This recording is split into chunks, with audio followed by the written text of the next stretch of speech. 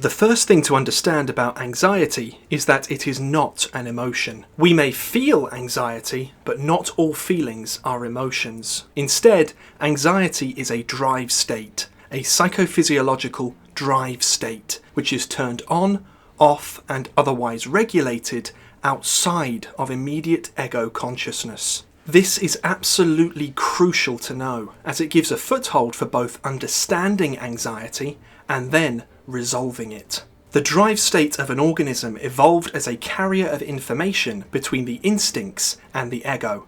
Its goal is always to energize the physiology in preparation for action in the world. When everything is in homeostasis, it gifts us with the energy for life, enthusiasm, powering through the dopaminergic seeking system to deliver potential into the world. However, when the activity of complexes, a psychodynamic discussed in great detail in this video, interferes with this healthy release of instinct, then this otherwise healthy drive state becomes anxiety. It powers forward from the so-called unconscious and takes on a representation that can be debilitating to the ego. It can spike within our physiology, generating panic attacks or free-floating anxiety. It can push on our cognition, generating ruminations and worries. It can even pool into the body via transduction pathways, generating psychosomatic conditions or so-called hysteria. Behind every single representation of anxiety, however,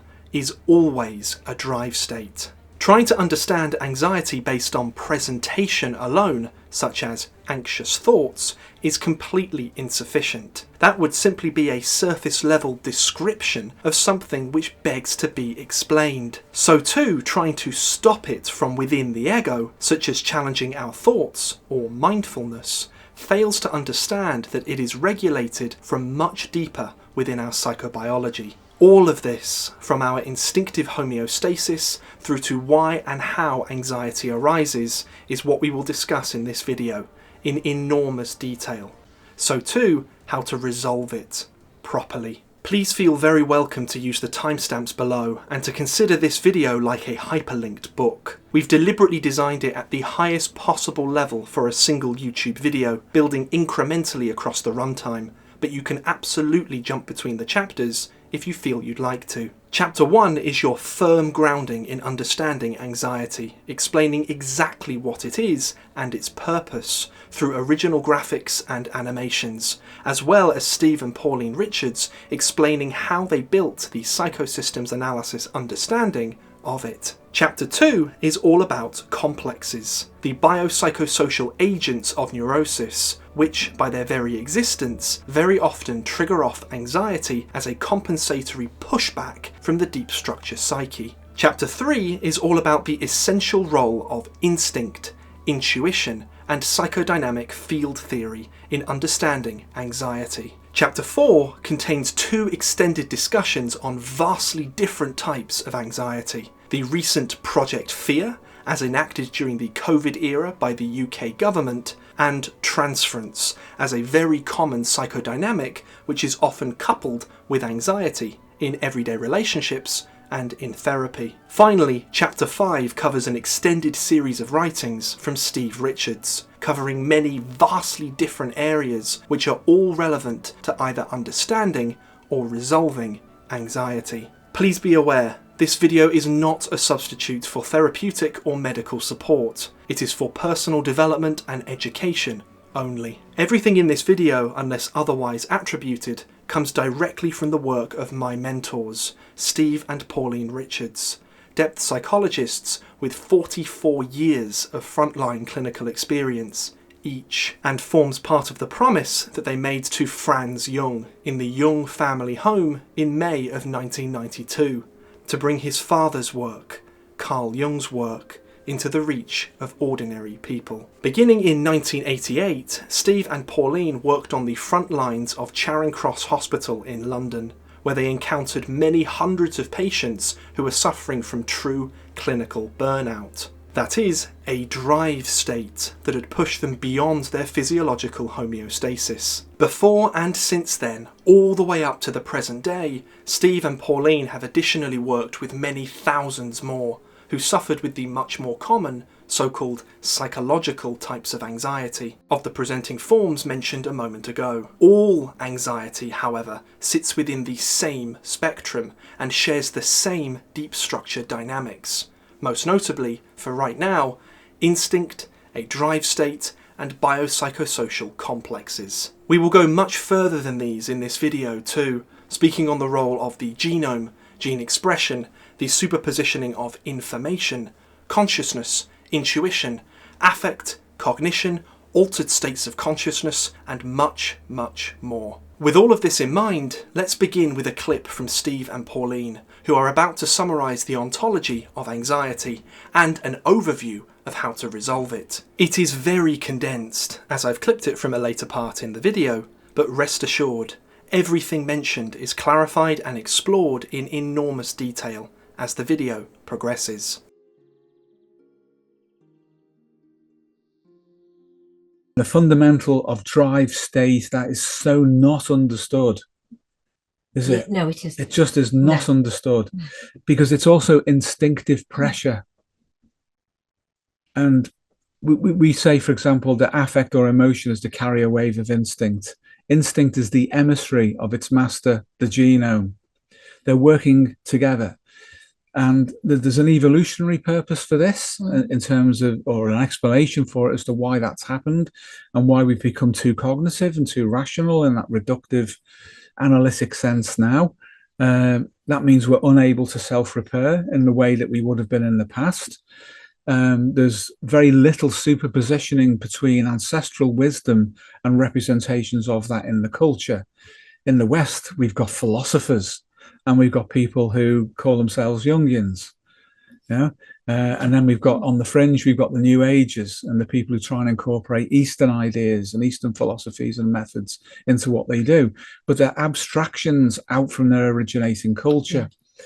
So the field effect is broken. For a field effect to work, everything must be coherent. All the parts must agree with one another. And the way to get that to happen is to reach the deepest structure, representation that unites all of them that you possibly can. And the simplest way of doing that through relating is to utilize altered states of consciousness. Because the ego, as the foundational form of everyday awareness that most of us identify with, simply is not capable of doing it. Its bandwidth is too narrow, and it's not in sufficient control of itself, either in terms of its emotions, its genome, or the environment. So it tends to collapse to the point where it gets so overwhelmed, the only response is a drive state. And this is the key.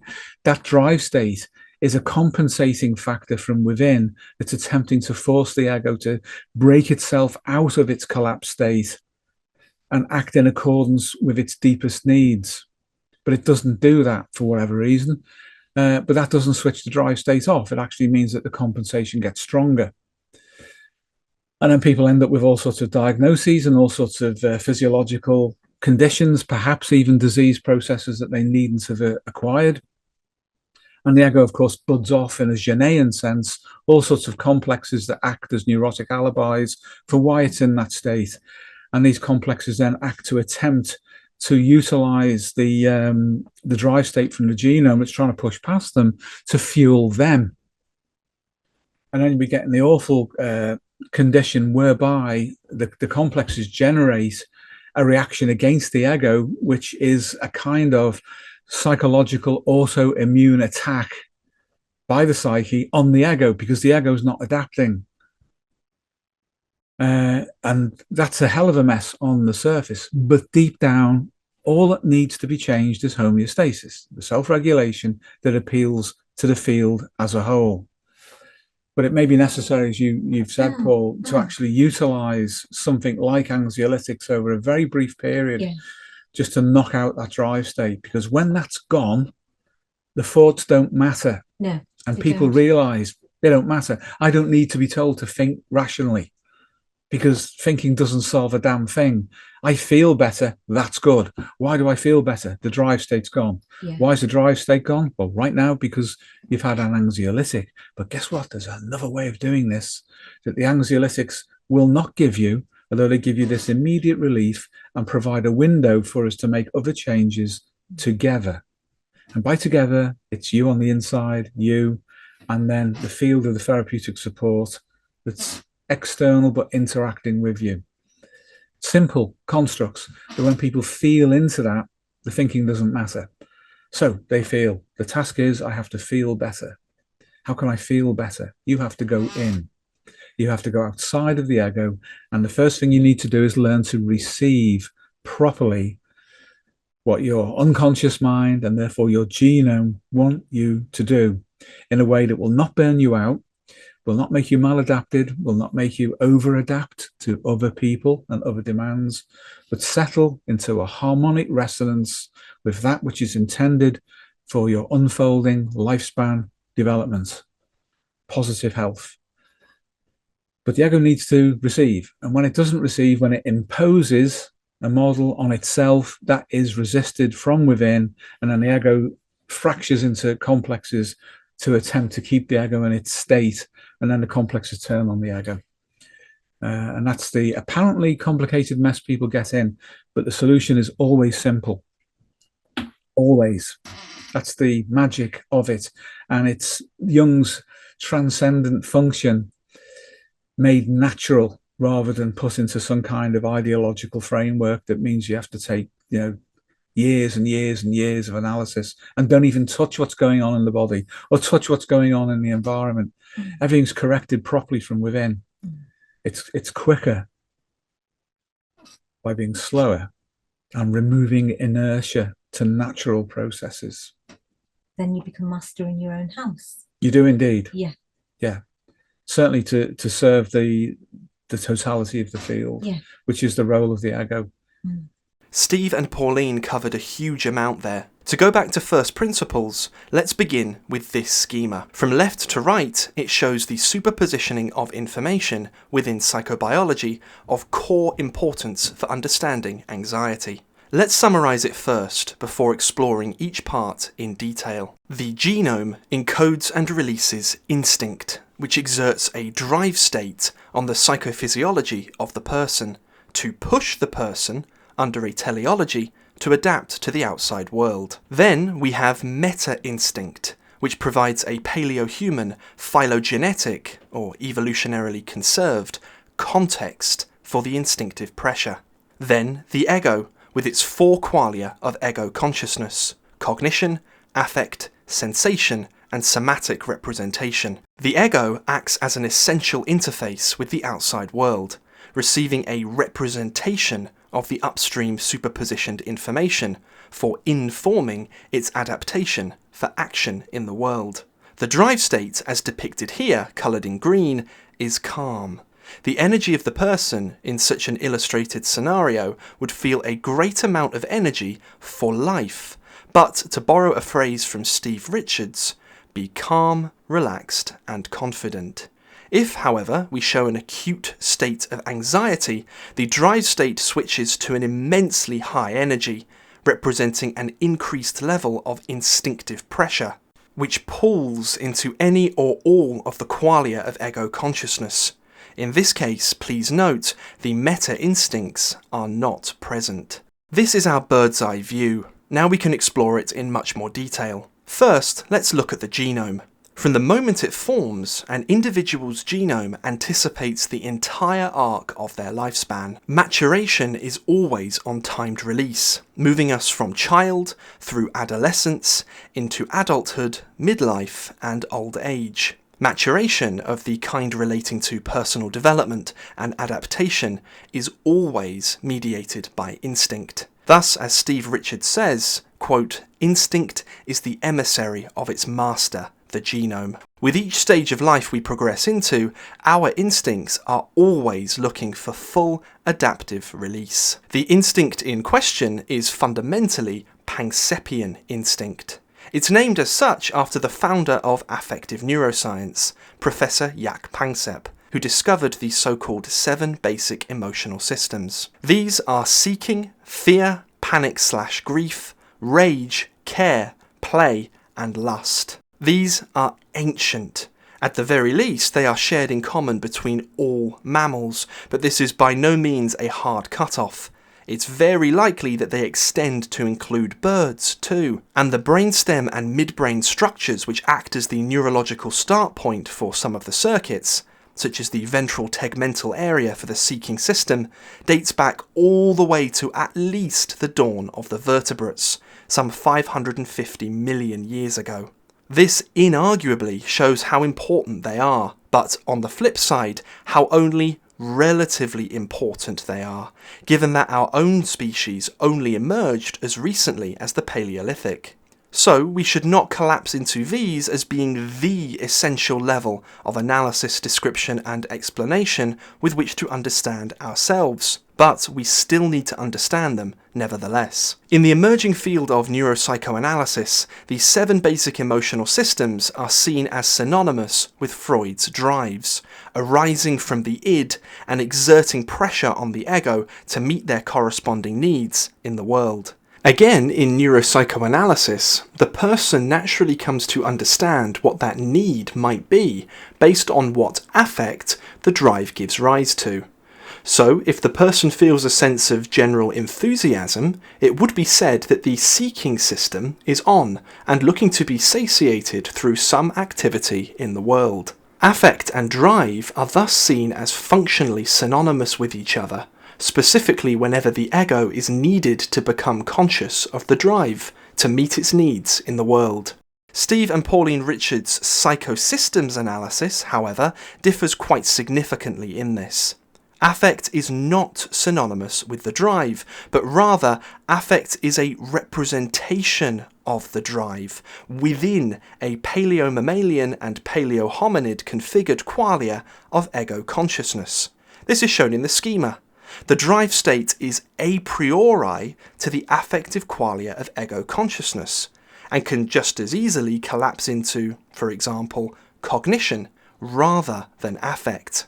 This allows for a much greater nuance for understanding not just anxiety, but all psychodynamics. Anxiety is, at core, the drive state, superpositioned with its upstream, instinctive, genomic, and field level, not shown in this particular schema, intentionality, which can collapse via representation into any of the qualia of ego consciousness. To really emphasize this, as it's so very, very important, let's consider so-called free-floating anxiety. The person simply feels anxious at the sensory and somatic levels of representation. There's no associated affect or cognition at all. They just report being anxious. Now, if we consider someone with so-called panic disorder, deep structure, it's exactly the same, albeit with the representation within ego consciousness possessing a more acute sensory representation with an intense affect of fear. They may have a small flash of cognition, but it's dwarfed by the affective and sensory representations. Then what about someone who is constantly worrying and ruminating? So-called catastrophic thinking. The dominant representative qualia is cognition, with some level of varying affect, but the sensory and somatic qualia, very often, never come to mind. All of these are various so-called types of anxiety, but they all arise from the same place, a drive state, simply collapsing into different representations within the ego. Thus, if someone believed that anxiety was simply a disordered emotion, they would have no framework whatsoever to understand that what is being communicated to them implicitly through the anxiety state has an intentionality which arises from the truly non-ego psyche, and, deeper still, superpositioned with the genome and its associated fields. It is there where it can be resolved. This brings us on to the Meta-Instincts. We have a recent video on this Jung to Live By channel that's over 4 hours long, covering this topic in enormous detail, but we will do our very best to summarise the core of what's needed to know for this topic today. Meta-instincts are a psychodynamic introduced by Steve and Pauline Richards, sharing a cultural genealogy all the way back to Plato, including Jung's archetype, Freud's archaic heritage, and the sign stimulus and innate releasing mechanism of Tinbergen, Lorenz, and the ethologists, with the latter first syncretized with Jung by Dr. Anthony Stevens. Meta-instincts are human social instincts, evolutionarily conserved entire scenarios which anticipate the structure of our lifespan. They evolved much later than the Pankseppian instincts to provide a human context for them. When meta-instincts are appropriately online, the Pankseppian instinctive pressure dials down, as they have an appropriate context with which to be released. Thus, the overall drive state of the person calms down. In other words, the person is adapted properly, both to their environment, their instincts, and their potential. It should be pretty clear to see then that when meta-instincts are not online, most notably due to complexes within the self-concept of the ego, which we'll cover later in this video, the instinctive pressure from its perspective is not being adapted to or released appropriately. Thus, its associated drive state surges and fires forward towards the ego. The ego then experiences this as a collapse into one of its qualia of ego consciousness, such as a feeling of fear or cognitive ruminations, or in general, anxiety. Therein is the implicit trap for the modern, more cognitively inclined ego. If it attempts to understand anxiety through its own cognition, or otherwise simply staying within the resolution of the ego, it cannot understand the implicit intent which is being communicated to it through the drive state. For this, the ego will need to get outside of itself, outside of its usual day-to-day interface with its ongoing experience, and receive the deeper meaning implicit behind the drive state. We hope that this has given you a strong foundation in understanding what anxiety actually is. We will discuss Pankseppian instincts, meta-instincts, complexes, the qualia of consciousness, and of course, getting outside of the ego as this video progresses. To move on from here, now, let's begin the discussion with Steve and Pauline Richards. I feel that many people in the culture today implicitly have the assumption that anxiety is an emotion, when it's not. As you guys have said, anxiety is a drive state. And I'm really curious how you came to know that. Was that the norm in your psychological or psychotherapeutic education? Or was that something that you guys had to find independently? That's a great question, isn't it, Paul? I would say that psychotherapy training and a psychological level of understanding of anxiety tends to produce a collapsed representation of what that is. So although there's some kind of superficial acknowledgement of biology, it doesn't go into enough depth at the theoretical level. At the level of delivery, it's even more separated. But because we were heavily influenced by Charing Cross Hospital, and that was an entire context, an entire healing context in an integrated biopsychosocial way, because they were informed by George Engel. But, you know, this is where we really got into Engel's model. We were aware of it before, but we really saw it being used. And it was emphasized time and time again by the medical staff there that anxiety is not a emotion in that ordinary sense. It is a drive state, which is the level of arousal of the entire organism, and how that fits into the context of their life. Immediately that expands everything out. And these were people who were dealing with terrible cardiac catastrophes in people and rehabilitating them, but also the exhaustion syndromes as well. And people who had just collapsed out of life and had no energy at all. So to hear them talk about someone who was in an exhausted state and unable to adapt and function as being in a drive state was interesting, because in sort of common discussion, you would say there's no drive there. They lack drive. That's the kind of thing, for example, that you might hear in psychiatry. They lack drive. Whereas their view was they were burnt out because of a perseverating drive. And it was necessary to address the drive before we address anything else. So that's what we saw, wasn't it? Yes, it was. it was an interesting time for us personally and professionally, because my father, I think, was on to his second heart attack at that time, and that prompted the contact with Charing Cross Hospital back in the late 80s. 1987 it was, to be precise. When we contacted them. Yeah, and at the same time, I was working in psychiatry, and the model of the day was an anxiety management model, basically, which was a little bit of theoretical background. This is for mainly for outpatients. It was at that time, even more than inpatients, and they were giving a little bit of background about what was happening to them hormonally, and a little bit of CBT, basically, to top that up, and nothing was done in an integrated way.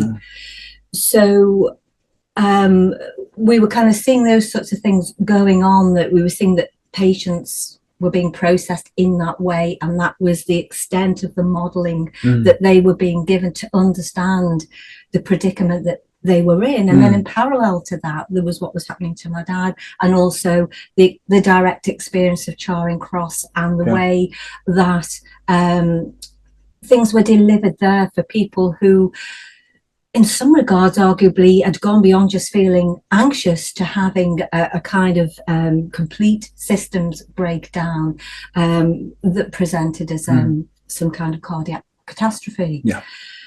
And as you say, Steve, what we saw there was a totally integrated approach towards caring and healing for that particular individual. I mean, it was light and day in terms of how people were processed, if I can use that word. Between psychiatry, which was your context at the time. My context, Just in case people aren't aware of that, you're an occupational therapy department manager who's responsible for delivering a whole range of psychological and psychosocial and rehabilitative therapies for acute psychiatric referrals at that time. That's right. And the team was managed by psychiatrists, obviously, who basically did very little other than being glorified dispensing pharmacists.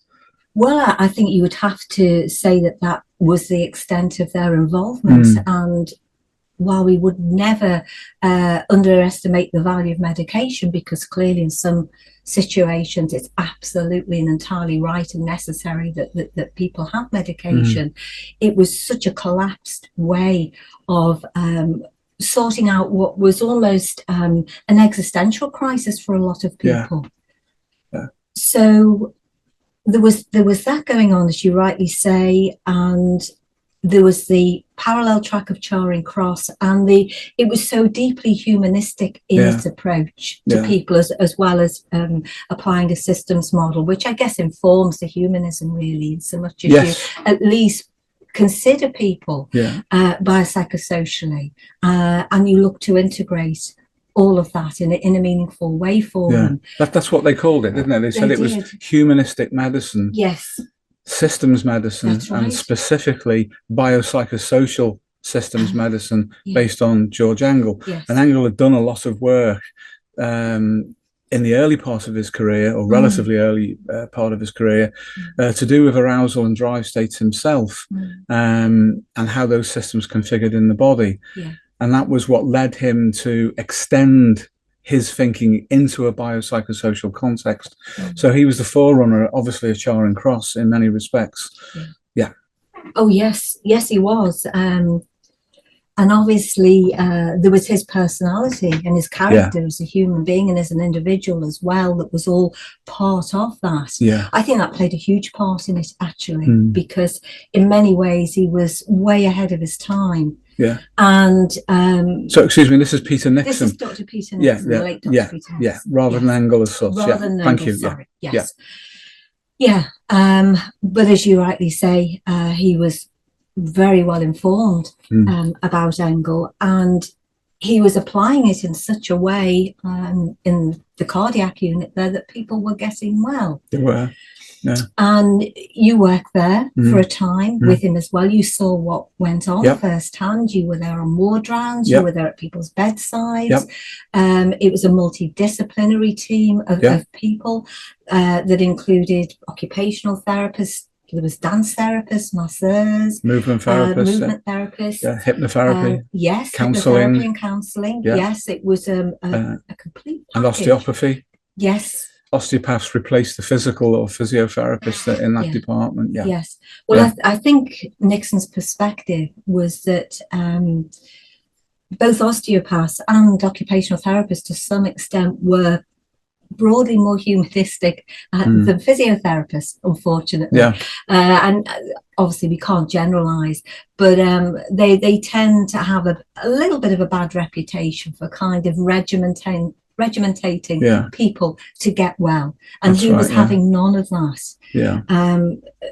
For him, everything revolved around the importance of rest and recuperation and proper sleep. That was the first step, really, wasn't it, in recovery and rehabilitation?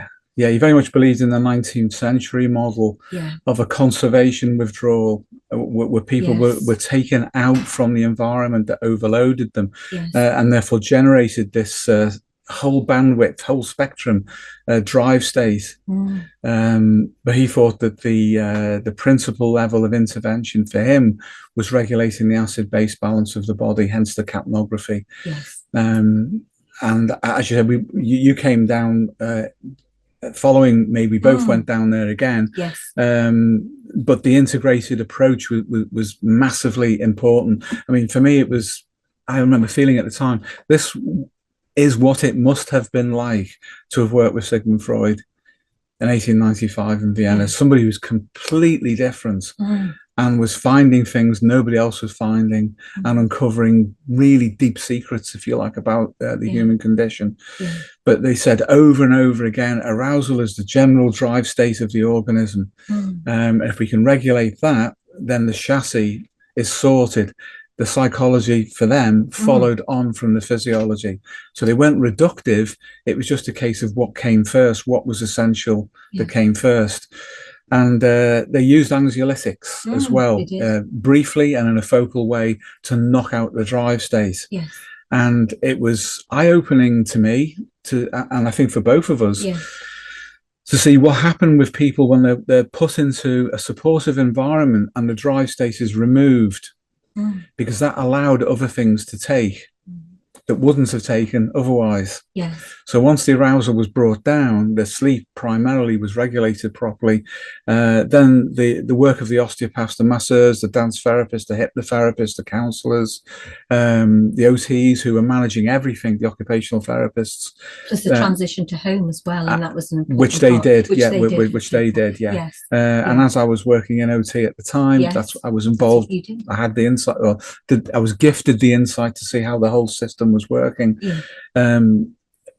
Once that's sorted out, the drive state, then all of the other benefits follow. So they didn't tackle cognition. Cognition sorted itself out, and that was another stunning thing for me. Cognition sorts itself out once the drive state is removed. And then when I made my own natural observation, if you like, what I saw was that the most important thing was not what people would think once the drive state was removed, but how they felt. How they felt defended them against negative cognitions without the negative cognitions having to be addressed at all. And that was fascinating. And for both of us, the observation of the use of infrared mass spectrometry, the capnograph, was so reminiscent of Jung's pioneering work at the Berg-Holtzley on complexes as being psychophysiological and psychosocial. Jung didn't use the term biopsychosocial, but in effect, that's what he was uncovering without naming it as such, that these systems of adaptation to a drive state, a fundamental drive state, were complexes that existed biologically, psychologically, and in the social and natural environment simultaneously. Now, Charing Cross, they didn't use a psychodynamic model. They were unaware of Jung, but they were doing Jungian-like work, early Jungian-like work. And Engel's biopsychosocial model gave us the understanding within context of what they were doing. And it also allowed us then to bring Jung in into articulation with Engel and with Charing Cross, And that then led to an understanding of what became informational monism and superpositioning, because it was clear then that once we laid the complex out over the biopsychosocial model, Engel's original, that they were in effect fields of representation of information that were settling at different levels, and that the drive state agitated the field and produced what we could see as symptoms in different states, but they were all connected together by that representational field. And cognition was the last thing anybody needed. They needed the drive state knocking out, and then they needed to be helped to feel better.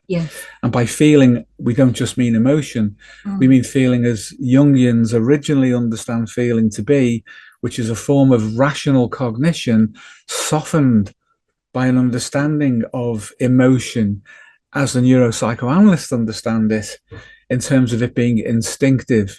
So you can see from this, James, how all of the elements of the model as it exists today came together because of what they were doing at Charing Cross. Yeah, it was absolutely pivotal for us, really. I think in terms of our trajectory and the way the model developed. Just coming back to your point about cognition and therefore in effect complexes, that's really important, because it moved us away a little bit from Jung as well, because up until that point the idea that somehow complexes were held together by affect, that was the glue that bound the ideas together, it encouraged us to move away from that to the idea that if the affect and the drive state aren't present, the ideas just tend to fall away naturally. They do. So it tends to be the drive state that is the attractor for the ideas, and not the other way around. So that was quite an important shift for us. Yes, it was. And two things came out of that, and that was the autonomy of affect. And not only in relationship to the ego. So in other words, the ego is aware of an emotion, what the neuropsychoanalysts mean by a consciousness which is affective and felt reflexively. There was also unconscious affect, which was outside of the ego for some reason, a reason that the neuropsychoanalysts don't necessarily go into enough depth over, because they have essentially a Freudian model. So they model things in terms of defense mechanisms by the ego. So the ego suppresses or represses. The ego is the focus of the organism and the focus of consciousness. But we found differently by using the capnogram and the capnograph. The capnogram is the diagram which results from the use of the capnograph in a clinical setting. What we identified were that the complexes were active. They were often unconscious. The affect associated with them was separate to consciousness, and the complex defended access to the affect, sometimes by generating symptoms. So it's a kind of a look over here moment. You're not going to find the affect, the emotion, because the emotion is instinct, and it is instinct, which is the immediately a priori aspect which generates the drive state. It's not the beginning of it, but it's the immediately a priori aspect of it. So if complexes can utilize instinct and then defend the ego from realizing that this is coming from instinct, then the ego remains divided and split off from itself, and the complexes are autonomous, and the complex then utilizes the drive state. Now, very often that drive state is generated by the genome in order to bypass the complex, but the complexes are capable of capping instinct and then misdirecting it so it goes into another kind of representation, such as a physical symptom or obsessional thoughts, ruminations, anxiety, depression, or whatever. So the management of the drive state from the genome has been intercepted by the complex, which then distributes it in all sorts of different places on that biopsychosocial stack. And then we get a very complicated presenting clinical picture, which tends to be addressed through reductive methods, psychiatric, biomedical, psychosocial, or whatever they are, with no linking understanding of what is actually presenting, which is a field of information and representation. That's important, arguably, for assessment, isn't it? Totally, yeah. I mean, how can you effectively assess someone without taking the entire field of that individual into account? Yeah. Because unless you know the amplitude of that field at any particular level of the biopsychosocial system stack, you can't really say where, you know, the problem is distributing itself. You No. need to be able to do that. You do. And as you say, if you process through psychiatry, all that will really happen is that you get processed through a set of classifications, Yeah. which change from, you know, DSM to DSM, you know, Yeah. and so what was right or accurate psychiatrically, say 10 years ago, may not be now, or it may be, you know, Yeah.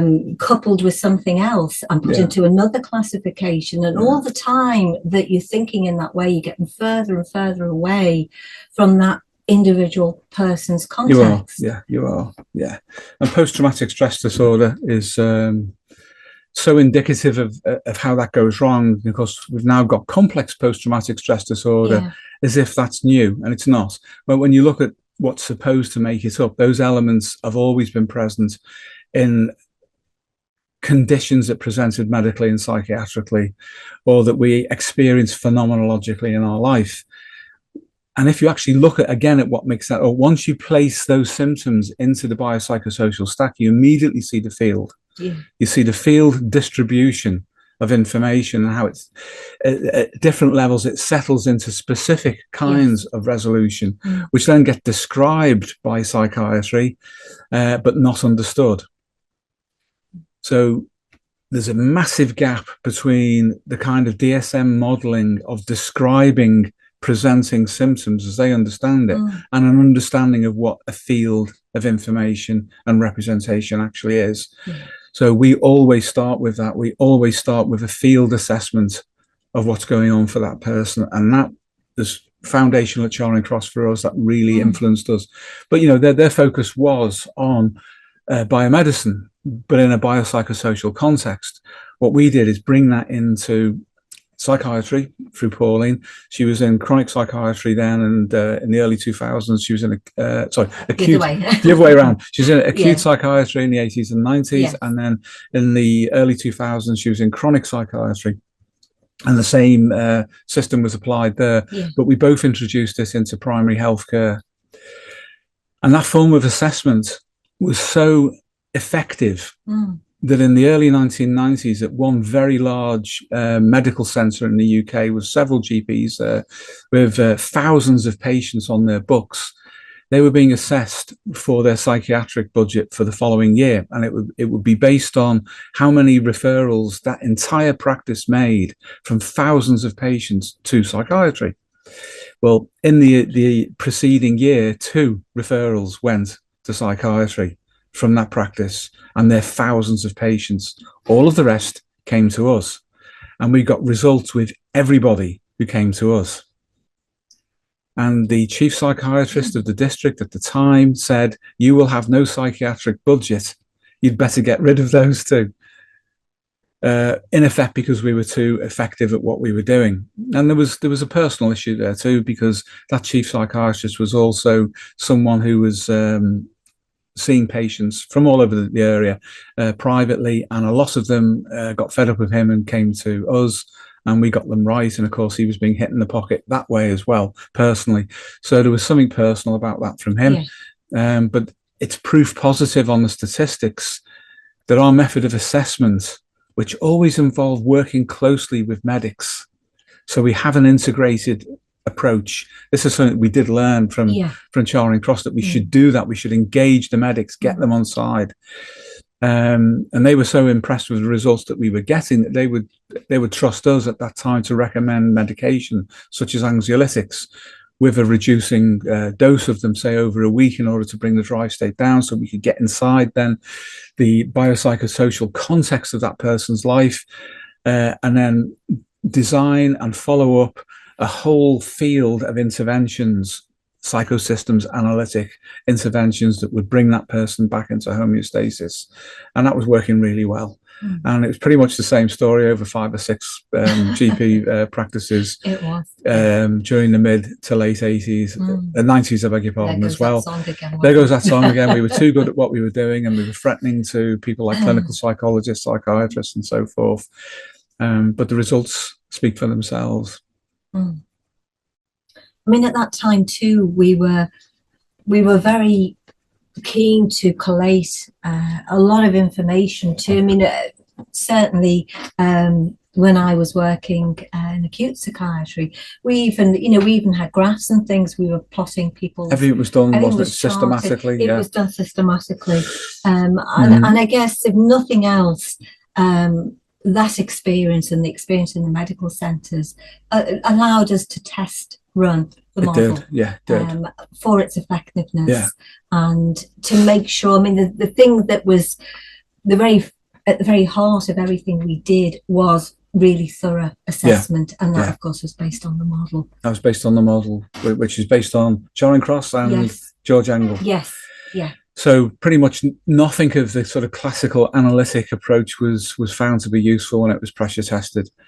And if you take that approach, you will not get people well within the time frame that they want to get well. And if you take the classical Jungian approach, you will not be able to deal with complicated cases at all. You basically want the well worried, who have enough money to fund a therapy that could go on for anything from 4 to 15 years. I mean, that's well, you know how we feel about that. It's abusive. But by being in the front line and having to get results and to be competitive against other people in the same building, other professionals. So there were psychologists and counsellors of all different orientations, psychiatric social workers, there were CBT practitioners, person-centered counsellors, all of that. We beat them all hands down in terms of results. No problem at all. They used to try and disturb us, didn't they, Steve? Oh, they did all sorts of things.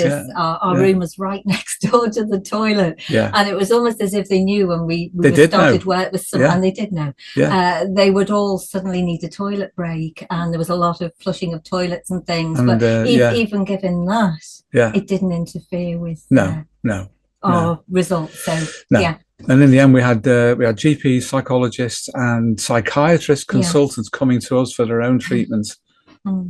When they were burnt out and stressed out. And of course, one of the most powerful forms of intervention is hypnosis, for all the reasons that we've discussed before. But that is the foundational skill for accessing mind-body environment interactions and for accessing the pathways that turn on and turn off drive states. But that hypnosis is not practiced as an abstracted technique. It's put into the context of everything else that we do. It's informed by everything else that we do, and it informs everything else that we do. So it's not a case of it being hypnotherapy. It's a case of hypnosis, which is fully integrated into the wider psychosystems analytic model.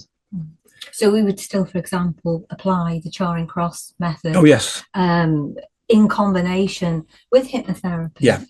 So it wouldn't be, although obviously it deals with physiology as well, it wouldn't be done as an abstraction. No. I think that's important to say, because not just hypnotherapy, but the psychological therapies more broadly tend not to take if you don't sort the chassis out. Absolutely. And again, that gave us the edge over some of the other people who we were working with at that time. Proper clinical assessments, understanding of the complete biopsychosocial field of that individual, what other interventions are active, how do they integrate, what information does that give us about what is affecting them, and then organising the right level of intervention at the right time. The sort of usual process. We have a multidisciplinary team. They don't, because they're not integrated. They don't share a proper model. And this is one of the things that's got Engel's support for us, was that we understood that the necessity to have a properly structured model through which we can process assessments and treatments. But we went beyond that without any sort of insult at all to George Engel by bringing in informational monism and superpositioning theory, and bringing in the most clinically applicable model of Jung, which is his complexes. Yeah. And the integration of all of that proved to be stunningly effective when contrasted with, your psychoreductive, hyper-rational nonsense, or the overvaluation of simply being nice to somebody that passes as Rogerian counselling, as examples. Thank you, Steve and Pauline. I feel that a lot of people watching this are going to be very interested in more details about that assessment process, and that really within the context of the field model that you mentioned, informational monism and superposition theory, because you mentioned a few different psychodynamics or biopsychosocial field dynamics there. You mentioned the genome, instincts, drive state, complexes. I wonder if we could, for anybody watching this as an introduction, I suppose, put some of that together in the context of the assessment process. Would you be looking for biology? So how burnt out that person was physically? Would you be looking at all the different aspects of their psychology that you could identify? So that would fundamentally be their case history as a human being and how they were operating in front of you, and also everything about their social relationships too. And from all of that, did that give you an indication as to what to tackle first? Whether that would be more classical Charing cross of Sabers, for example, or moving into perhaps hypnosis, or even something more overtly psychodynamic? Yeah, thanks, James. So as we were saying, really, the assessment is crucial. And we had a formal set of forms, didn't we, really? We would record biological, which included medical, psychological, that is to say, intrapsychic, personal psychology, and psychosocial dimensions. We would routinely use the capnograph with everyone that came into a medical setting, because invariably there would be an element of that present. Yeah. At the time, we would be using Jungian personality tests as well, the Myers-Briggs or the Gray Wheelwright, or both, because they both measure different things at different times. And we would utilize the kind of hypnosis techniques that you're aware of to begin the establishment of rapport with a person's unconscious mind. And from that, all of that together, we would get an indication of what to do and how to move forward.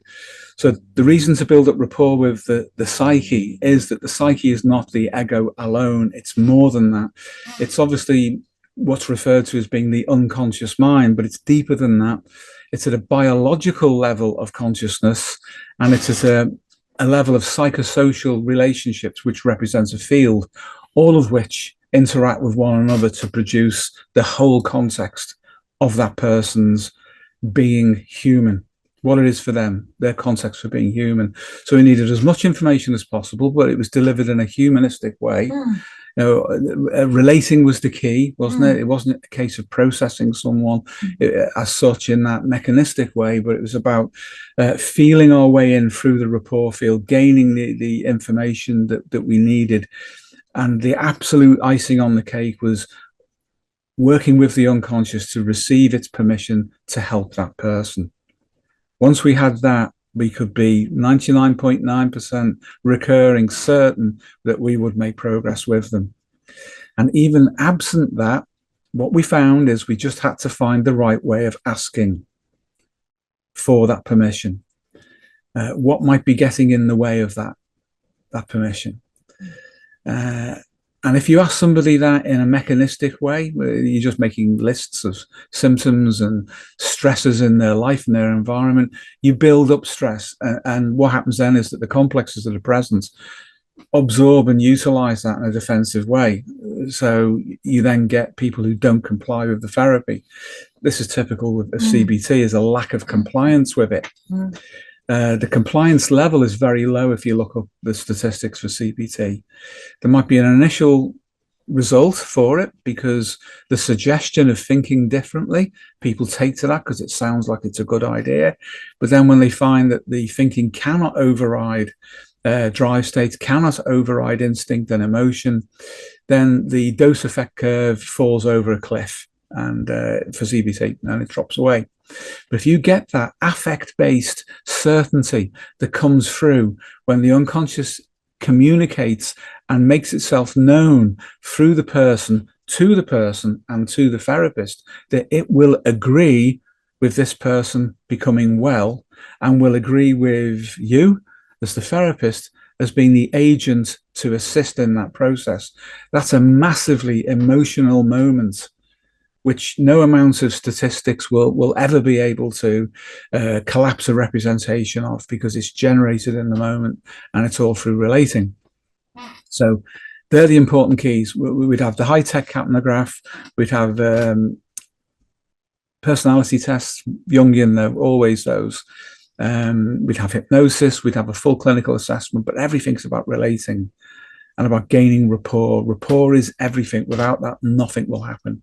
Yeah, and also the environment as well. Yeah. Whilst we didn't always have the kind of environment that we wanted to work out of, eventually we did. Yeah. And we had our own room within a medical centre that we were able to make our own and furnish and decorate in a manner that we felt was conducive to achieving all of those things that you've just described. Yeah.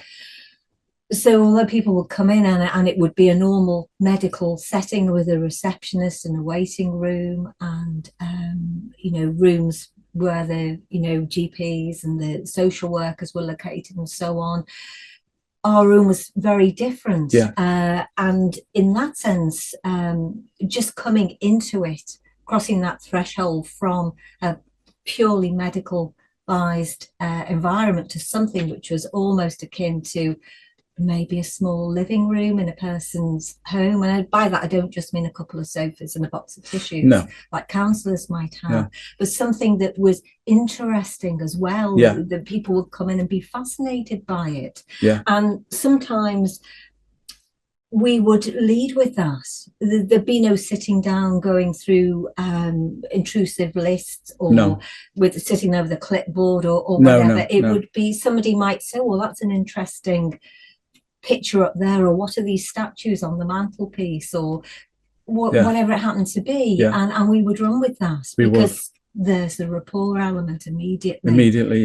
Yeah. So we were very unconventional in that regard. We were. I mean, we had sun trays in there. We had, obviously had the capnograph there, and there's an immediate, like, what these things are not, in context with one another. They're a bit incongruent. Why there's the high tech and then something that looks like a sand tray and figurines.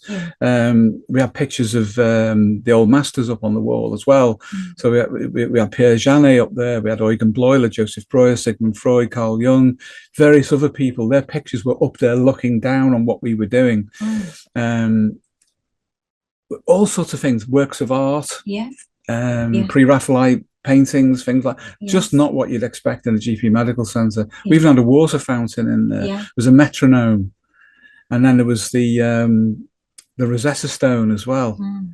That was such a useful prop to explain the movement of information between levels, because there are 3 languages on the Rosetta Stone. One of them is Egyptian hieroglyphs, which nobody could read. And then there was a cursive demotic, which was semi-understandable.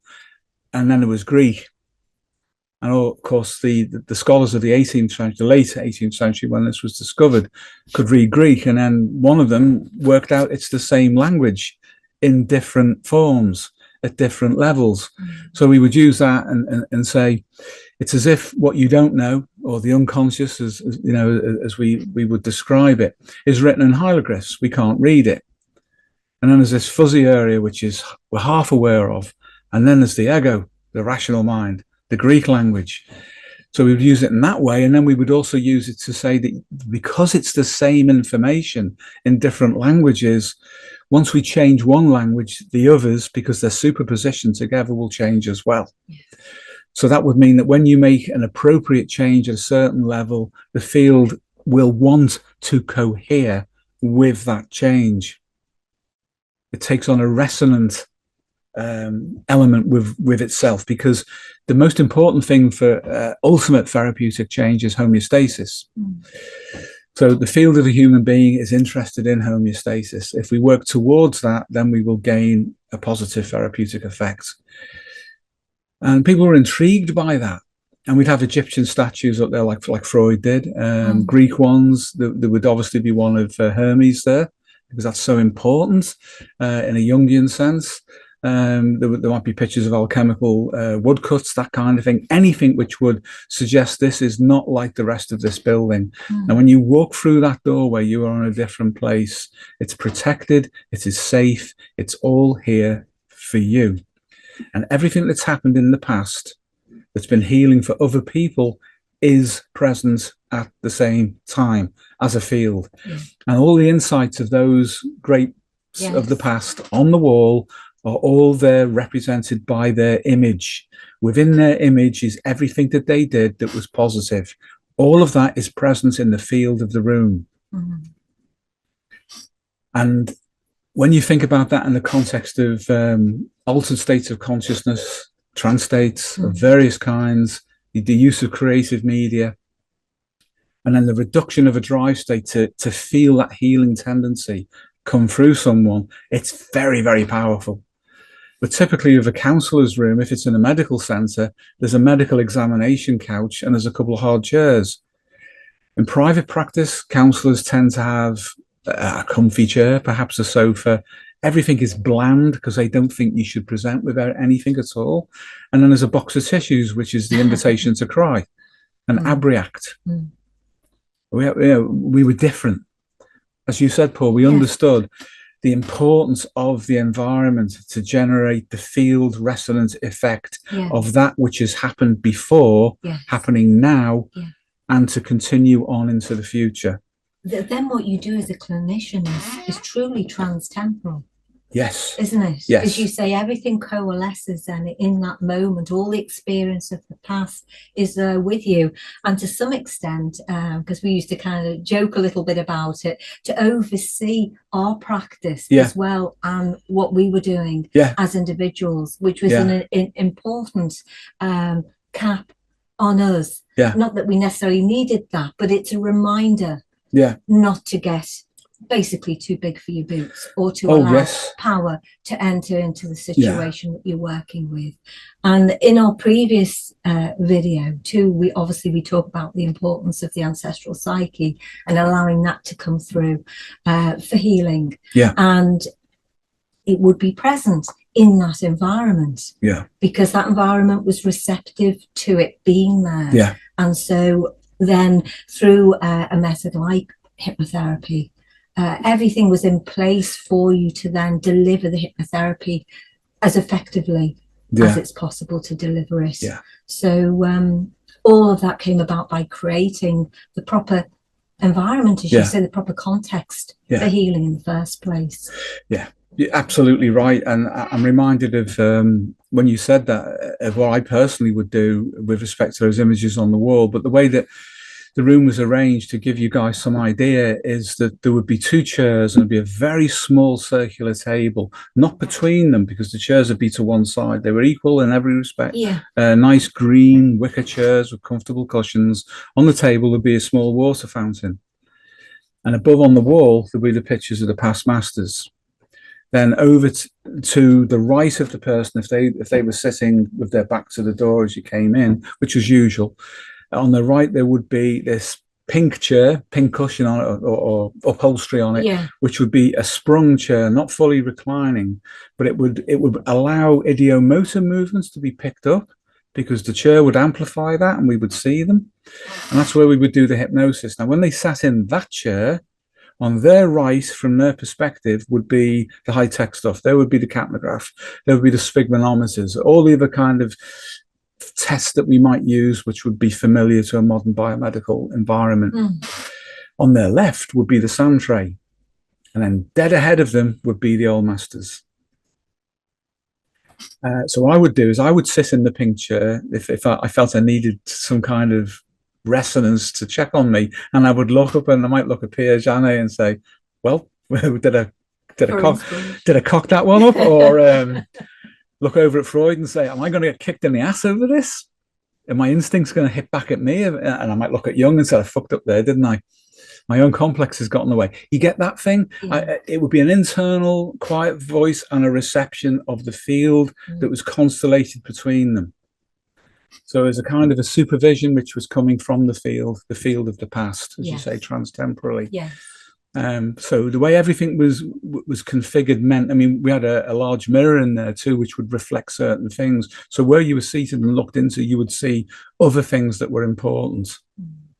So a person's gaze would pick something up. But the most important thing was that they would feel that this was a different place. It was like another world. The importance of that I can't overstate. Particularly where drive states are concerned, because agitation overrides the senses, the external senses. So therefore, if we can provide a gentle humanistic novelty in the senses, the drive state is contradicted outside of the subject of the person who is feeling the drive state. But that's then the ground. And then the dynamic of the figure is the interaction with that person set against the ground. And then the ground, which is the external reference, and the internal reference starts to become coherent and superposition with one another. And that's how you use language patterning, how you use metaphor, how you use transinduction. And then the drive state collapses in resonance to this magical environment, which is not of today, as Jung himself would say, not even of yesterday, but it's of a century or more and beyond.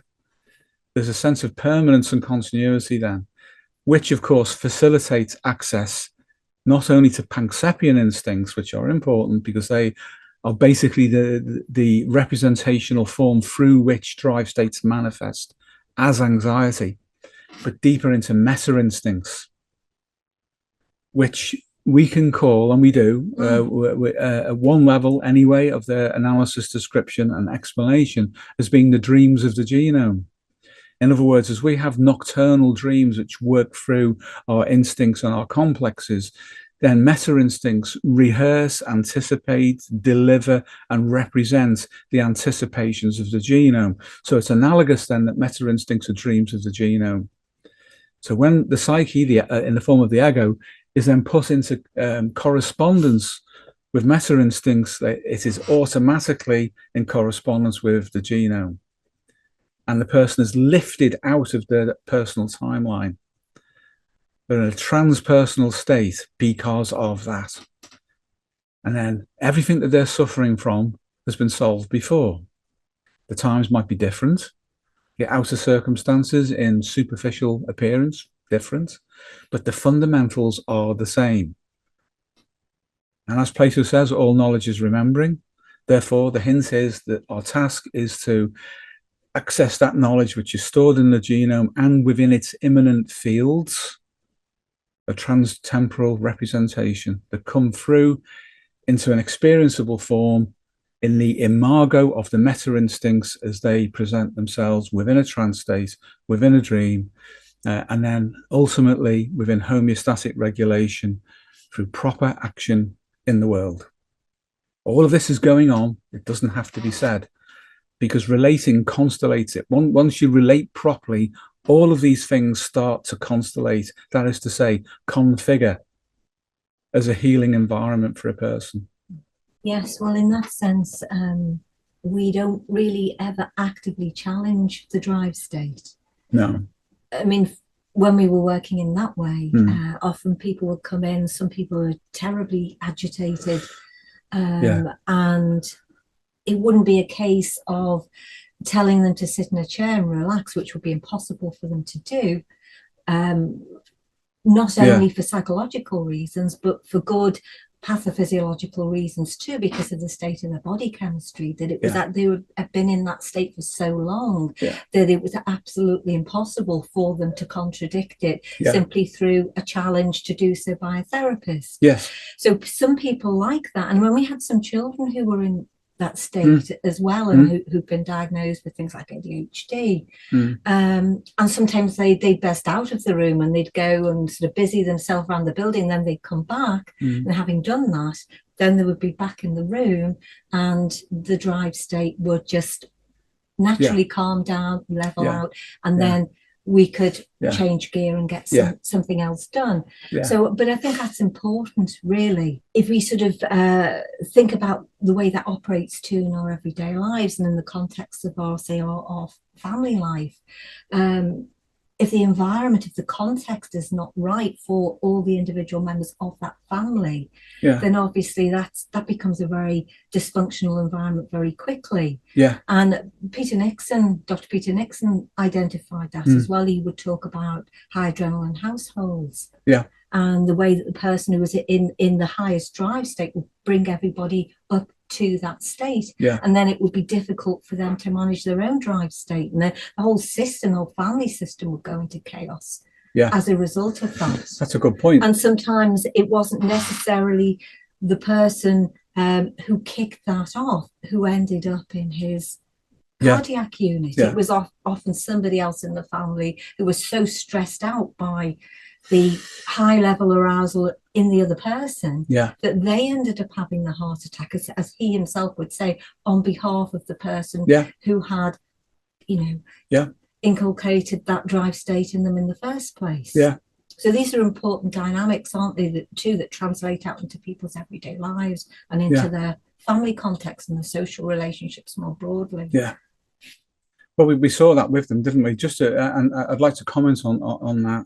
When I say with them, I mean with Charing Cross and with families, and one person becomes the focus of everything. That's right. They somaticize the drive state in an exceptional way. So they kind of draw out the stress of other people, perhaps because they care too much, and it pools in them, and then it can generate a coronary or something else, maybe even cancer, or other condition. So that was absolutely the case. So as there are high adrenaline households, there are depressogenic ones as well, which they tended not to focus on. That's true. But I remember you, for example, finding this in psychiatry with people who are depressed, that there's a tendency for them to want to even out the energy in their environment, their families, their workplace, wherever it might be. Everybody has to bring it down to their level. And then it was Rossi who identified, certainly for me, that we can say that depression is a drive state at the level of hormonal regulation and messenger molecules. It's just not so obvious as it is with anxiety. And at Charing Cross, they tended not to deal with depressed people unless those depressed people were physiologically exhausted. And they dealt with the exhaustion to relieve the depression. And we picked this up, didn't we? And you used in psychiatry, and we both used in primary healthcare. The people who were depressed were usually exhausted. And once you corrected the exhaustion, the depression would start to lift. And psychiatrists used to get agitated, if I can use the expression about that, because they would say, if you raise the energy level of a depressed person, they may harm themselves. That's right. Self-harm, even suicide. So they were always cautioning against that, and they were chemically coshing people to keep them depressed and exhausted. And we've mentioned before various cases where we got around that by demonstrating that if you assess and if you handle the relationship properly, you can move most people out of depression without that being a problem. But the diagnosis of depression, the way that that's medicalized, can force people to generate a complex associated with the suggestion of the diagnosis. So they stay in that state. Absolutely, Steve. And we're back to Engel again, aren't we? Where you think you stand determines what you think you see. So if you're a psychiatrist, you might well see depression, reactive or psychotic depression. Or if you're like us and you take the approach that we take, then we would certainly want to rule out the exhaustive element before deciding that this person acquires the label of a depressed person, because there's no doubt that these things are highly suggestive, and once somebody incorporates a diagnosis within their self-concept, it's very hard to shift it, because there may well be secondary gain from being given that diagnosis in the first place.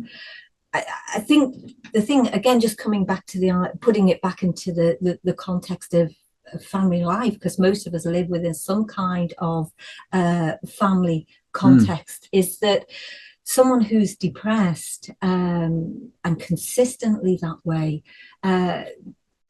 like you said, they're not so obvious as the person who is anxious or agitated, but they suck the life out of other people. They do, yeah. And literally, you know, the energy falls, or the level of arousal falls, and the system as a whole. Yeah, and the level of obvious arousal. The level of obvious arousal. Yeah. I mean, I can remember, and obviously it's going back a long time now, a revolving door patient that I worked with back in psychiatry in the 80s, and yeah, probably one of the largest set of case notes I've ever seen in my life. I mean, obviously, you know, they were all fairly thick, but this guy's were like that. Yeah. And he was, every time that he was discharged, he was going back into the same context that elicited the depressive state in the first place, and he was just caught in this terrible loop of being admitted and discharged,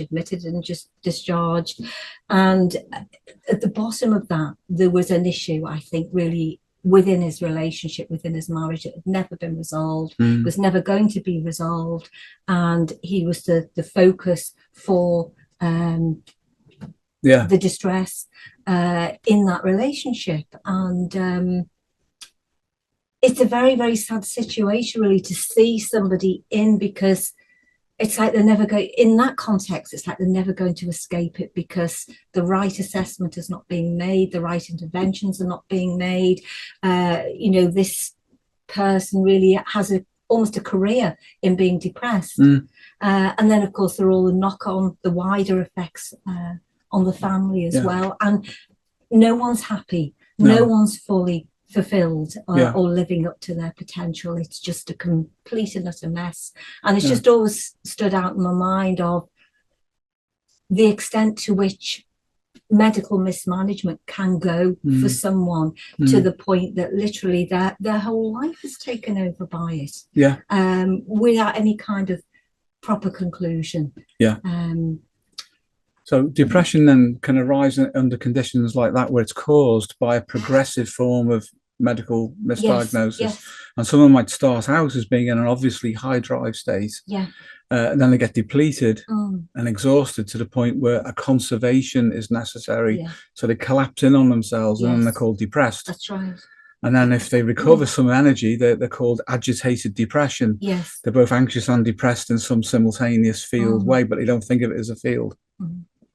So they get medicated for both, sent for occupational therapy, which is usually diversional. It is. In other words, nothing really is done other than diverting through activities the energy of a person whilst they're inside, or they're an outpatient. So all of that goes on because of that fundamental misunderstanding of the human condition and how it's regulated. And then to go back to Charing Cross, I will never forget that ward round where the consultant sat on that man's bed and said, "You have had your wife's heart attack for her." But he didn't say it like a robot. He held his hand. He held, oh God, if I'm not careful, it's going to impact me like it did then. I've never seen a doctor do that. Never in my life. And, you know, he held it, and he could, with both of his hands, he held his hand and looked at him as a person, as a human being. And he basically said, "You love your wife so much that you've had her heart attack." And then he said, "Don't worry." He said, "Don't worry, we'll get you right and we'll get her right." That was incredible. I mean, it's choking me now because the affect is coming through. I've never seen a psychiatrist behave like that. And I've never seen a cardiologist or a GP or any other specialist do that. And the ward, the lights were dimmed. Everything was quiet. There's no clunking around and display of dominance by doctors. And oh my God, I thought there's no turning back from this for me. None. You know, the insight that he had, it's almost like he could see into the field of that man's life, extended life. And he could deliver. When he said that we will put you right, he meant it, because there was a whole team of people. And, ready to mobilize. And they let me use hypnosis there, and they let me use we would call it Mesmer's magnetic energy or healing. He let me, they had healers there, but he let me use it and the techniques that I'd picked up in my life as well, in rehab on the wards. And there was just no going back, and I will never, ever, ever go back to being a psychoreductionist again, ever. Yeah. Having experienced that, and then what we later did ourselves in primary healthcare, where we brought that same integrated spirit in. Yeah, and of course Anthony Stevens too, because what you said a moment ago about occupational therapy being mainly diversional. Well, you know, again, he was a one-off. He was, absolutely, as a psychiatrist and you know, an analytical psychologist, he was unique as well. I mean, all these people are pioneers, aren't they? They are. They literally you know, throw the establishment up in the air, which it never likes, and sometimes comes for them as well, or you know, it tries to chase them down some other way because they are revolutionary in the way that they do things. And Anthony Stevens, as you know, was central to the Withymead Centre, where, you know, the creativity that went on there was second to none. And given his background, you know, he completely understood the way that things were done in psychiatry. But he moved outside of that frame because of the influences on him as well. And you know, he delivered on the creativity in a way that you don't see it in normal everyday psychiatric units. It just doesn't happen. He didn't stay long in psychiatry, did he? He moved out, you know, and he was a Jungian analyst. But what made him different to all of them was this essential humanism, which is exemplified by Withymead. Yes, it is. And the creativity that came through that, and then how he blended it all together. So he's kind of remembered now since his passing, and even during his lifetime, as being someone into biology, and he was. But he brought biology and creativity and classical analysis into a new synthesis, which did not exist before him. That's true. And currently, within the Orthodox Jungian circles, does not exist at all. And we will never forget his support for us, and we will never forget our promise to him to keep his teaching alive through what we do. So in that sense, he was also present at Charing Cross for us when we were there, because it was the Jungian element that we were looking at within the matrix, if you like, of everything else that was going on there, and that included the creative media. So it's the synthesis of all of these things, and then the pressure testing of them with real people that's important. And the fundamental of drive state that is so not understood, is it? No, it isn't. It just is not understood, because it's also instinctive pressure. And we say, for example, that affect or emotion is the carrier wave of instinct. Instinct is the emissary of its master, the genome. They're working together. And there's an evolutionary purpose for this in terms of, or an explanation for it as to why that's happened and why we've become too cognitive and too rational in that reductive analytic sense now. That means we're unable to self-repair in the way that we would have been in the past. There's very little superpositioning between ancestral wisdom and representations of that in the culture. In the West, we've got philosophers, and we've got people who call themselves Jungians, and then we've got on the fringe, we've got the New Agers and the people who try and incorporate Eastern ideas and Eastern philosophies and methods into what they do, but they're abstractions out from their originating culture. So the field effect is broken. For a field effect to work, everything must be coherent. All the parts must agree with one another. And the way to get that to happen is to reach the deepest structure, representation that unites all of them that you possibly can.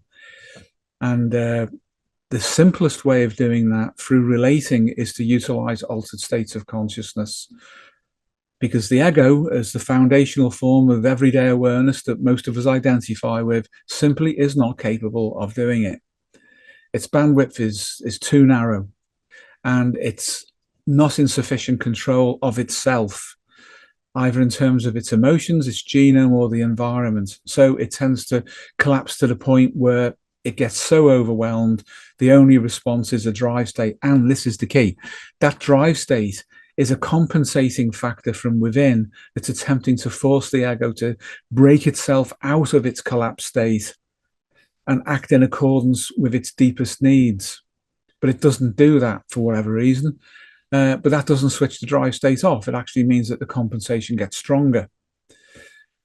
And then people end up with all sorts of diagnoses and all sorts of physiological conditions, perhaps even disease processes that they needn't have acquired. And the ego, of course, buds off in a Jungian sense, all sorts of complexes that act as neurotic alibis for why it's in that state. And these complexes then act to attempt to utilize the drive state from the genome that's trying to push past them to fuel them. And then we get in the awful condition whereby the complexes generate a reaction against the ego, which is a kind of psychological autoimmune attack by the psyche on the ego, because the ego is not adapting. And that's a hell of a mess on the surface. But deep down, all that needs to be changed is homeostasis, the self-regulation that appeals to the field as a whole. But it may be necessary, as you've said, Paul, to actually utilize something like anxiolytics over a very brief period, just to knock out that drive state. Because when that's gone, the thoughts don't matter. No, and people realize they don't matter. I don't need to be told to think rationally, because thinking doesn't solve a damn thing. I feel better. That's good. Why do I feel better? The drive state's gone. Why is the drive state gone? Well, right now, because you've had an anxiolytic. But guess what? There's another way of doing this that the anxiolytics will not give you, although they give you this immediate relief and provide a window for us to make other changes together. And by together, it's you on the inside, you, and then the field of the therapeutic support that's external but interacting with you. Simple constructs that when people feel into that, the thinking doesn't matter. So they feel. The task is, I have to feel better. How can I feel better? You have to go in. You have to go outside of the ego. And the first thing you need to do is learn to receive properly what your unconscious mind and therefore your genome want you to do in a way that will not burn you out, will not make you maladapted, will not make you over-adapt to other people and other demands, but settle into a harmonic resonance with that which is intended for your unfolding lifespan development, positive health. But the ego needs to receive. And when it doesn't receive, when it imposes a model on itself, that is resisted from within, and then the ego fractures into complexes to attempt to keep the ego in its state, and then the complexes turn on the ego. And that's the apparently complicated mess people get in, but the solution is always simple. Always. That's the magic of it. And it's Jung's transcendent function made natural rather than put into some kind of ideological framework that means you have to take, years and years and years of analysis and don't even touch what's going on in the body or touch what's going on in the environment. Everything's corrected properly from within. It's quicker by being slower and removing inertia to natural processes. Then you become master in your own house. You do indeed. Yeah. Yeah. Certainly to serve the totality of the field, which is the role of the ego.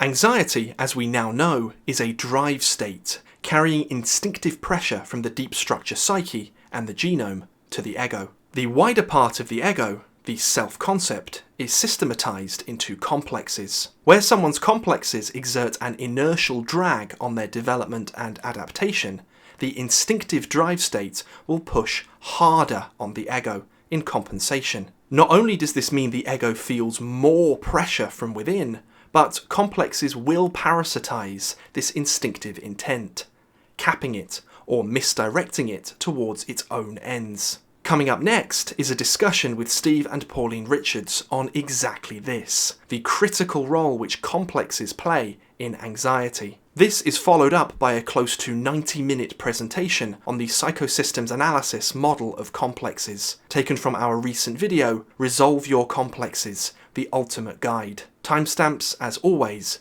are down below. We really hope that you enjoy. One of the things I was thinking of, and I think you said this before, but I've been pondering on it a lot recently, is on that really it being energy for life in a way, that in a representative form. It doesn't feel like that for the person who's suffering from anxiety at all, but it's an indicator that there's obviously a lot of energy and life within the person that's not being put in the right place. Yeah. And if that's true, then that's not something deep structure pathological in a psychodynamic sense. It's not originating from a disease necessarily, or in the vast majority of cases. It's not coming from there. So a distinction between instinct and complex on this would be really useful. So I guess the question is, do complexes themselves, or can complexes directly trigger off a drive state? Yes. So let's start from some fundamentals on this, that complexes are dissociated systems. The usual kind, leaving out deep structure complexes for now as they're a special case, form through Jungian dynamics. Basically, that means that there's a partitioning of an aspect of the ego with the libido necessary to maintain that partition to perform a specific function of temporary adaptation to a situation. So that could be anything from a trauma to the anticipation of a future task.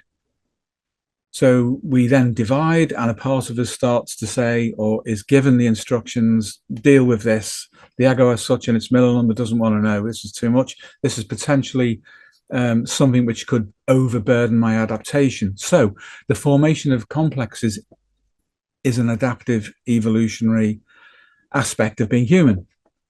However, once these things split off, they form under the conditions, as I say, that generated them, and they have that as their default setting. So complexes are interested in the time and the conditions under which they formed. They're not interested in the ego changing particularly. They just want to maintain control over that state.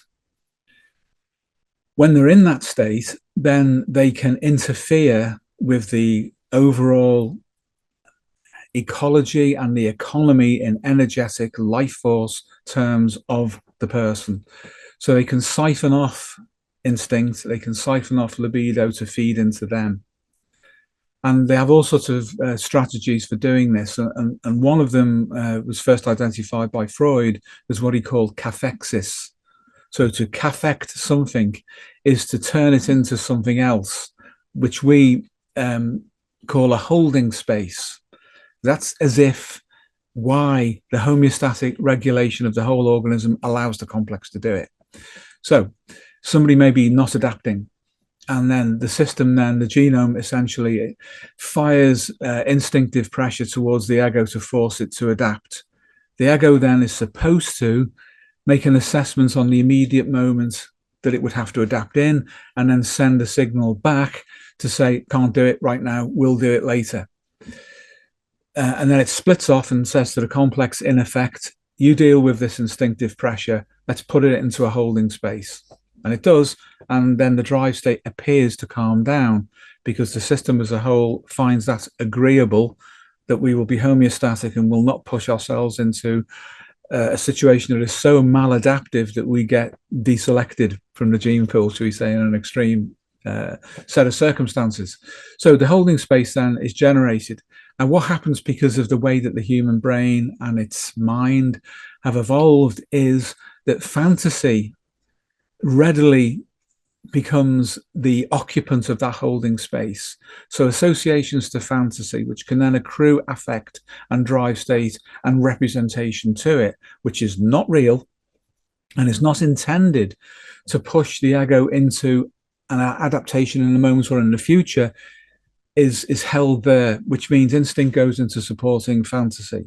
The ego is aware of the fantasy, and it's aware of it as spontaneous thoughts, reverie, daydreaming, and then it finds relief for the pressure that it's under. That's the purpose of it. So it then basically allows the complexes to put more and more into fantasy, and then to make associations onto fantasy. And it's not just the ego that does that. The complex itself is partaking in the ego's experience. So it can then absorb things from the culture and say, let's divert that over, and then that will attract more. It'll attract more libido, life force into it. And then it perpetuates itself, and the ego gets off, if you like, through relief at first, but later through an inflated identity with the representation of the fantasy. And after a while, the system says this has gone on too long. We'll have to ramp up the instinctive pressure. And it does. And it comes through and it hits the complex, and the complex says, no, I'm not letting you through. I have been set up to stop that. It goes into that fantasy. So it pushes harder against the complex, and the complex splits or bifurcates the incoming pressure into a secondary fantasy or delusional idea or form of attachment or projection or transference. And the system says, this isn't good enough, I'm going to push again. And then suddenly it breaks through, and out of nowhere we get a generalized anxiety state with no apparent focus. The ego feels anxious. Then it interprets the drive state, the anxiety, and it defers back to the complex, and the complex says, we then will give you an understanding of what this means as a threat to the complex, a threat to the holding space, and then it becomes imbued with emotion. But the emotion is secondary to the drive state. So this is a complicated system which I'm describing at the level of psychodynamics, but simultaneously we have a neurophysiological, a genomic gene expression, and a field component. And that field component includes the social and natural environments. All of that are in a kind of dynamic disequilibrium, shifting the system towards a maladaptation. And that's when we get a neurosis, because the complex is saying one thing, the genome is saying another, and the ego is saying is what the hell? And it feels the drive state, and the complex says, here, have this emotion to interpret it. And then it freaks out, the ego freaks out, and then we see the manifest representation of that state in the way that a person presents for therapy or treatment, whether that's psychiatric or it's psychotherapeutic. That's fundamentally how that will happen, describing that within level psychodynamically, but underneath that and above it and to the side of it, there are plenty of other things going on that all feed into that state. But as soon as the ego then tries to override the complex will respond and act as if it's a psychological autoimmune attack, and it will overamp the anxiety. And then the ego will say, I can't deal with this, and it splits off something else, another complex to deal with the state that it's in now. The original complex then goes into a systemic relationship to the second, or the new complex, and then you might get something compound emerging like OCD. You get obsessional ruminations, and you get ritual actions, again intended to divert instinctive pressure. And you can see how that will distribute itself intrinsically. And it can go as far as to say a complex will split off either directly from the ego or bud off from the complex itself into a subsystem, which will say, tell you what, let's duck down into the body. We'll distract him with, or her, with irritable bowel syndrome or psychogenic asthma or hypertension or whatever, or paralysis or whatever it might be. Let's make him hyperventilate. Then he'll get so exhausted, he will not be, or she will not be able to resist us. And we will return to a state that the complex is considered to be equilibrium. But it's not. Now, the thing is that instincts are different to complexes. They are very old, outside of the individual's timeline of lifespan development, but their interest, despite being so old, is the future. Instincts anticipate future adaptations. Complexes want the adaptation to remain as it was at the time and under the conditions of which it formed. So it's always trying to default the ego back towards that. Instinct is trying to say, no, go forward. So the drive state that emerges from that and then takes on a representational form as anxiety, depression, psychosomatics, wherever it might be, it can be so powerfully distressing for someone that the ego needs not to negotiate or confront the complex directly, as you were saying, Paul, but actually leapfrog back towards the genome and the ancestral representations. And that is an unusual thing for the modern human ego to attempt to do, because the modern human ego is very, very highly specialized for outer adaptation. That's one reason why it feels so much stress and pressure from within.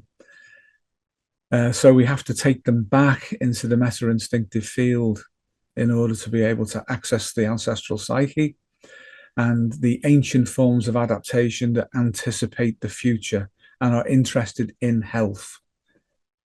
And if we can stop a fight occurring between the complex and the genome in the battlefield of the ego, then we will get a very smooth form of therapy and an ongoing and permanent resolution to the crisis that the person's been in.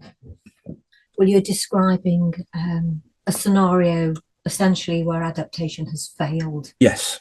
Almost completely. Yes. And so the only way then is to go the path of least resistance, which, as you say, is to not encourage the ego to remain embroiled in a war with the genome and outer adaptation, but you bypass all of that. Yeah. Simply by going the path of least resistance. And that obviously is back into the ancestral psyche and into a place where meta-instincts are operating in a healing way. In a healing way, yeah. So it's, again, we've said this before, it's a very, very economical way of doing things with a limited amount of pressure and distress placed on the ego, which already has enough to contend with. And you don't really want to go in at that level and start to labour things like CBT with somebody who is already feeling completely and utterly overwhelmed, effectively by cognition, just of a negative kind. So it's the kindest way to do it. Really, if you've got any basic humanism in you, that would be the way to do it. We've certainly done it that way. It's been very effective. Yes, we have. And if you take the basic principles of pacing and leading, which are necessary to utilize therapeutic trance states, one of the things that you can do, and we've done this, if we're operating at a comparatively, by appearance, superficial level, but you're not really, because you're already in a deep resonant state yourself when you say something like this, is you would say to somebody, if you have a choice, would you rather think better or feel better? And they'll look at you like you're stupid if you think that they want to think better. They'd be like, I want to feel better. Nobody says, I want to think better. No, they don't. They say they want to feel better. The system understands that affect is the carrier wave of instinct, and instinct is the emissary of the genome, therefore of self-regulation, of homeostasis, of proper adaptation. So once it occurs to them that the thinking element is not initially important, what you then say to them is that once you feel better, the thoughts will look after themselves. Those that aren't particularly pleasant won't bother you at all. They'll just come and go with no attachment to them. Because what you feel like is more important than how you might think about yourself. The thoughts will look after themselves. And that's what happens. Eventually then the cognition, the thinking, is in support of you feeling better. Whereas a CBT approach is utilize thinking to override negative feeling, to override it, to confront it, to dampen it down. And as I said earlier, suggestion, routine, interpersonal suggestion will have some effect at that level. So the CBT form of suggestion has an immediate effect, and then there's the very sharp dose effect curve that goes off the edge of a cliff. The more CBT you have, the less efficient it is, the less effective it is. And over time, it starts to fail because the system understands, I am not feeling better. It's a virtual representation through cognition of feeling better that's called cognition or thinking. The thoughts will look after themselves when you feel better. You will necessarily think better when you feel better. How do I feel better? That's it. That's the question we want to hear. So, wouldn't it be useful if you could get a second opinion on yourself from within yourself? That part of you that is not the you that you normally experience, but that experiences you all the time. Now, with that, you can build the bridge immediately at an interpersonal level in preparation for asking the question in a formal way through a trance state, in the means and through the ways that you've been trained in, James, for example. And then when the part of the person that wants to feel well comes through, the affect connection is so overwhelmingly convincing that negative cognitions are set aside immediately, and the person orientates themselves towards reconfiguring for health and adaptation in the world. So that's really how instinct gets around wrong thinking. We all want to feel better, and then we can think better at our leisure. If we try and think against feeling, don't work. We'll just make the problem worse, and the affect state, the drive state, that then gets turned into emotions but is not primarily emotional in its cause, starts to overamp itself and distributes itself out into the environment or into our bodies, or both, as symptoms, as Jung put it. These things turn up in the body.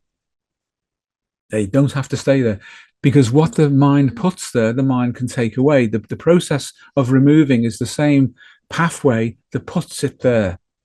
As it occurs through dissociation, a la Pierre Janet, and follows Rossi's psychoneuroendocrine, psychoneuroimmune, neuropeptide pathways, and now we know and have practiced, it goes in through the acid-base balance of the body. It goes in that way. You can use the same channels to reverse that process and remove it out. And the integration of understanding has to pass through instinct and affect, which is calm, natural, and forward thinking. So that even by saying that forward thinking, not backward, not to when the complexes form, not to the time of the trauma, not to the representations of an issue in your life where you felt that you were maladaptive or were overwhelmed. No, we go forward. We go back to go forward, not back into our personal timeline, but beyond, into the ancestral timeline, which is stored in our genome. And then the genome projects into psychology that we can experience a representation of the solution of the problem in its own language, which is not cognitive, it is not verbal. But we can feel that because it's delivered on the carrier wave of affect via instinct. Now, these are the fundamentals of how we work with anxiety, and it is very, very different to what you normally see, and it's different from the way the Jungians deal with it. And frankly, they should update themselves significantly on this, because it's in potentia within Jung's model to do this, but they haven't done it. They waltzed off into the holding space of fantasy and called them archetypes. They left complexes behind. They left relating behind. They were involved with the Freudians in developing another fantasy, which they call relational psychoanalysis. They've been trying that for 40 years, and they still haven't got it right. Trying to understand what it is to relate to other people. What have we been doing for the past 120 years? Never mind the past 40. They can't get relating right. They don't understand it. So they're the key elements, as I say, of how to deal with this issue. I can see why you really would emphasize, if needed, an anxiolytic, at least for a short period of time, to calm somebody down enough. I think the phrase you used earlier was to give a window of time for which someone can work with the therapist to get themselves back on track properly. But it's not a complete cure in and of itself. Yeah, the anxiolytic. Is it still possible to do such things when someone is in a drive state? You need to do something with the drive state, and I think you've raised a really good point. I know you would agree with this, Paul. That what it demonstrates using an anxiolytic for a very, very short period of time and on a reducing dose is that the drive state is key. What went wrong in the past, wasn't it, as you said, Paul, is that the medical mismanagement meant that it was overprescribed for years. Which is completely wrong. In that time, all that happens is the complexes configure in relationship to the anxiolytic. And they compensate for it and generate a night's move around it. So it demonstrates the importance of the drive state that people can experience. My drive state was knocked out and I feel better. Then there is what happens afterwards. And that's why we don't use it for a long period of time. And there's a reducing dose. And we use the reducing dose because we utilize the half-life of, say, a benzodiazepine. So as a person's reducing the dose that goes in, there's still some in the system, and it persists long enough to tail off that we can pick up that tail off and add the psychodynamic elements and the adaptive element to it, and it's no longer needed. It's not used for a sufficiently long period of time to allow a dependency to form, because the dependency always involves complexes, and complexes are biopsychosocial fields. So there's an organic representation of an apparent need. There's a psychological and a psychosocial relational element to the need for the benzodiazepines when people are kept on them for months, with nothing other than perhaps CBT, which is the wrong approach because it's hyper-rational. So we use it to reduce the drive state, and we use a very low reducing dose, and then pick up and engage with the psyche. So the person has had the experience of, yes, it is fundamentally a drive state. And then you give them something else that you've already prepared them for, which is the capacity to communicate with themselves in a healing way and understand themselves in that field sense that is non-psychologically reductive. That's why it works. That's why it's smooth. Yeah, well, for all the reasons that you've just said, Steve, obviously benzodiazepines have come to have a very bad reputation, and that's because essentially they've been misused by GPs, by medics, and yet again, I'm thinking of more specifically of the Charing Cross context, where most of the people who turned up because he'd had some kind of cardiac catastrophe as well. I mean, it's well understood, it's been well understood for decades that something like diazepam in very low doses, so say around 2 milligrams, actually has a protective effect on the heart. And obviously for some people it is given in that way as well, other than just as an anxiolytic to deal with the psychological elements. And you can imagine that in some situations, some contexts, with some people, depending on what their medical history is, that it might be advisable for that to happen anyway, given of the nature of some psychological interventions.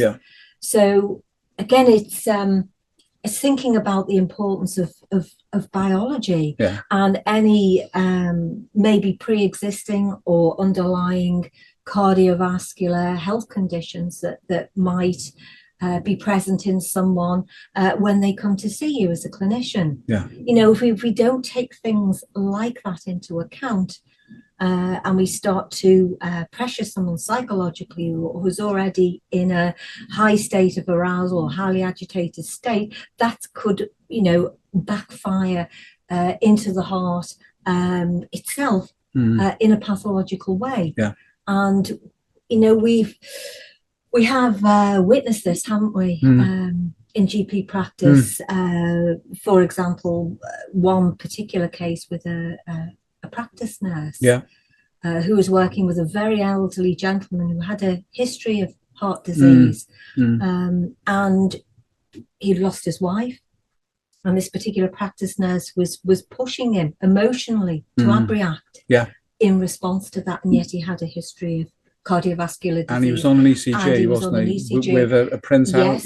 Yes, yes. And, you know, I know you were present at that time. I was in the building. You were in the building. And beforehand, she said she was. I said, "Don't do that." That's right. You advised her not to do it. She went ahead. Yeah. And there was a corresponding change in the ECG readout. Ischemic changes. So in other words, basically, she was causing coronary heart damage. She was. Yeah, to him by abreacting him. That's right. Yeah. That's right. So, you know, that's another reason, isn't it, not to push people who are in that kind of highly vulnerable state emotionally, but also to see the value of something like a benzodiazepine applied properly and responsibly in conjunction with something like that, so as not to cause further damage or distress to someone, either physiologically or psychologically, or both for that matter. Yeah. So it has the point is, it has its place. Yes. It just needs to be used responsibly. It does. And I know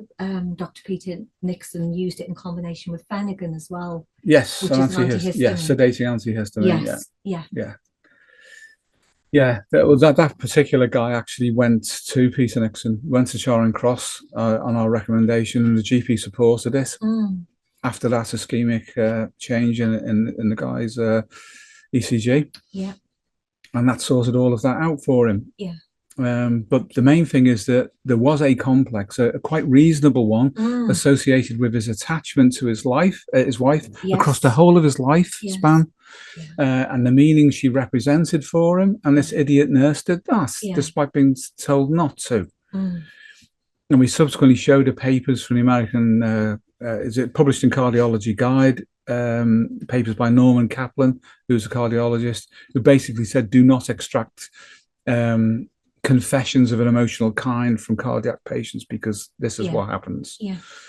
And the mechanism for that would have been hyperventilation and acid-base disorder. And Norman Kaplan, who's now passed, because this was a long time ago in the 80s when he wrote that paper, actually said that that's the mechanism. Hyperventilation is the mechanism involved, because you get coronary artery spasm and you also get arrhythmia.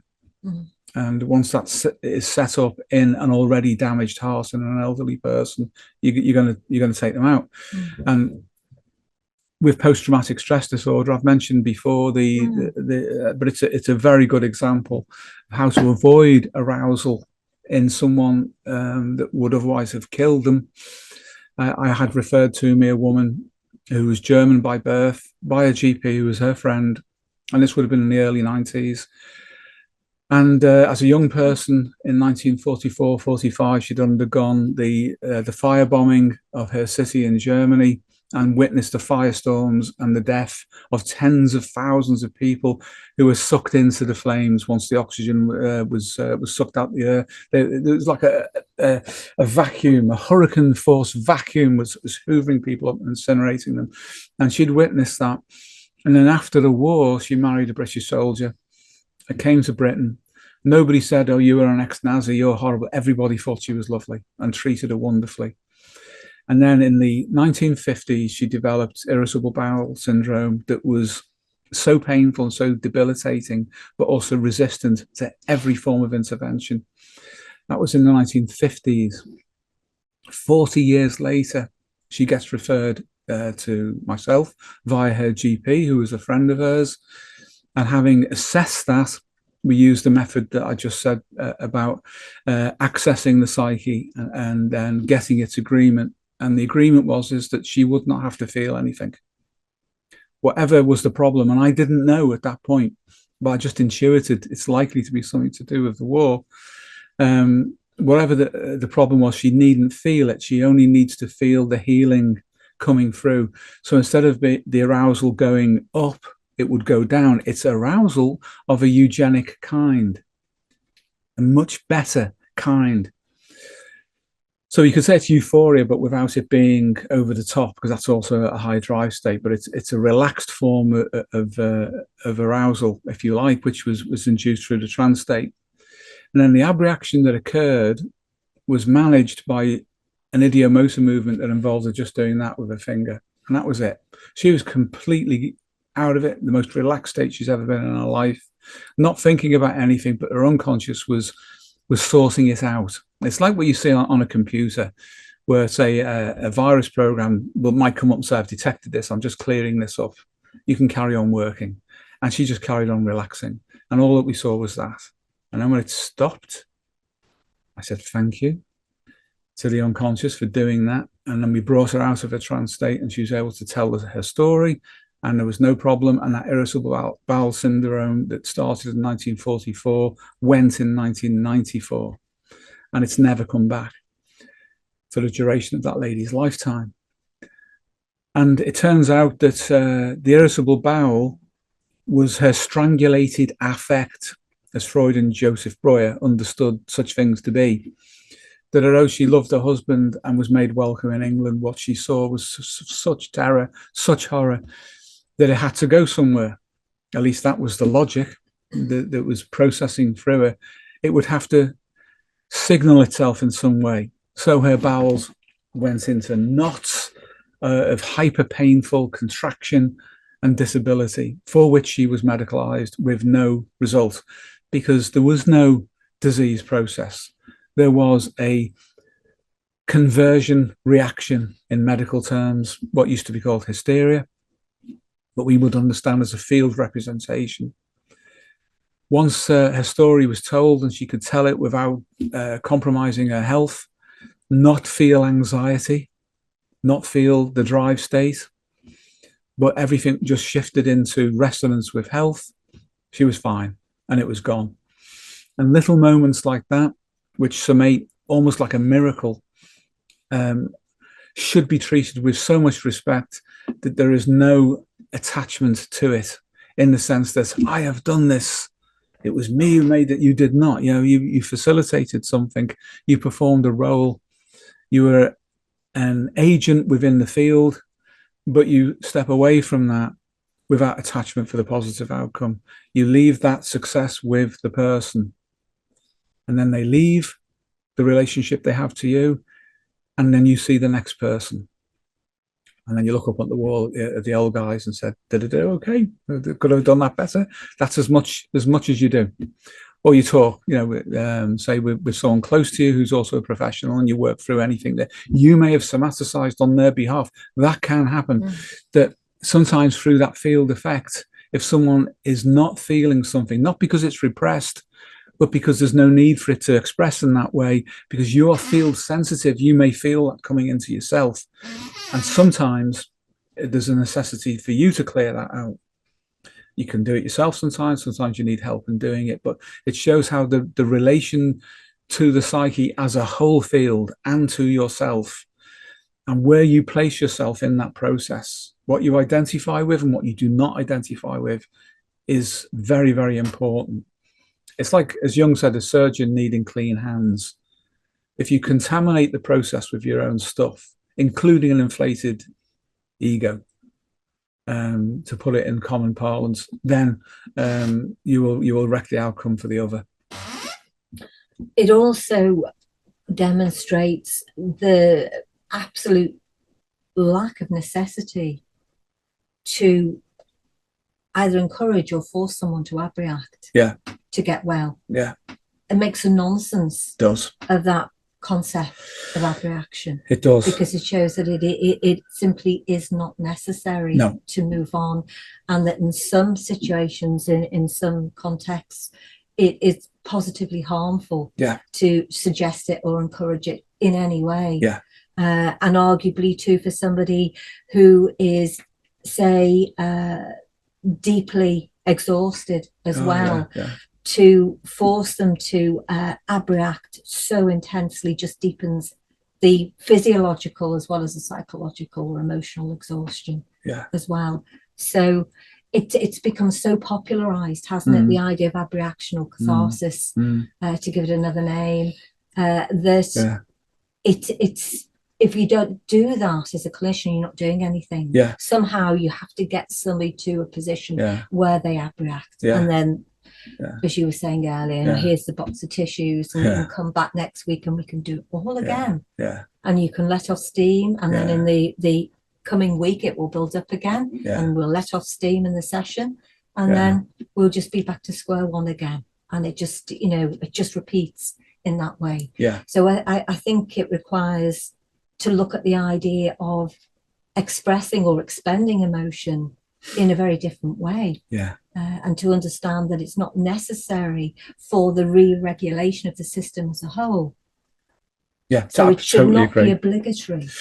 And if you're being processed in that way, if you're someone out there who's having therapy at the moment, and that's the kind of the, you know, the extent of the therapy that you're receiving, you know, it can be positively harmful. Yes, it can. And it doesn't bring results either. No.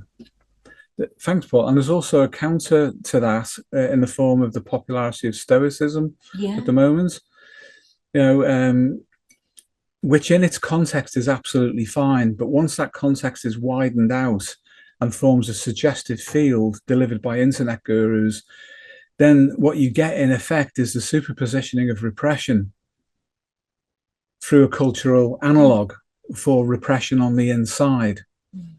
And that, of course, just makes everything worse, because what you get then is a contraction of the personality in the form of the ego and a separation from instinct. So then you get people who come in and are basically so collapsed into themselves that they say they can't feel a damn thing. They don't have any words to express emotion. And when you dig around in that, these days in particular, you often find there's a version, an iteration of Stoic philosophy that they've internally projected over themselves on the inside, that covers up their healing mechanisms. I've lost count of the number of young men I've met who've been influenced by that in the wrong way. And it's not the fault of Stoic philosophers. It's the fault of the way they are represented at the moment in the culture. But it's just as one-sided as abreacting. And in fact, it can store up all sorts of problems for later, because as in that woman, she was fine for probably 10 years after she came to the UK, and then it hit her. And by then, she was so used to being stoic about what she'd seen that she'd forgotten that she'd been stoic. She'd forgotten that she was first suppressing. Then it became repression, because when suppression, which is more or less conscious, and if we use a Stoic philosophy, that's what we're doing by accepting things, and they're just bearing suffering and pain. After a while, that wears off. Our awareness of what we're doing to ourselves wears off, and it drifts into repression, and it is lost to access to the ego, and a complex forms in the gap. And it can't get through, and it says, okay, we go down. We can't go up, we go down, bang, in the body. And that can cause terrible problems. And it is an issue of concern. And a lot of these well-meaning young men have been negatively influenced by pseudo-Stoic philosophy, peddled by internet gurus, and are probably storing problems up which will impact them in their middle years. I hope, obviously, that doesn't happen, but it's a distinct possibility, perhaps bordering on a probability in a large number of cases, that will happen. Well, there's something of an analog there too with what, if we think in a collapsed physiological sense, with respect to failure of perception of hypercapnia as well. In the same way that you're describing, you know, the kind of the stoicism ends up becoming a kind of a mask for what is really going on, and those that the original memories are lost to consciousness. You know, that's an important thing, isn't it? Because, as you say, obviously inevitably they turn up in the body, and at the point at which they're lost, we may then only experience them as physical symptoms, and though behind the physical symptoms very often will be the hypercapnia, but we don't perceive the hypercapnia. No, we're not aware consciously of it being there or what's put it there. So that's one of the things that allows hyperventilation as a physiological response to the changes, the chemical changes that take place because of the hypercapnia that's induced.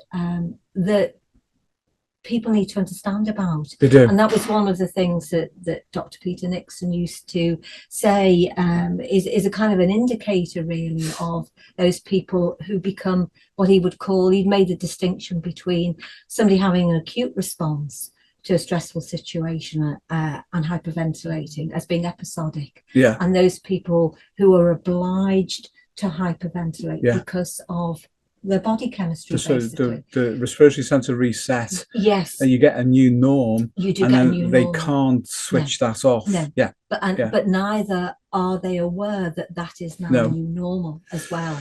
It's just a kind of accepted without any kind of... And the capnograph picks that up. It's part of the think test, as they called it, at Charing Cross, which you can still find in textbooks on respiratory psychophysiology, just as you can still find the judicious use of benzodiazepines with people who have a disordered physiology due to breathing disorders.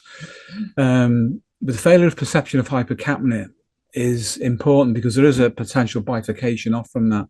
We can treat it as the physiological resetting of the respiratory center, or in context, properly tested for, we can see that as the activity of a complex, which is withholding access to an understanding of it from the ego. So the complex is defending itself. And this is another development that we've introduced. It's not so much as both Freud and Jung believed, that the ego defends itself, as that once complexes form in a Jungian sense, they are autonomously capable of defending themselves. And we see this in all sorts of ways, but the capnograph is a fantastic way of actually demonstrating this in real time, and how that then links with states like hypercapnia and physical symptoms and disease states potentially that may follow on from that. Yeah, it's important to mention it again from sort of the clinical perspective, because if as a clinician you ask somebody who is an obligatory hyperventilator or a chronic hyperventilator to relax their breathing against the respiratory center resetting which has occurred in relation to that, then you're actually in danger of driving them further into a situation that would induce a panic attack, for example, which is the last thing you want to do with somebody who's already in a so-called highly anxious state. So to ask someone to, for example, to relax their breathing, as in to do some relaxation training, is absolutely contraindicated for someone in that state. And yet, if you don't know what to look out for, either in the way of overt symptomology or by uncovering the psychosocial triggers, well, yes, those, but also the ground state of that person's body chemistry by using a device like the capnograph, you will not know what it is that you are messing with. Indeed, and that is a concern, isn't it? It's a concern that we've always been aware of. Well, the late Professor Ronald Lay, who we knew well, wrote a couple of papers. One was panic attacks induced by hyperventilation, and one was in sleep, which had to do with the way that when the body, in the case of sleep, enters into sleep, that the respiratory center misunderstands the change in chemistry. That's right. And induces a panic state in sleep. And then how hyperventilation itself in the waking state can do that. We've always found that to be very useful. But extending that, which I have done, we both have actually, and we've written on, into other states and conditions, for example, sleep paralysis and other disorders of the reticular activating system that produces hypnagogia, hypnopompia, that kind of thing. And then the psychological material that arises in that state that the ego is suddenly aware of can form a complex in that moment of being in that state, because the ego identifies with the experience, an experience they wouldn't have had or wouldn't have noticed had the ego not been in that cross-modal state between normal wakefulness and actual sleep. And if people are of a superstitious, occult, sort of bent of mind, then these experiences can become personified as demons or entities. And then you end up in the right state, and there you have the drive state of fear to do with that. And then the emotion that attaches to the drive state that interprets it within a context and calls it, as I've just said, a demon if a person has a superstitious or religious bent of mind. But when that context is properly explained and experienced, the complex can be broken down, not by force, but by understanding. And understanding comes through feeling correctly about how homeostasis works. Then it goes away. But when people then start to cogitate, use cognition, and internally project their model in an attempt of understanding what this was, then it becomes a demon, so to speak, in a non-literal but a figurative sense. And we have that to deal with then as the personification of the complex. And then the person seeks out all sorts of ways to confirm that, through peer groups, through the internet, through movies, whatever it might be. And every time they do that, the complex builds up, it extends its field of representation. And that complex then can access the drive state and then interpret it emotionally and deliver it to the ego. And that person might end up in psychiatry. And it may not just be an anxiety state. They may present with psychotic symptoms and acquire a diagnosis as a result of that and get medicated for it. And it would be completely unnecessary. Well, you see that kind of thing, that identification with complexes in people who essentially have those experiences in waking life and will be described as being psychotic. It tends to be, even when the psychosis has subsided, or whatever it is that's induced that psychosis, it's the ideas, it's the complexes that perseverate afterwards, and the emotional state, which are superpositioned together. But CBT makes a mistake of thinking the cognition is the key factor, and it's not. That's a symptom, but it's not the cause. So you find that even if you're, again, as a clinician working with people who have been diagnosed as being psychotic, that it tends not to be psychotic material as such that you're working with, but the kind of, after effect of that. The downstream effects of that. And that can just become a generalized anxiety state, and then that's interpreted as being part of the psychosis. As opposed to a different state, which is downstream, as we say, of something else which may have gone away. But the way that the field of what was the psychosis and is now an anxiety state and the interpretation of it, it's the field that makes that up. And it's the emotional understanding and the instinctive understanding of the dysregulation of that field that will cure it. I mean, what you're describing really, Steve, is the way in which something which can start off as being relatively innocuous in terms of a specific symptom becomes compounded and compounded by the wrong kinds of understanding and intervention along the way, and that it need never have been that way. It's a very sad state of affairs, isn't it? Really? It is. So that's why we need to have a healing relationship with our instincts, and we'll feel better, and then none of these thoughts matter. It's not the thoughts, it's not cognition. For example, saying somebody who's suffering or have been diagnosed as having hypochondriasis, because at one point in time they might be concerned about one particular condition, and then the anxiety or the free-floating anxiety shifts onto something else, and suddenly the thoughts that they were having initially about a particular condition no longer bother them at all. It's something else, and then something else, and it just keeps moving round. So it was never the thoughts at all. Not even at the very beginning. We can all think stupid things. It's very easy to do as an act of will. Feeling better or feeling worse takes a different cast of mind.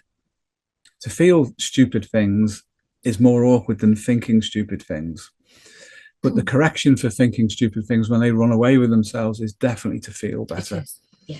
And the way that we feel better under those conditions is to receive the feeling better. But the ego's too preoccupied in the cognitive loop to do that. What follows now is an extended presentation, a very high-level crash course, if you'd like, on the psychosystems analysis model of complexes. Within, you'll understand the different types of complexes that we can form, from ego-identified, ego-aligned, non-aligned, and deep structure, and all of their core dynamics of action. How are they formed? Why do they form? How are they represented biologically, psychologically, and socially at the same time? How are they represented in dreams? How do we get around them through accessing the ancestral psyche? All of this and much more coming up next. As always, timestamps are down below. Let's go. Whenever we speak on complexes, specifically Jungian complexes, a distinction which will become clear later on, then we are speaking about the psychology of the ego. The ego consists of two parts, the Miller number and the self-concept. The Miller number is our immediate consciousness, our subjective, reflexive, moment-to-moment, phenomenological state of awareness, with a processing capacity of 7 ± 2 chunks of information. This figure derives from the classic paper on screen, authored by the cognitive psychologist George Miller in 1956. As Steve writes in IPSA Collected Works Volume 1, in psychosystems analysis, the Miller number is the focus of the field of consciousness, as described by Jung in following Pierre Janet, with the field as such extending into relative dynamic valences of subconsciousness, and finally into true unconsciousness relative to the Miller number. The wider part of the ego, then, many magnitudes larger than the Miller number, is the self-concept. It represents all information we have accrued across our timeline that we can dynamically relate to as being us, both implicitly and reflexively. That is, it's our autobiographical memory, all of our learning, and our innate qualities of character. It is the essence of personal identity. The self-concept is systematized into complexes around lifespan trajectory experiences. The vast majority are what Steve and Pauline define as non-aligned. That is, they are functionally inert and unconscious with respect to the ego. They are part of the normal structure of our learning and, through using dialectical syncretism, our long-term memory, and the so-called cognitive unconscious of cognitive neuroscience. As Steve writes, quote, non-aligned complexes differ from truly consolidated or non-declarative memory and learning in that they are dynamic in the depth psychology sense of being capable of autonomous action. This includes forming ramified systems of association between themselves and other taxa of complexes. Many non-aligned complexes are also outside of the self-concept entirely, being a part of the unconscious proper. They don't have to be part of the self-concept at all, but for today's video, we'll only focus on those which are. A smaller quantity of the total number of complexes in the self-concept are identified with.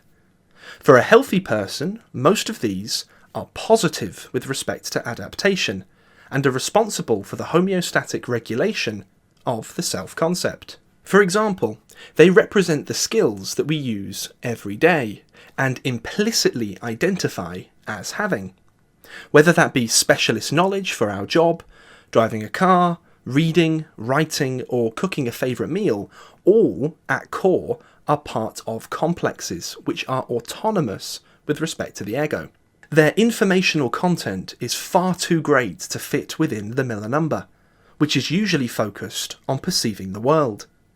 That is, we don't generate their content ex nihilo every single time we use them from a conscious act of will.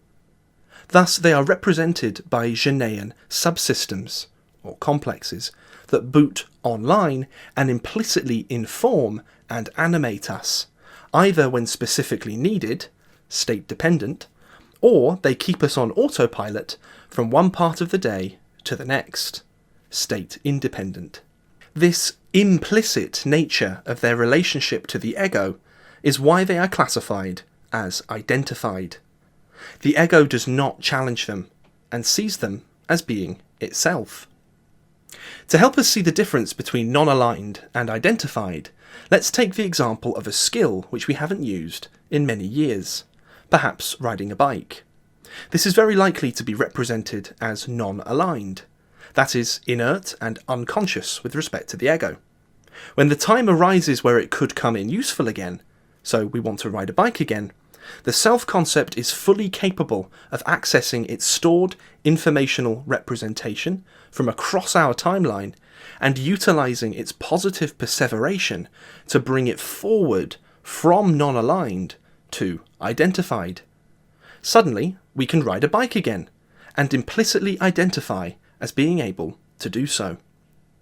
Hence, in psychosystems analysis, no complex is considered as truly inaccessible, non-declarative memory.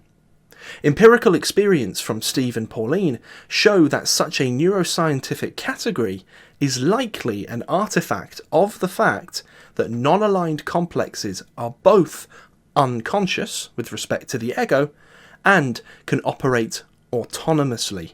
In reality, we can alter them through the psychodynamic process of the moving taxa, through updating our skills, or through allowing them to simply decay over time.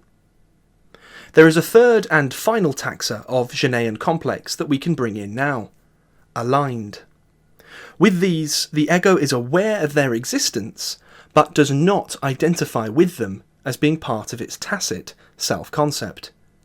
Aligned complexes are in a state of discriminated association to the ego, and very often vary in a waveform pattern across time in magnitude of activity.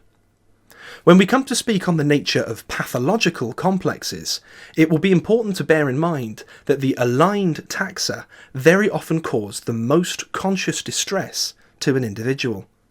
This is because they impress upon the ego with a certain quanta of energy, but they are not fully integrated. An example of this is an aspirational ideal, a standard that we compare ourselves to but do not reach, which may have a positive motivational quality to it, but at the same time it saps energy from the ego, as it's always critical of the ego's current state. In this example, the aligned complexes in question would be associated to the moral complex, or superego, which we've spoken on in previous videos. Whilst we're exploring the self-concept, it's worthwhile to give a mention to the persona. The nucleus of the persona is a specialized complex within the field of consciousness. Everybody has one. It's informed by our learning and informs our behaviour autonomously, that is, not through an act of conscious will. The dynamics of the persona are very often state-dependent, varying based on immediate psychosocial variables, and it can become temporarily modified in real time by the activity of other active complexes within the self-concept. As Steve writes, quote, "The persona, as a psychosocial interface system, is properly understood as being co-created by our social interactions, and by our intentionality to act in the world. Much that is learned psychosocially is committed to long-term memory, and to complexes that have formed around our experiences. Motivational drives play a part, but overall we are not usually invested enough in terms of ego consciousness and its limited capacity Miller number to be fully conscious of our persona as the membrane interface between ourselves and the world. Someone can be relatively completely unconscious of their persona, either through it being identified with, hence not normally demanding of reflexive examination, or through its core being further away in valence from the ego. This, then, is our map of the self-concept, as defined by Steve and Pauline. In short, it represents the through line and continuity of self over time, including everything that has accrued around it, both positive and negative, and intrinsic and extrinsic. In short, we can think of it as our default setting in terms of reflexivity. The self-concept is overwhelmingly unconscious most of the time with respect to the Miller number. However, its complexes are conscious unto themselves. One way of relating to what this means is through Pierre Janet's concept of the subconscious, put forward in his 1889 PhD thesis, Psychological Automatism, which had an enormous impact on the psychological sciences, and Carl Jung. Being a philosopher, psychologist, psychotherapist, and from 1893 onwards a medical physician, Janet's work explored the structure of the mind from a clinical perspective. His formative psychological investigations from 1883 to 1888 were for the purposes of studying, quote, human activity in its simplest and most rudimentary forms. To get an angle on what this means, we should note that many of his peers at the time considered such rudimentary forms, that is, activities pertaining to the unconscious, as being simply mechanically automatic. That is, everything that was not immediately identified as conscious, as per, for example, the Cartesian awareness of thinking, was instead purely mechanical, not conscious. Many people today have the same impression. There is a normal identified with waking consciousness, and then there is the unconscious, lacking consciousness. Janet disagreed with this, stating that human beings, of course, had automatic tendencies, but that these were simultaneously psychological, and hence conscious in their own way. Through working with various hypnotic methods on individuals suffering badly from psychosomatic neurosis, or hysteria at the time, he created via observation his own theory of the mind, which would lay the indispensable foundation for Jung's much later theory of complexes, described in detail in the second volume of his collected works, Experimental Researches, and therefore, too, the theory of complexes in Psychosystems Analysis. Janet described the psychological automatisms he was investigating, non-willed phenomena, as being subconscious, that is, not unconscious, nor at the focus of the field of consciousness, as he termed it. Instead, they were dissociated from normal consciousness, but nevertheless had a form of consciousness of their own. He noticed that at the root of the suffering of those he worked with was invariably something he termed subconscious fixed ideas. These usually formed at some point in the past, due to a dissociation caused by a traumatic or an otherwise very frightening experience, always due to mental weakness, in his terms, which would then remain as a source of persistent mental weakness. In psychosystems analysis, this would be described as ego strength.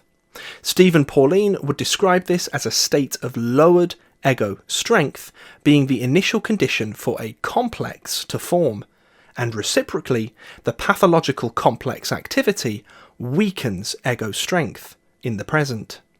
Hence why Steve and Pauline have stated that a proper relationship to the self-concept is the sine qua non of ego strength, and that ego strength is the sine qua non of working with the psyche.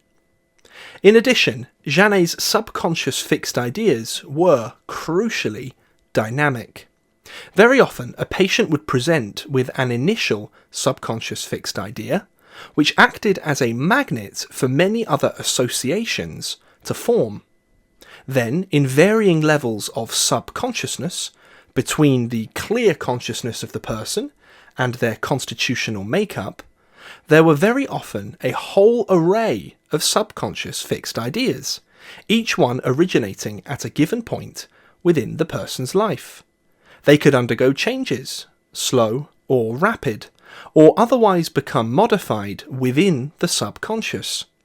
Hence, they are both dynamic and autonomous, another essential discovery into the field of complexes.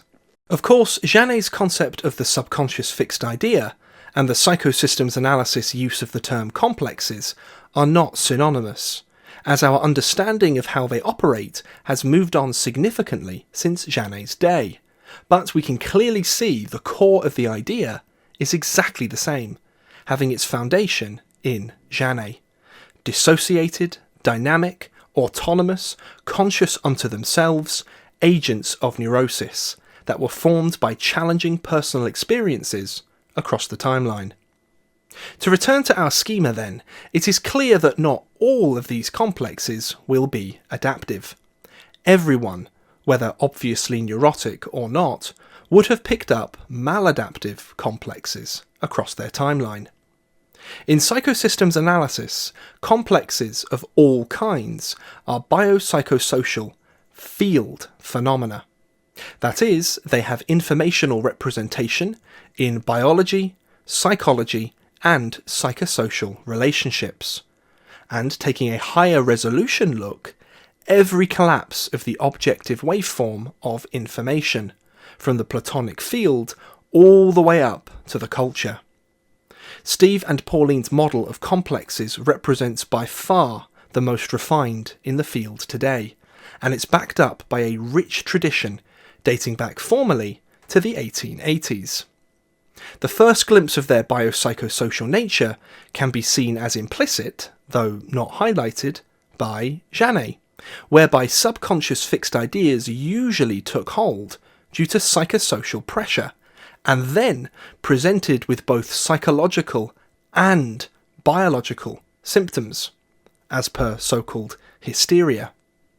Then, as Steve writes in a recent bulletin report for the International Neuropsychoanalysis Society, published by Routledge, quote, Jung's early experimental work had clearly demonstrated the Janean dissociability of consciousness, with the simultaneous representation of this, now partitioned consciousness, at the psychophysiological and psychosocial levels of expressed symptomology and maladaptive functioning. Jung developed the concept of the complex from the associative psychology of Theodor Ziehen, and from Joseph Breuer and Sigmund Freud's ideational complexes, to include Janet's subnuclei of consciousness as being empirically demonstrable and clinically treatable in both normal and pathological subjects.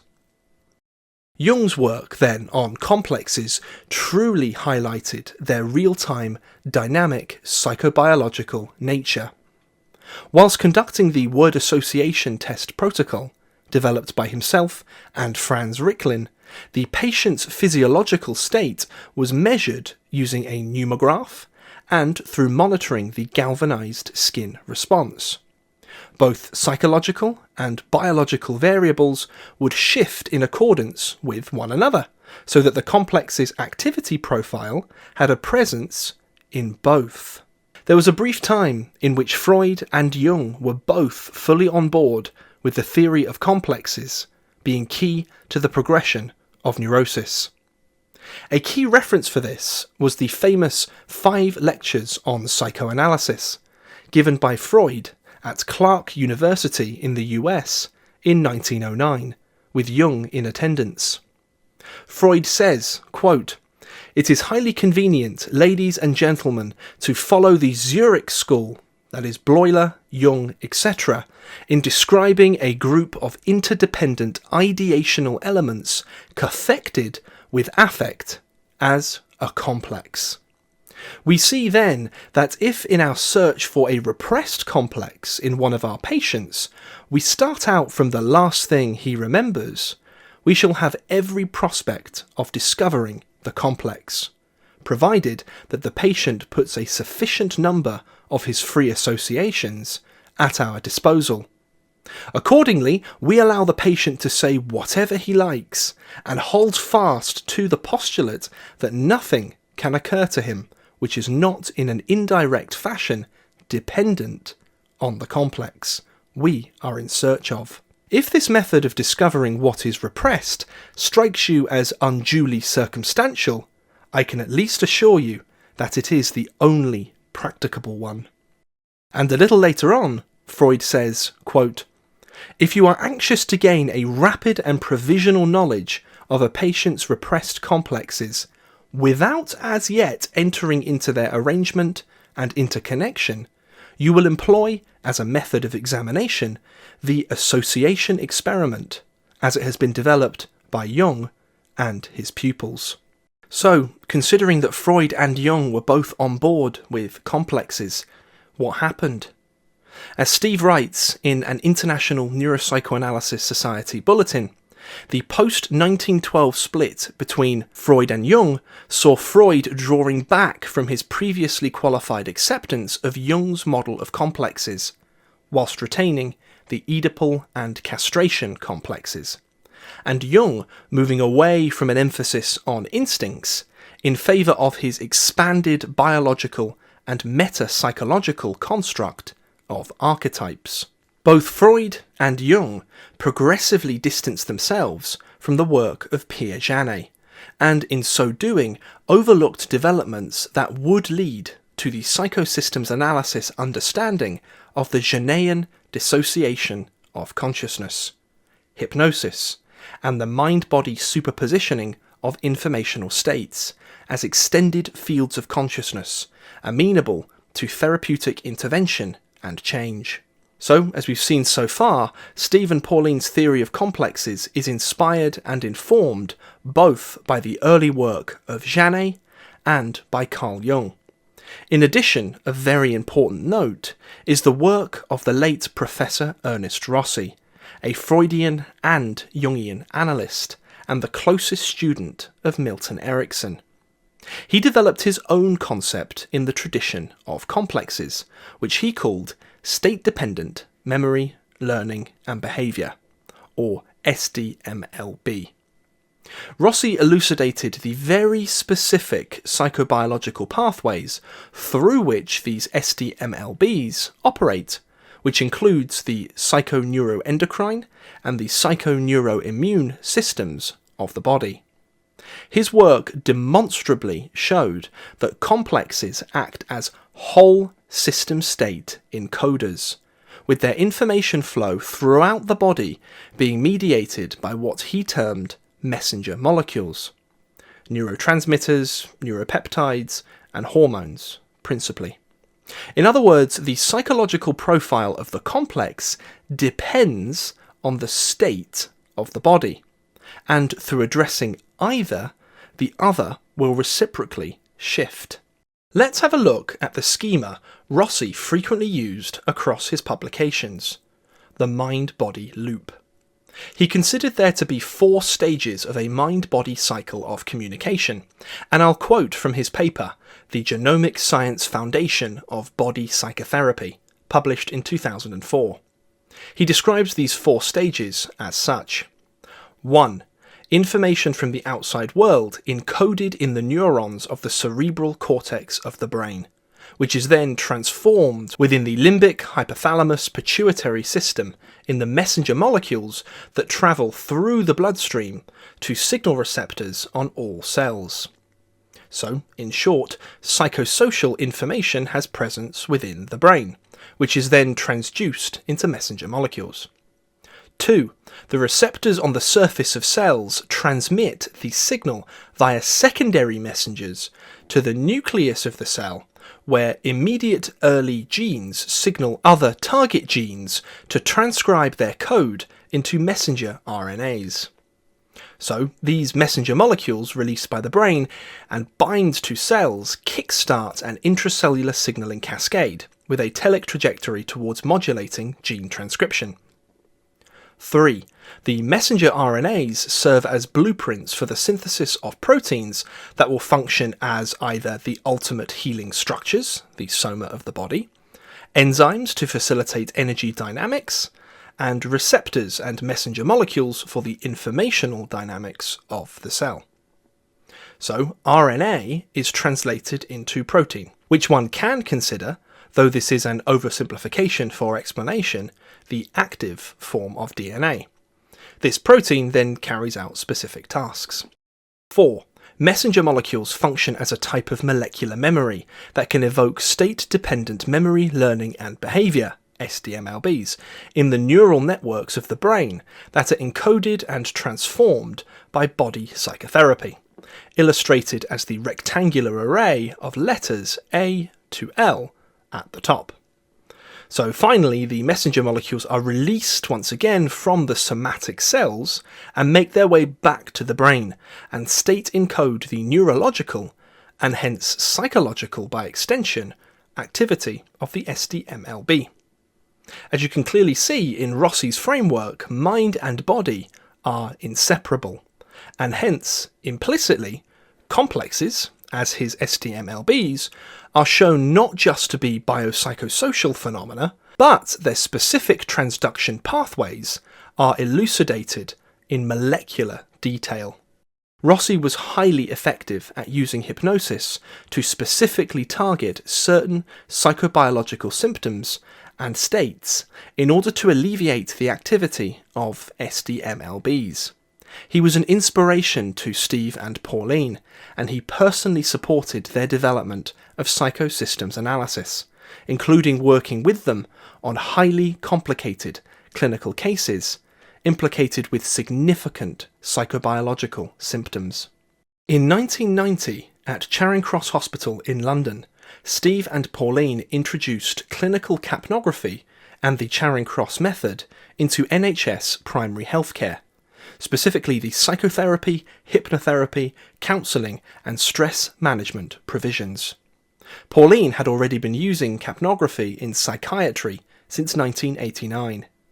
Capnography was, and still is, a highly effective means of diagnosing hyperventilation and burnout syndrome. For reference, on screen are 3 textbooks on the subject from 2002, 2011 and 2014. Capnography works like this. Using infrared mass spectrometry, the concentration of carbon dioxide in the breath during exhalation is measured and converted via an algorithm into a value that represents the partial pressure of carbon dioxide in the blood. CO2 in the blood is in the form of carbonic acid, which takes part in the blood's pH buffering system. This is kept at a very tight value of pH 7.4. As someone breathes in and out, the concentration of CO2 in the blood ever so slightly shifts, and the homeostatic buffer manages this by dynamically shifting the pH back to its equilibrium point, 7.4. If the buffer capacity is completely overloaded, then immediate death results. It needs to be kept at 7.4. However, like everything pertaining to biology, there is a range of values around 7.4 that blood pH can take. This is where capnography comes in as a diagnostic tool. Hyperventilation is defined as a state of breathing beyond the body's physiological needs. This can be overt, such as someone obviously breathing in and out rapidly, but it need not present like this at all. It is common, albeit unhealthy, for someone to appear as if breathing normally, when really they're breathing beyond what they need. Hyperventilation causes a reduction in carbonic acid in the blood as you breathe off too much CO2, which ever so slightly shifts the equilibrium point of blood pH towards alkalosis. So the value rises. This causes a whole potential array of symptoms, from relatively common and harmless paresthesia to potentially fatal coronary artery spasm, depending on the cardiovascular health of the person and the degree of alkalosis. The medical literature is rich with its use as a medical diagnostic tool. However, until Steve and Pauline's original clinical empiricism, leading to its integration with a specifically psychodynamic model of complexes, capnography was fundamentally used in biomedical and cognitive behavioural contexts. By using clinical capnography in conjunction with hypnosis, Steve and Pauline noticed that the partial pressure of CO2 would rise and fall in immediate accordance with the patient's psychological state, revealing not just their background physiological variables, but the nature of their complexes too. Let's explore this with a real case study. On screen is a capnogram from a case conducted by Steve and Pauline on the 22nd of July 1991 with a female patient of 27 years of age. The x-axis shows time running from right to left, with each segment like this marking 2 minutes. So this whole capnography session took approximately 29 minutes. The y-axis shows the percentage of CO2, with each percentage corresponding to a value of 7.6 millimeters of mercury. The lower the millimeters of mercury, the more CO2 the person is breathing off, which, as we've said, is a direct indicator of the blood pH shifting towards alkalosis, hence a marker of hyperventilation, breathing beyond the body's physiological needs. At the time this case was conducted, any value less than 29 millimeters of mercury was considered frank hypocapnia, with the normal range being 35 to 40. Steve and Pauline consider this too harsh a cutoff, but regardless of this, it is very clear to see just at a glance that this individual's CO2 is fluctuating chaotically, with the vast majority well beneath any reasonable cutoff point for frank hypocapnia. Wherever you see dark shading, this is indicative of rapid breathing. The chart strip pen was moving so fast in correspondence to the breath cycle that it was literally just writing over itself. If we start from the right-hand side, this point here shows the first breath detected by the capnograph. In this initial rest period, so just the capnograph detecting breathing at rest, you can see that the CO2 more or less immediately dropped into chaos. So this individual was clearly hypocapnic at rest. This state on its own is sufficient for many psychosomatic symptoms to develop and progress. Then, as was standard practice at the time, though Steve and Pauline soon after dropped it completely, as it isn't needed, the patient was asked to go through a forced hyperventilation provocation test for 2 minutes. The purpose of this was to sensitize the person to hyperventilation for a brief period of time, so that what would otherwise be very small changes in CO2 would be magnified in value, making psychophysiological rate of change easier to detect. As you can see, as expected, the CO2 drops, literally because they are hyperventilating. The patient is then asked to report when their breathing feels normal again. That's the MBIN, my breathing is normal, in the notes at the bottom. They say their breathing is normal here, despite a frank hypocapnic CO2 reading, meaning that they were positive for what was called failure of perception of hypocapnia. In other words, this CO2 should not be felt as normal. Hence, this is indicative of a level of dissociation. A failure of perception of hypocapnia was synonymous, for Charing Cross at the time, with the sensitization that was aimed for through the forced hyperventilation provocation test. However, Steve and Pauline found, as we mentioned a moment ago, that the test wasn't needed. Therefore, it is entirely possible, through the psychodynamic process of dissociation, for someone to believe that their breathing is normal, when in fact it clearly isn't, without any need for forced hyperventilation to try and draw these results out. So wherever you see MBIN on screen, you're seeing dissociation. Then Steve moves into the think test. This is exactly what it sounds like. The patient is asked to think about a certain aspect or occurrence in their lives, selected before the session, and the psychophysiological response is measured by the capnograph. For the first think test, trouble at work, the CO2 value rises away from the restored baseline, being no longer chaotic, but then the breathing starts to grow rapid and the chaotic pattern of breathing returns. Then they're asked to report when their breathing is normal, marked here. Then the second think test, for parents. Again, you see a fall in CO2 followed by a brief rise, then a fall before the patient is asked to report when they feel their breathing is normal again. This section, interestingly, also picks up a breath-holding pattern from the patient, represented here by an incomplete line, literally an unfinished breath. Then for the final think test, abortion, there was a massive collapse in CO2 value, marking a strong abreaction. You can see the continued fall all the way down to beneath 7.6 millimeters of mercury. Charing Cross would have said this person was at immediate risk of coronary artery spasm or any number of potentially fatal cardiovascular events, like stroke.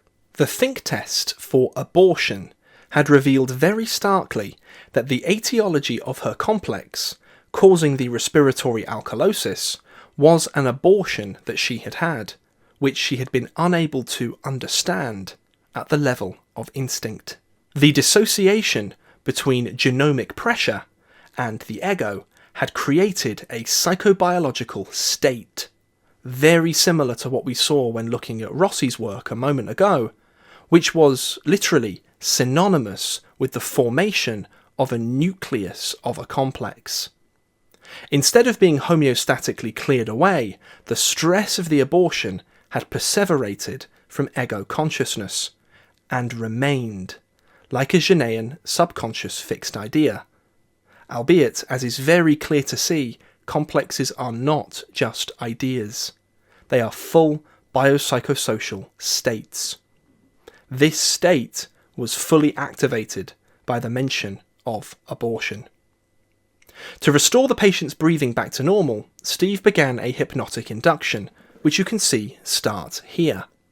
Immediately there's a huge rise in CO2, back up to roughly the patient's resting value, followed by a brief period of chaos as the abreaction perseverates, de facto attempting to resist the hypnosis. Then the hypnosis kicks in, and you can see that trance state maintained for 5 minutes, with by far the most normal, regular breathing on the chart strip recorder. The hypnosis had encouraged homeostasis, turning the acute complex state off, and she was back to normal. In the left-hand side results box, you can see that this individual was positive for chronicity or arrhythmia in breathing, positive for failure of perception of hypercapnia, positive for all 3 of the think tests, and positive for presenting symptoms. The pattern of the chart strip recorder, in accordance with what was asked of the patient, reveals the complexes involved in this person's state of resting hypercapnia and hyperventilation, their overall resultant suggestibility, how vulnerable they were, and, most importantly, as shown by the hypnosis period, their capacity to heal. The case was ultimately successful, with the complexes resolved and the physiology returned back to health. It's clear to see how powerful capnography is for identifying the psychophysiological background state of an individual. Indeed, how powerful hypnosis is for bringing forward homeostasis against the inertia of complexes rapidly. Given what we know about this person's background state, it is worthwhile to imagine what might have happened had they sought out exposure therapy instead. It is very likely that this fall in CO2 here would easily have occurred. It would have gone undetected, except being noted as an abreaction, and hence it would have been unmanaged, potentially leading to their death, either immediately or through a perseveration a few days or weeks later.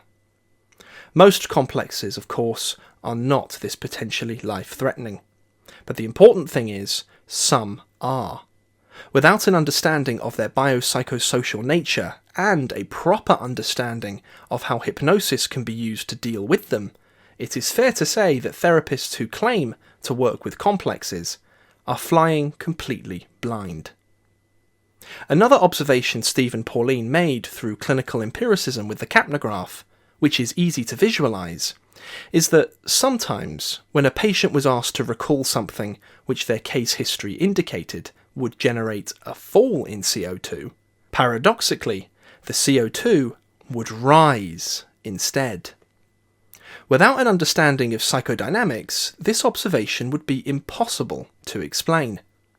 Steve and Pauline explain this phenomenon as a witnessing of a complex's defense mechanism, as a biological readout in real time.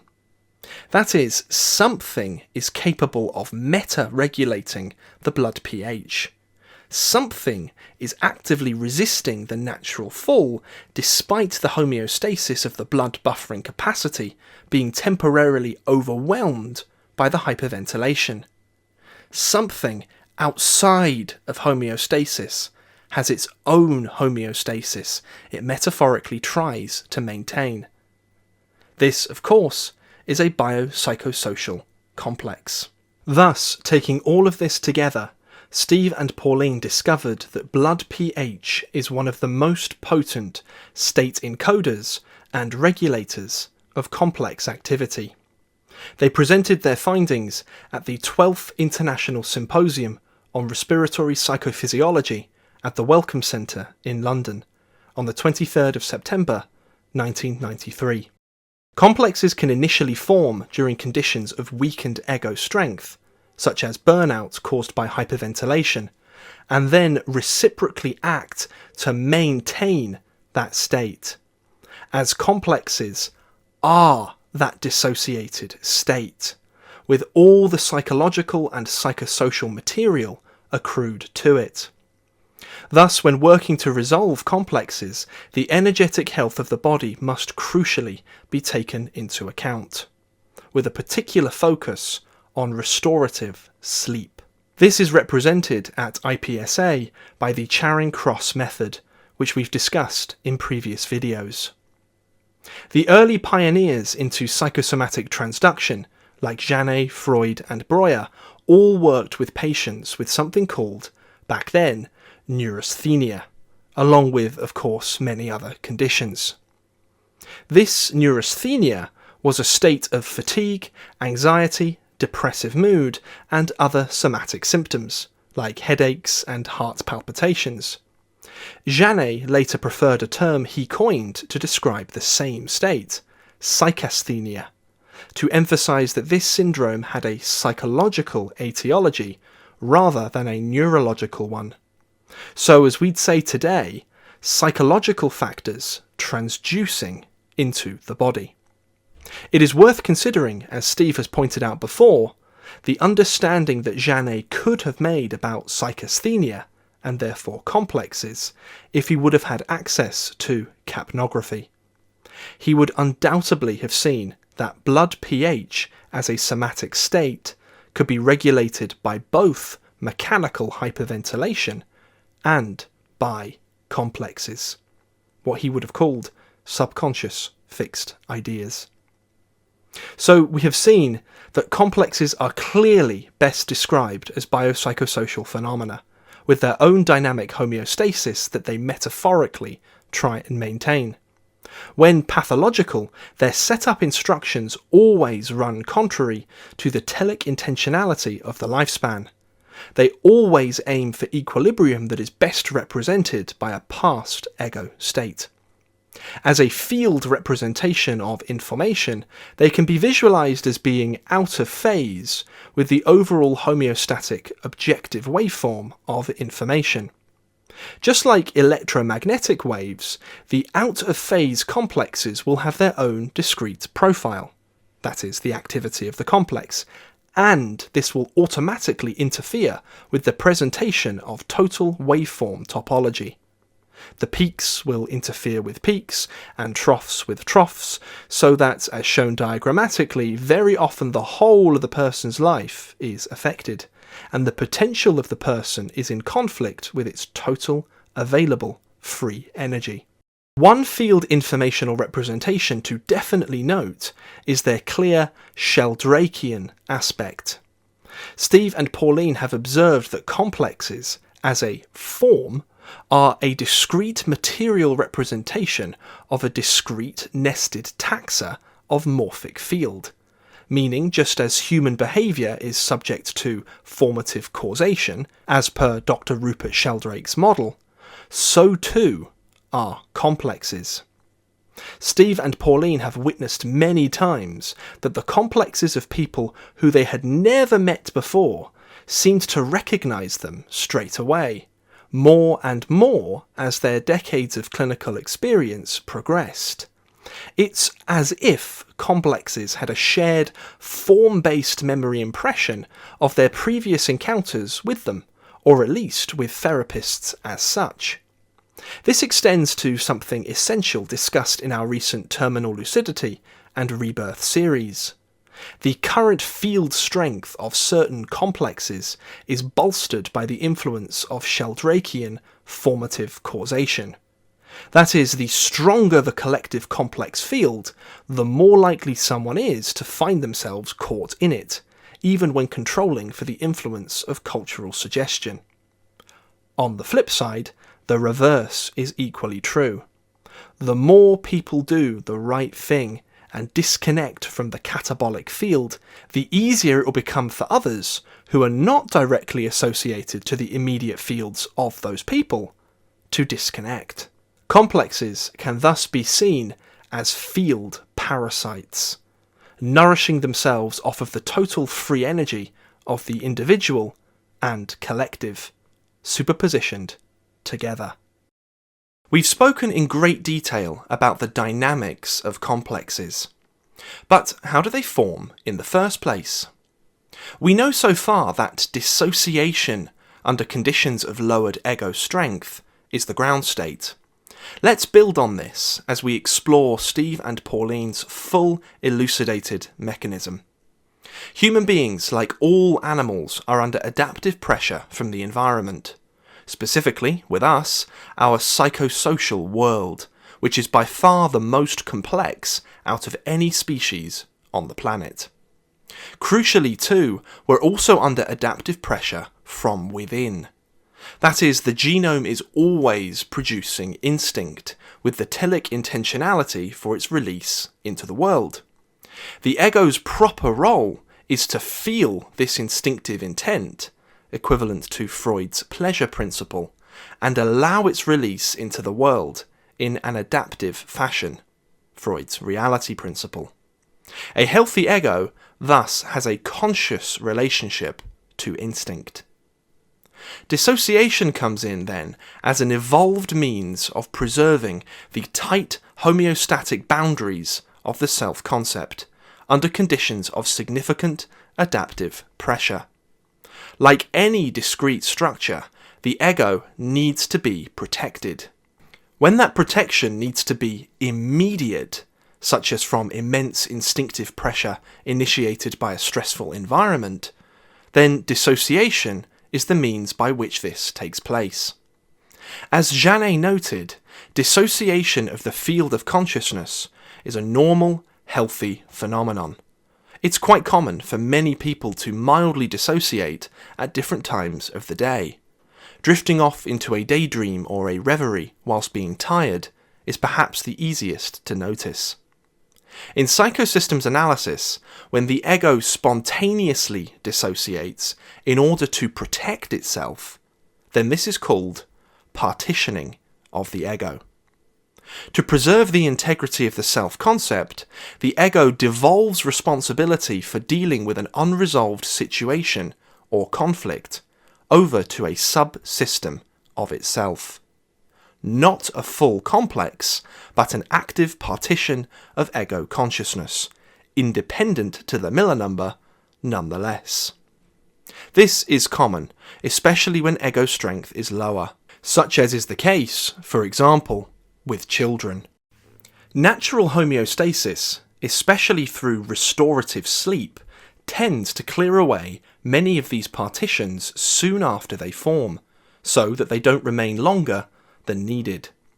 However, if the ego voluntarily suppresses or unconsciously represses this Genean partition, then it is likely to go on to form a full, stable complex. As Steve writes in IPSA Collected Works Volume 1, quote, "Suppression in this context defines the ego's partitioning of itself as a conscious act of will. Having devolved responsibility to a subset of itself, the ego then gradually moves into a state of normal memory consolidation, as it forgets what it has done in setting up the complex. Complexes require free energy, or libido, to operate as part of the overall energetic and metabolic economy of the organism. The loading is not significant until the complex in question transitions from being suppressed into repressed. Repression in this context means that the complex has escaped from being broken down into free energy, so deconstructed by natural homeostasis, or transitioned into a dormant, with respect to the ego, non-aligned state. Consolidation into long-term memory, too, has failed.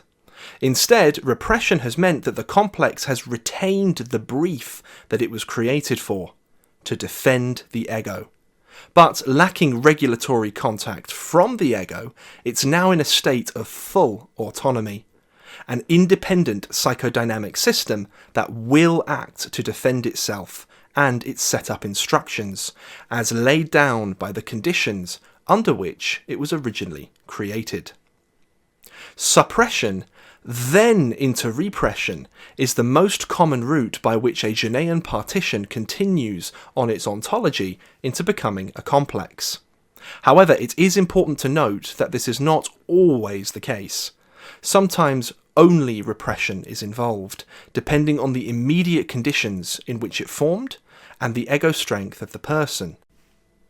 Regardless, the psychodynamic ontology is clear and definitive. So, given the formation of a complex, what happens then? Steve continues in IPSA Collected Works Volume 1, quote, "Autonomous complexes will act against the ego if the ego contradicts their set-up instructions, which are now repressed from ego consciousness. The result can be a psychological autoimmune attack on the ego, which then experiences a powerful neurosis, literally being at war with itself. Complexes can also act to cap instinct and redirect their libido, or drive, to ensure that they are sustained, at cost to the ego. Instinctive pressure will push harder to get through, and the ego will feel both the force of that and of the unconscious but autonomous action of the complex. This unfortunate state of affairs is a byproduct of our evolution, a trade-off from a moment of maximized potential for survival, which is the purpose of ego partitioning, at the expense of living out full genomic potential. An active pathological complex is always in the identified or aligned taxa. If identified, this does not mean that the ego is conscious of them. In fact, the ego is most likely to be unconscious of them, as identified complexes are the least likely to be reflexively examined, being considered implicitly part of personal identity. If they are aligned, then the ego is conscious of their presence, but is still impressed upon by them. Regardless of taxa, pathological complexes will fight to maintain their homeostasis, fundamentally to keep their role of defending the ego. Steve and Pauline have observed that they do this through many common means, including attempting to shift into the identified taxa, reconstituting past ego state adaptations to maintain their innervation by instinct, co-opting cognition so that thinking through a problem leads towards their confirmation, slipping into conversation for someone else to confirm their purpose and role, and many more. Regarding this last one, when a person passively allows a complex to speak through them, and those words remain unchallenged, then the complex has de facto confirmed itself. See, the other person implicitly agrees with what you've just said. There's value to it, therefore. I have use, therefore. Because pathological complexes form through this specific Darwinian ontology, they tend to have a higher valency than our gradually built up so-called positive complexes, such as our skills. They have more potency and more easily disrupt us than can their positive counterparts inform us or animate us. Now we know how complexes form and their dynamics of action, let's move into some immediate practicalities. How can someone become more conscious of their self-concept, and therefore their complexes? After all, the self-concept is overwhelmingly unconscious most of the time. So, what can someone do? As a comprehensive area of potential reflexivity, let's explore the appearance and role of complexes within dreams. Jung stated that complexes were the architects of dreams. We know today that this is not true. How could Jungian complexes possibly have the resources to produce a dream? Active complexes are always localized to the field of ego consciousness, and thus are relatively superficial compared to the metaphorical depths of the psyche. The truth is, as an essential insight from Steve and Pauline, just as the dreamer cannot resist being pulled into a dream narrative, neither can complexes, if they are of the identified taxa.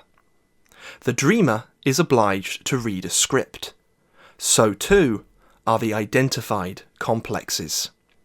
Why is this the case, though? Steve writes in IPSA Collected Works Volume 1, quote, "Dream narrative experiences involve a transition between the ego's self-referent identity in a waking state to that of being fully immersed in the dream. The self-concept provides continuity between those two states. In a dream state, the dream ego therefore identifies with the waking ego." Everyone can pressure test and explore this with their own dreams. In a dream, we feel like ourselves. The I of self-referent identity is still present. Minus the reflexivity of waking ego consciousness, the dream ego acts out and experiences a clear and rigid emphasis on a certain part or parts of the self-concept, as evident in the dream settings, characters, or experiences that unfold. Hence, those complexes which we identify with as being us, both implicit parts of the self-concept and Jungian complexes, are drawn into the dream narrative, because the self-concept is shared in common between the waking ego and the dream ego, with the latter identifying with the former. By means of a quick note, Steve and Pauline have stated that the phenomenon of lucid dreams, whereby the dreamer is supposedly conscious and has creative agency over how a dream plays out, is very likely to be, as evidenced by the identification of the dreamer with their dreaming experiences, the result of the waking ego identifying with the dream ego. So, the reverse of what we said a moment ago. That is, the apparent presence of control is not real, but instead a metaphorical narrative device to emphasize a certain qualia of pertinence of the meaning of the dream for the waking ego. So, in a dream, there's the dream ego and some of the ego's identified complexes. Both are actors, reading from a script handed to them by a metaphorical producer, director, and scriptwriter. As Steve and Pauline have said via analogy, the producer is the whole field of information that composes the person. The director is homeostasis. Working together, the producer and director produce and direct dreams, therefore under the telic intentionality of homeostasis, specific for that person. The metastructure of dreams is adaptive intent. It follows that the scriptwriter is gene expression, literally the transcription of homeostatic intent into psychobiological information that can reveal and carry out that intent. In other words, instinct, adapted around the current state of the ego. This is then acted out by the dream ego and its identified complexes. Thus, as Steve writes, quote, "The instinctive scenarios of dream narratives are part of a natural homeostatic regulatory process, offering a reworking of associations and metabolic breaking down of complexes."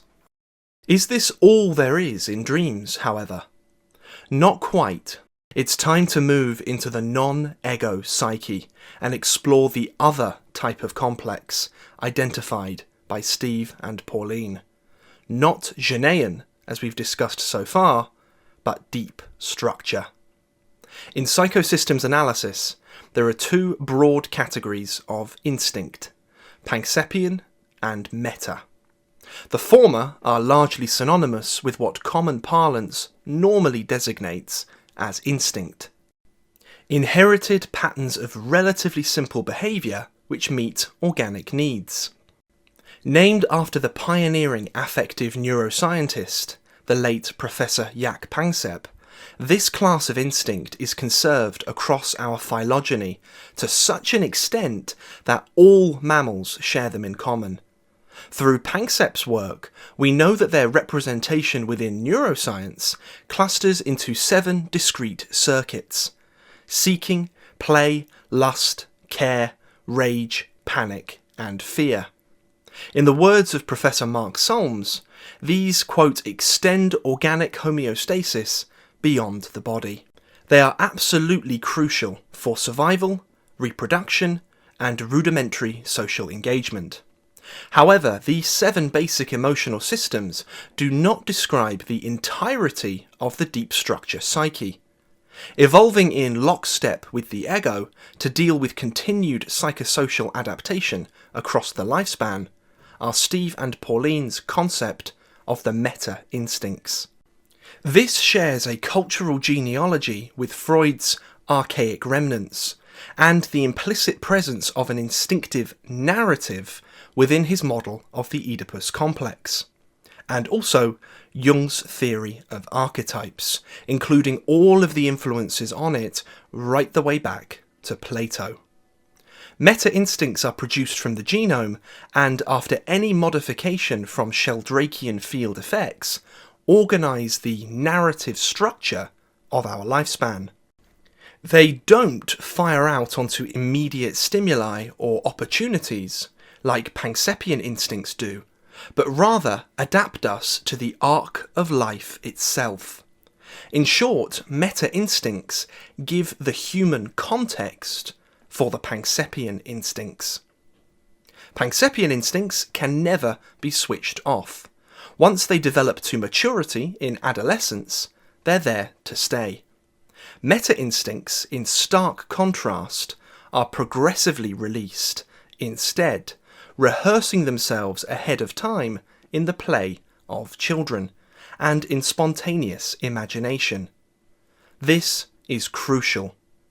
Because adaptation is always the intentionality of the genome, the relative release of meta-instincts in the context of a person's life is always the decisive factor in how successful this is. If we return to dreams for a moment, both class of instinct are present in the dream's narrative structure. In addition, meta-instincts can take on the form of a character, an image, an actor, just like the ego and its identified complexes. However, not as straightforwardly. How we interpret and relate to this is decisive for personal development. In pop Jungian psychology, certain images of this kind are often described as being archetypes. The wise old man, the anima, the animus, the self, etc. When encountered online or in the culture, however, they are nothing more than collective representations, completely and obviously detached from one's personal ecology. Images of this kind only get imbued with significance via projective identification, which, if not worked through dialectically, very often remains as a fantasy trap, putting the ego's development in stasis. Hence, Jung dropped his famous habit of drawing mandalas after his Liverpool is the Pool of Life dream in 1925, which we've previously made a video on. Let it be said, images in the culture are not archetypes or meta-instincts. If images of this kind, so-called archetypal images, spontaneously appear within, however, this is a different story. Jung considered archetypes, analogous here to meta-instincts, to be inexperienceable, except through the archetypal images which they produced. In psychosystems analysis, however, the archetypal image is the archetype, albeit in a superpositioned state, via representational psychodynamics. For Jung, we can experience the image and only infer where it came from. In psychosystems analysis, because of Steve and Pauline's model of the superpositioning of information, the image is the instinct it ontologically arose from. It isn't a linear A causes B, but rather the informational substrate of A is conserved and modified in B. That is superpositioning. This is crucial to understand as it gives a framework for practically relating to the deep structure psyche, as and when it spontaneously presents itself.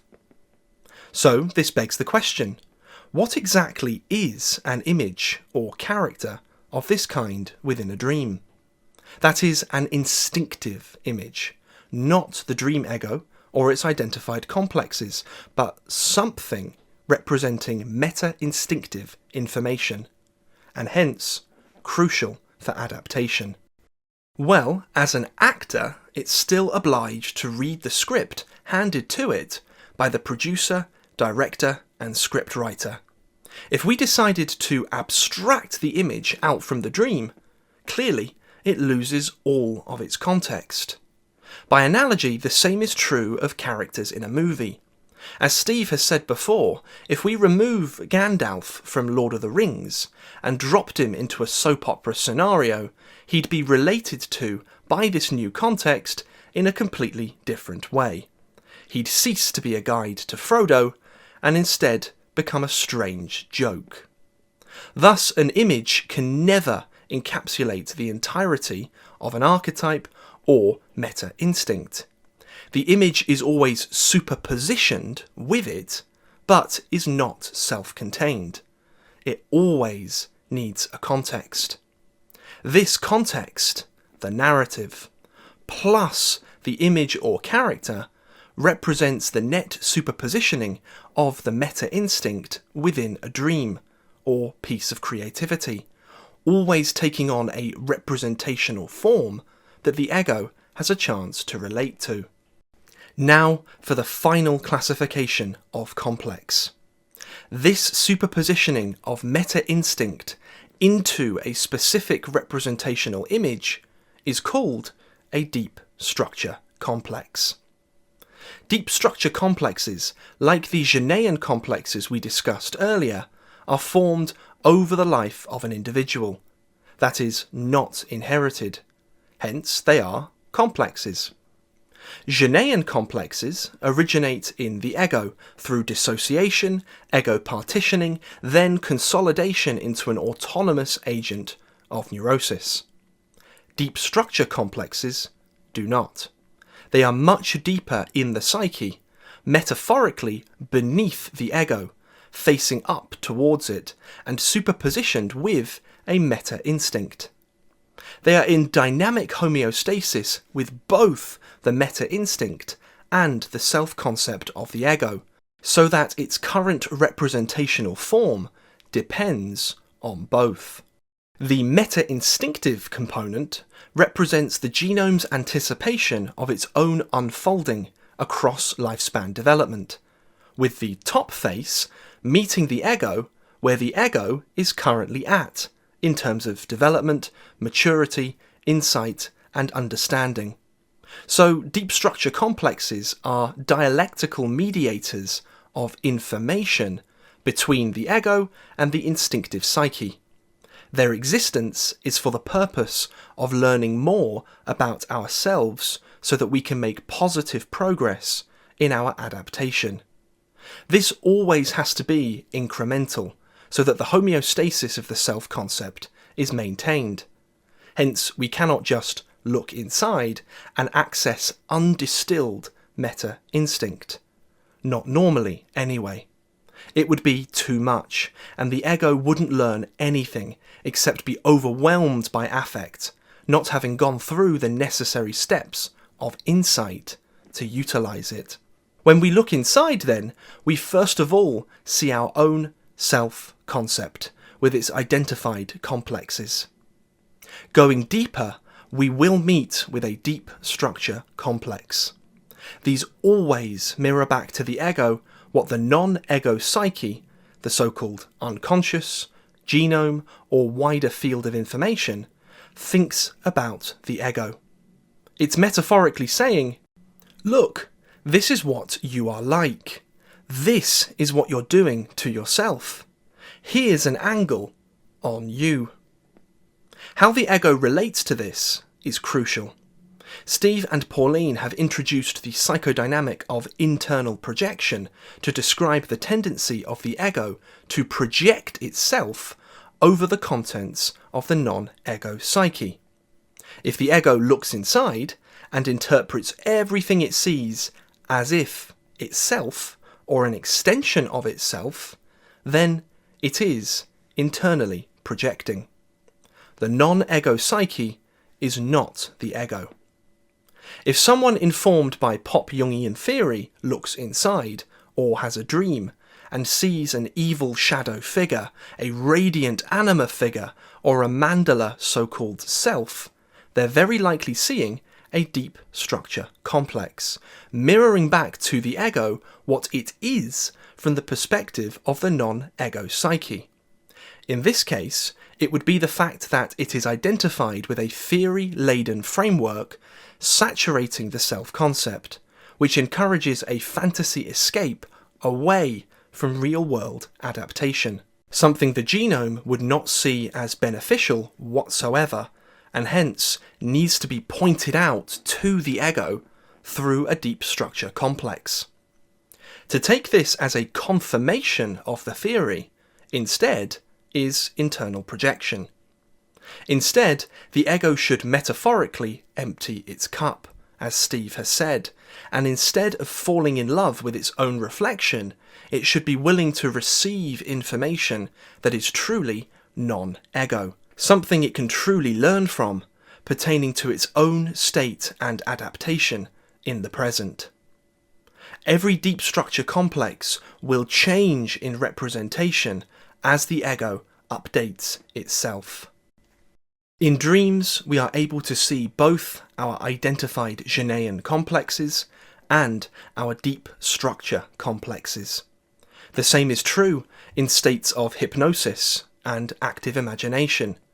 The latter, unfortunately, reifies both class of complex, and hence is not recommended, whereas the former, hypnosis, when conducted properly, allows a natural path to the meta-instincts. Indeed, the same is also true in creativity, in particular creative writing. Just like dreams, complexes are pulled into the weave of the narrative.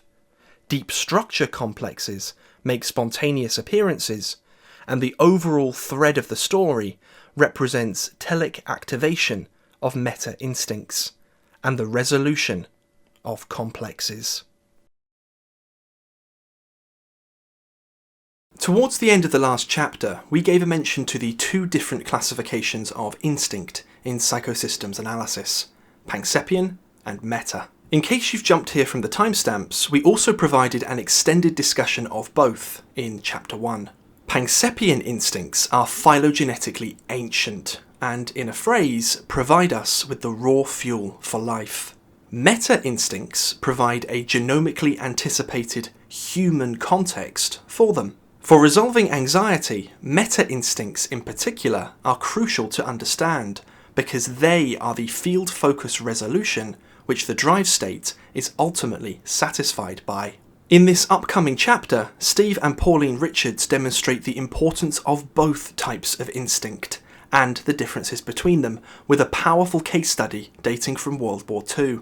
So too, they will discuss the nature of so-called unconscious anxiety. That is, when the person does not understand what they could possibly be anxious about. Usually what it will be is that a person is very, very chronically overburdened with demands from the instincts and the environment, and the ego cannot square the two.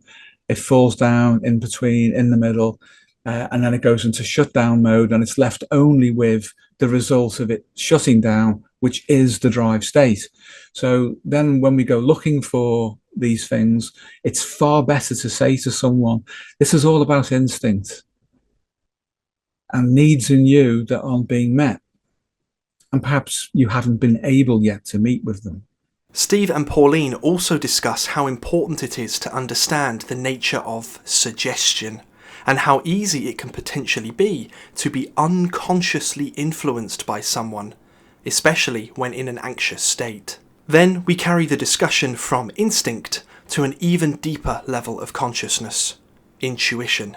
Intuition, as ground state consciousness, operates at all levels of our biopsychosocial continuum, and of importance for today, it is the linking bridge between the ego and the meta-instincts.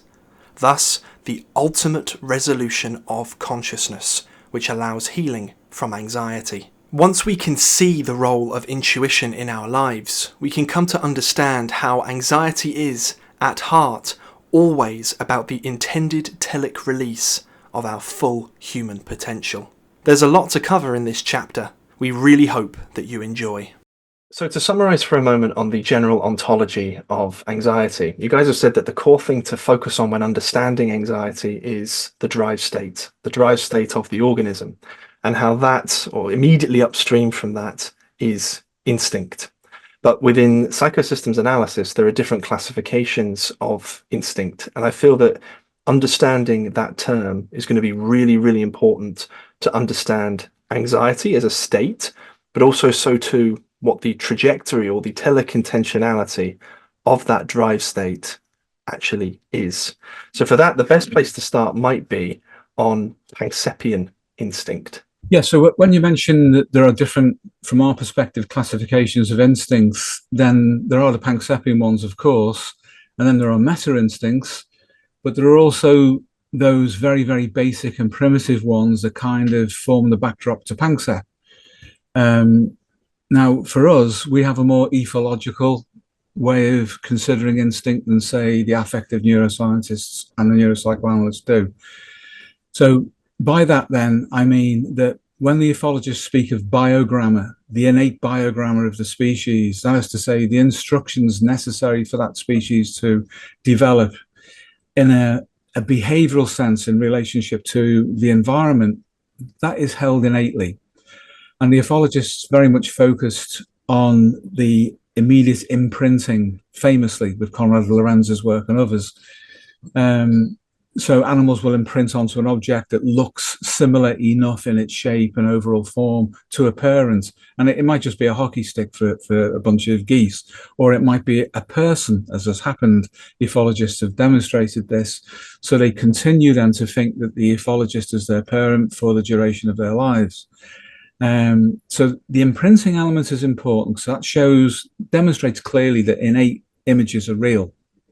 This is quite distinct from the Jungian understanding in general terms of what an innate image is. This is an ethological imprinting level. So within the biogramma of the species, the instructions for the species held within the genome from an ethological point of view, there are innate images associated with the timed release of behavior. Now, through Anthony Stevens, we very much accept that, and that's formed part of how we relate to affective neuroscience and neuropsychoanalysis and their understanding of instinct in relationship to emotion and emotional systems. But what we have found is that with both the ethologists and the affective neuroscientists and the neuropsychoanalysts, there is a missing piece, which to some extent the Jungians address. The Kleinians too in their own way, but not as completely as the Jungians. And for the Jungians, this would be archetypal. So Anthony Stevens has connected the idea of an archetype with the biogramma of the species, saying they're more or less the same thing with some variation. Again, we accept that. But when it comes down to the way that the Jungians over-elaborate their construct of archetypes, then we see it starts to fail. And ironically, it fails in an adaptive sense when you start to work as a therapist. It becomes more and more abstract. This is a product of Jung's psyche, basically, and how he came up with the term, and we've discussed this in other videos. So Anthony Stevens was looking for a way to bridge the ethological model of the biogramma and imprinting, and then the whole of life involvement of biology with innate imagery, which we say is on a timed release mechanism. And where we found that the Pankseppian instincts run out of explanation clinically is that they can fire randomly, it seems, without a context. So when one or more in any combination, singularly or in any kind of plural connection, Pankseppian instincts fire without an adequate context for their expression, you then get neurosis. It is absolutely inevitable that you get a neurosis. So what's missing? And what we understand by that, which brings Jung, Anthony Stevens, of course, the ethologists, the neuropsychoanalysts, and the affective neuroscientists together, is a very old idea of ours, which goes back to the 1980s and our early influence by Anthony Stevens, but this is our own model, and that's what we call meta-instincts. Meta-instincts occur at so many different levels of representation, but at the level at which we experience them subjectively, they are encoded into narratives. Now, are these narratives innate in the way that Jungians talk about innate narratives? I would say in part yes, but probably mostly no. And how we actually experience them more or less describes why that is the case. When we experience meta-instincts, they unfold in relationship from within to the ego in a very specific way, which has to do with the adaptation of the whole organism as it stands, as it's developed at that moment in time, in preparation for the immediate moment and for the future. So the configuration that a meta-instinct will take in terms of how it presents to us is determined by the subject of the individual and their state of adaptation at any one time. So in that sense, then, there are no fixed images. And no fixed narratives as such, but the deeper you go into them, the more you find that there are fundamental elements which are obviously encoded, but there is nevertheless some flexibility built within that. So when the homeostatic regulation of the psyche kicks in as it must to maintain us in a healthy state, then when we receive the apperception of a meta-instinctive image, scenario, or what have you, that is a portrait painted spontaneously for us in the moment. But that is not what the Jungians mean by an archetypal image, which I can come to later and show the differences with that. And then there are the methods of access of meta-instincts, whether they turn up spontaneously, which of course they do, or can we go looking for them through methods of introspection? Yes, we can. And there are caveats built in around that as well. So fundamentally then, Pankseppian instincts, if they are aligned properly to the anticipated scenarios that we have built within us, and they are coherent with our experience externally in the moment, then we will be relatively healthy, relatively adapted.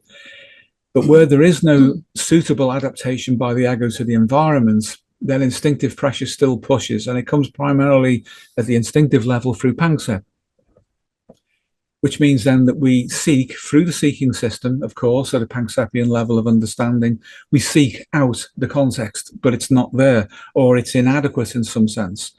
And the ego's primary setup instructions, which are to adapt to the moment, finds nothing in the moment through which it can receive and express Pankseppian pressure. So we then go into a catabolic relationship to our instinctive pressure, and must then generate complexes to cap that instinct and to perfect it into another kind of representation until the opportunity presents itself. So that's the immediate problem of being under instinctive Pankseppian pressure and not having a suitable meta-instinctive scenario to contain it and express it in a healthy way. Well, I think encapsulated in that, Steve, is so much is so important about how individuals can manage stressful or traumatic situations, in the sense that somebody who is capable by whatever means, either through just a normal natural dissociation, or through or achieving an altered state of consciousness by some other means, they are more likely to be able to access meta-instincts and therefore deal with the immediacy of a stressful situation differently to somebody who can't do that. Yeah. And I'm cognizant of a particular example which you'll be familiar with, which we may have told the story before, but I think it does illustrate the difference between, say, somebody reacting in a purely Pankseppian way to a very stressful situation, and as a result of that being traumatized by it, and beyond the immediacy of the moment, and somebody who was able to access meta-instincts and was able to have a completely different experience and brush it off as if nothing had happened. And that example is of your mum and her friend Lily during the May Blitz in Liverpool, and they were just I think a couple of girls around town doing a bit of shopping when that started. They actually came out of work. They were working. They were coming out of work. They were working in Hanover Street in Liverpool. Yes. Which is near to Central Station. Central Station is still there. It's been modified somewhat. And slightly up the hill, there was and is Lewis's department store. And they came off shift. That's right. And left the building. The air raid siren was on, but as happened, as I understand it anyway, people would dodge the bombs. Yes. And they'd done it before, and they would make their way back out of the city centre towards the more extended suburbs, or to wherever they could, to shelters. But some people braved it, and on this night my mum and Lily braved it, which was fortunate in some respects. When I think what happened in Hanover Street, that they were doing war work, the shift that went on after them, and they could have stayed in the building seeking shelter there. The building was hit, and all the following shift, all of them were killed, all the women were killed. And this was a particularly heavy raid, and all the buildings around them were being hit. And they were in the doorway, which now has that famous statue above it of the naked man pointing, and he's pointing towards where my mother's house was, oddly enough. They were in there, and if you look at the photographs of the devastation following that, then you can see how bad that raid was, with not just the firestorms and the collapsing building, but the blast from the bombs. And Lily, and I knew, obviously I knew Mountie Lily, and she confirmed this story to me. And when I first heard it as a child, it just sounds so unreal, because you're too young to understand how bad that must be. But Lily's reaction was to go 11 out of 10 on the panic scale, which I can fully understand. And she was clawing into the stonework, trying to climb inside this rather large doorway. And my mother dissociated. Which as you say. And she actually dissociated to the point that she started to talk about fireworks and bonfire night. I can imagine. You knew what she was like when she dissociated. But the thing is, that dissociation, as you say, allowed something to come through that would have been stopped under normal conditions from reaching ego consciousness. Whereas an assessment was made that it was important to survive. And in order to survive, they had not to panic. And she managed to calm Lily down, not by telling her to calm down, but in effect starting to tell her stories, and then squeal with delight at the flashing and banging, pardon the pun, as the bombs went off and buildings were collapsing around them, and gradually Lily came off the wall. And they watched it, and then after the conclusion of the raid, they went home to subsequently learn all the friends had been killed. And if they had not sheltered in that doorway, they would have been in the open street, and they probably would have been killed. But that definitely shows the power of dissociation. And can I just add that what that shows is and illustrates that when meta-instincts spontaneously emerge or enter into our normal consciousness, we have to be in a dissociated state, or they generate it as they approach the ego. At that point, complexes and adaptations that we normally associate with ourselves and with our behavior and with our self-concept get set aside, and the bigger picture is understood. And it goes back, doesn't it, as you've often said, back to a primordial level of consciousness, which is not cognitive. And it starts with affect, and then it passes down through the sensory perceptions, the external sensory perceptions. My mother's cognition went out the window, so to speak. The affect calmed right down, the sensing was reinterpreted, and then the intuition, as we understand it in our model, understood the whole situation. And in that dissociated state, she basically told a story that was metaphor based, that allowed, which is not authored by her directly, came from within, and that narrative calmed the situation down and allowed them to survive. Well, you almost shared her dissociation with Lily in a way, or she took her through the medium of the narration into dissociation with her.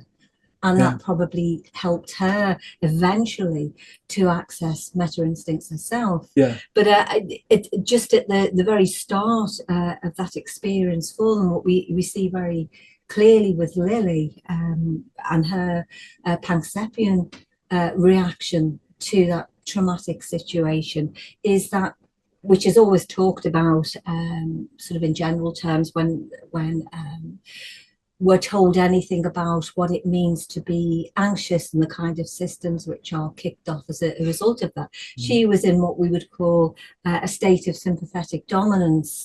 And everything that comes from that, because it's obviously the instinct is processed, then the nervous system kicks in, the endocrine system, adrenaline principally, augments that reaction, and then you get all the downstream effects which in a behavioural sense lead to somebody wanting to fight or flight their way out of that situation. And we saw the flight really in Lily that we didn't see in your mum. And for your mum, it seems that Panksepp bottomed out into meta-instinct, and in that situation, that scenario, she became like a mother to Lily, which I think is important, because otherwise, what meta-instincts are we saying that she accessed in order to help her?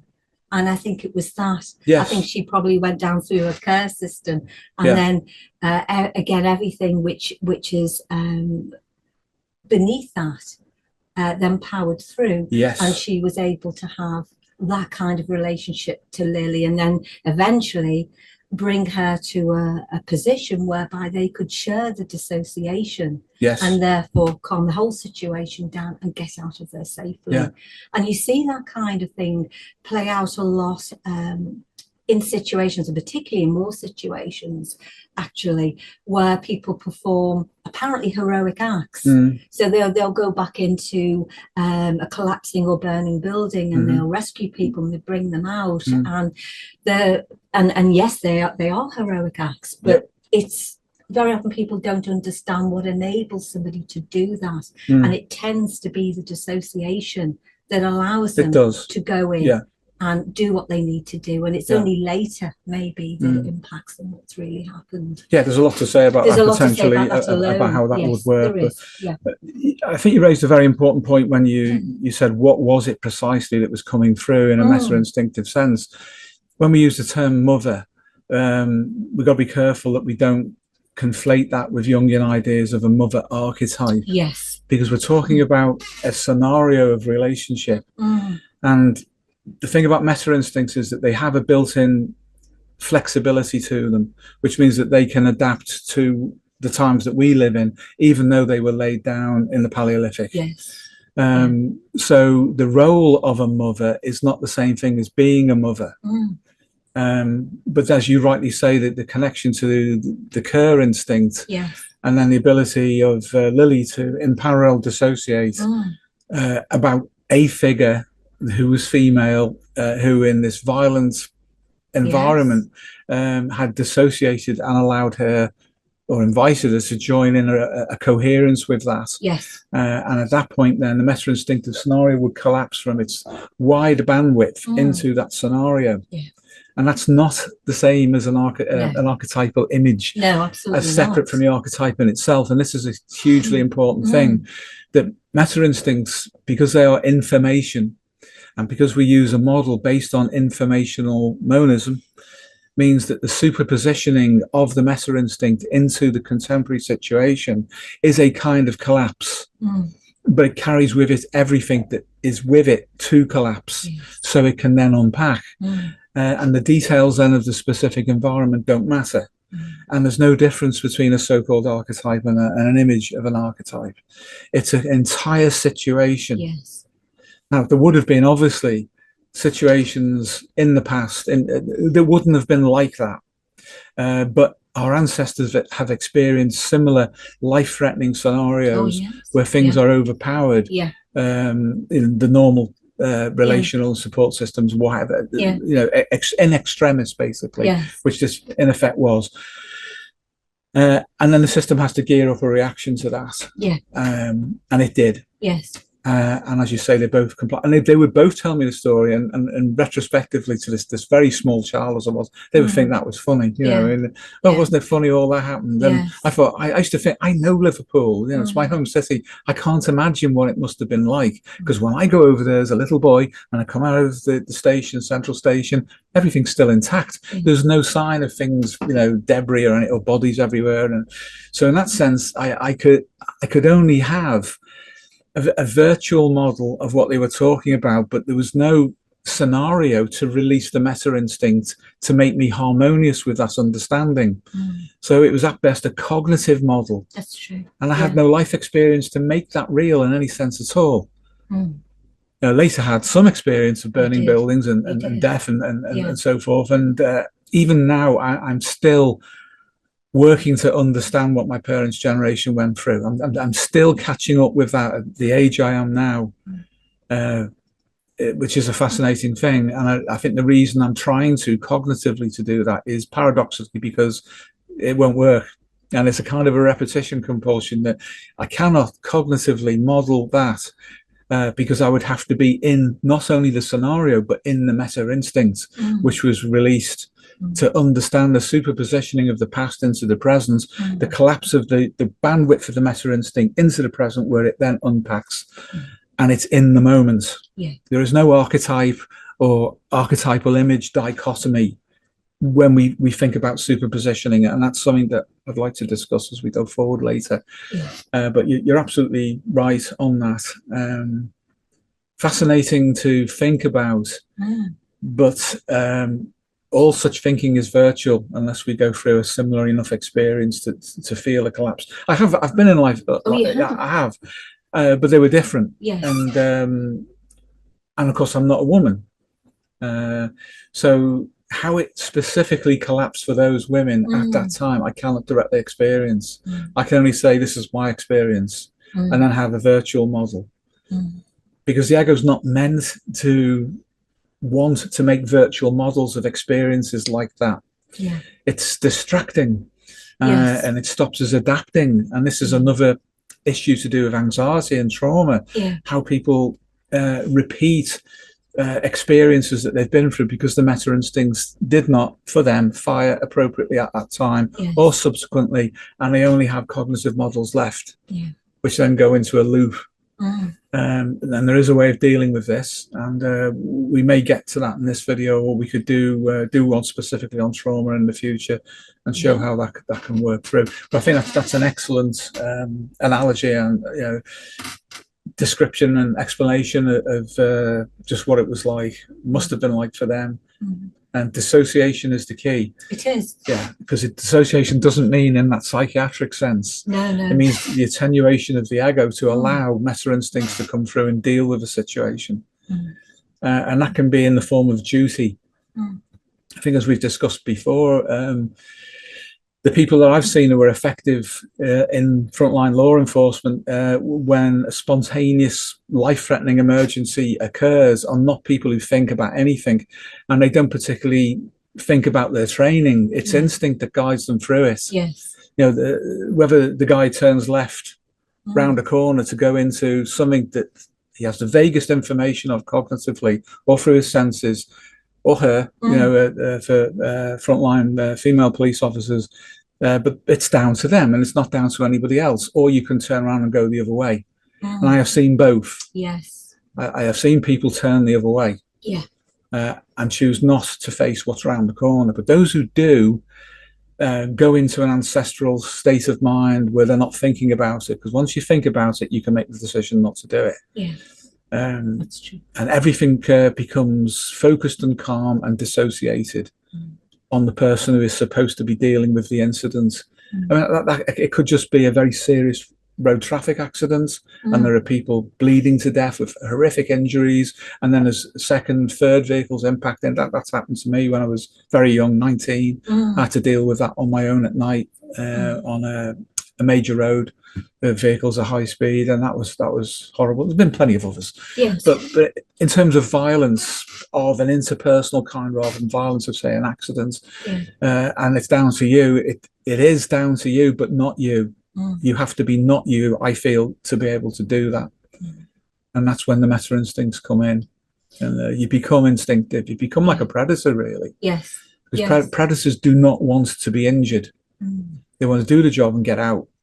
So that was the mindset I was aware of, is that I'm here to do the job and get out. But there's the duty which says no one else gets hurt. You know, if someone has to take the hit, it's going to be me, because I'm the one who's going to have to face this person or this situation. But yeah, the dissociation that you mentioned, that's that comes through there. It does. I think you're right. Well, obviously, instincts are ancient. I think you're right to say that it just would have simply been different in the past. So if you were to go back to the Paleolithic, you know, it might be the men and women of a particular tribe reacting to an incursion from a local marauding tribe. And at that point, like you say, cognition goes out of the window. And what you tend to see are male and female meta instincts operating separately from one another. So the likelihood would have been that the men within the tribe would have reacted in a certain way to the incursion, no doubt in a protective role, but also through fighting.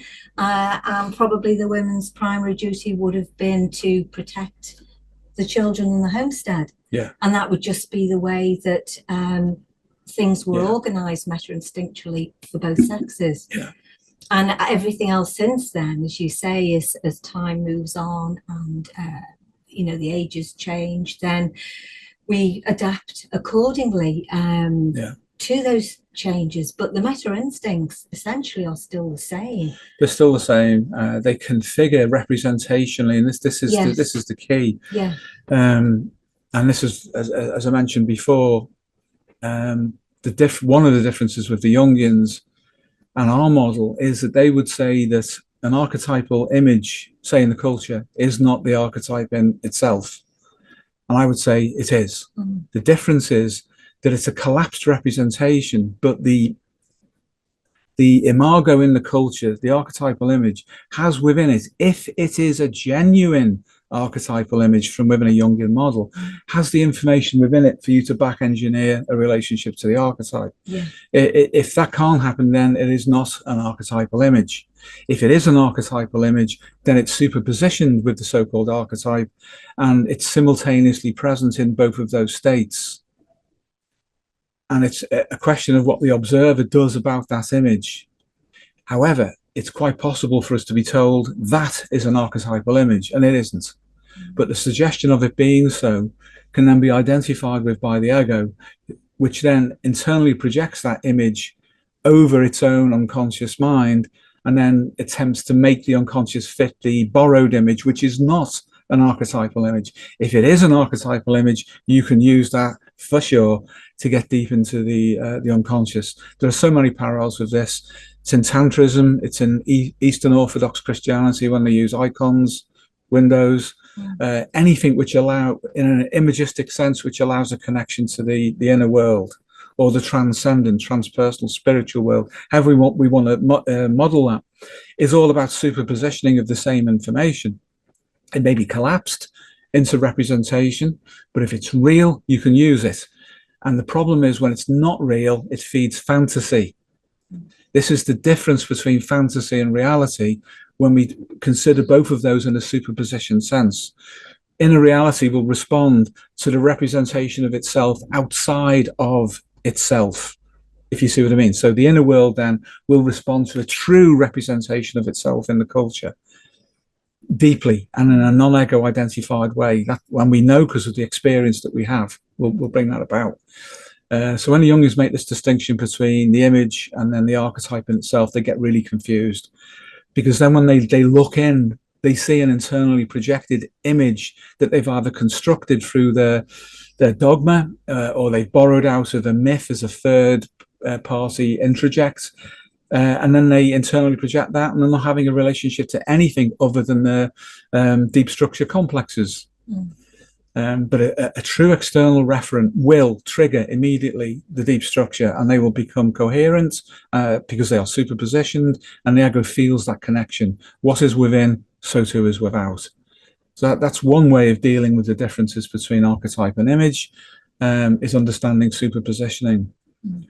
And it's also how not to fall victim to fantasy, because if we've developed fantasy as a holding space for our potential on the inside, then that system is receptive to everything that we experience externally in the culture. And when as we take that in through the senses, it passes through the ego, it's filtered by a complex, and it's affected into the holding space.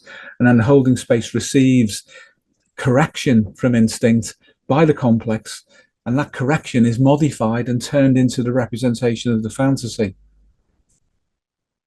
So you still haven't got it. We still haven't got the compensation from within to say fantasy isn't real. That is not what this scenario looks like. It's not the coherent superposition representation of a meta-instinct.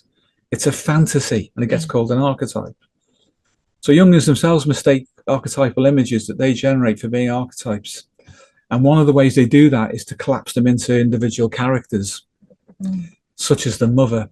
And when you mentioned before about my mother's role, that was transpersonal, it was non-ego, and it was based on the apperception of an entire situation that was ancient.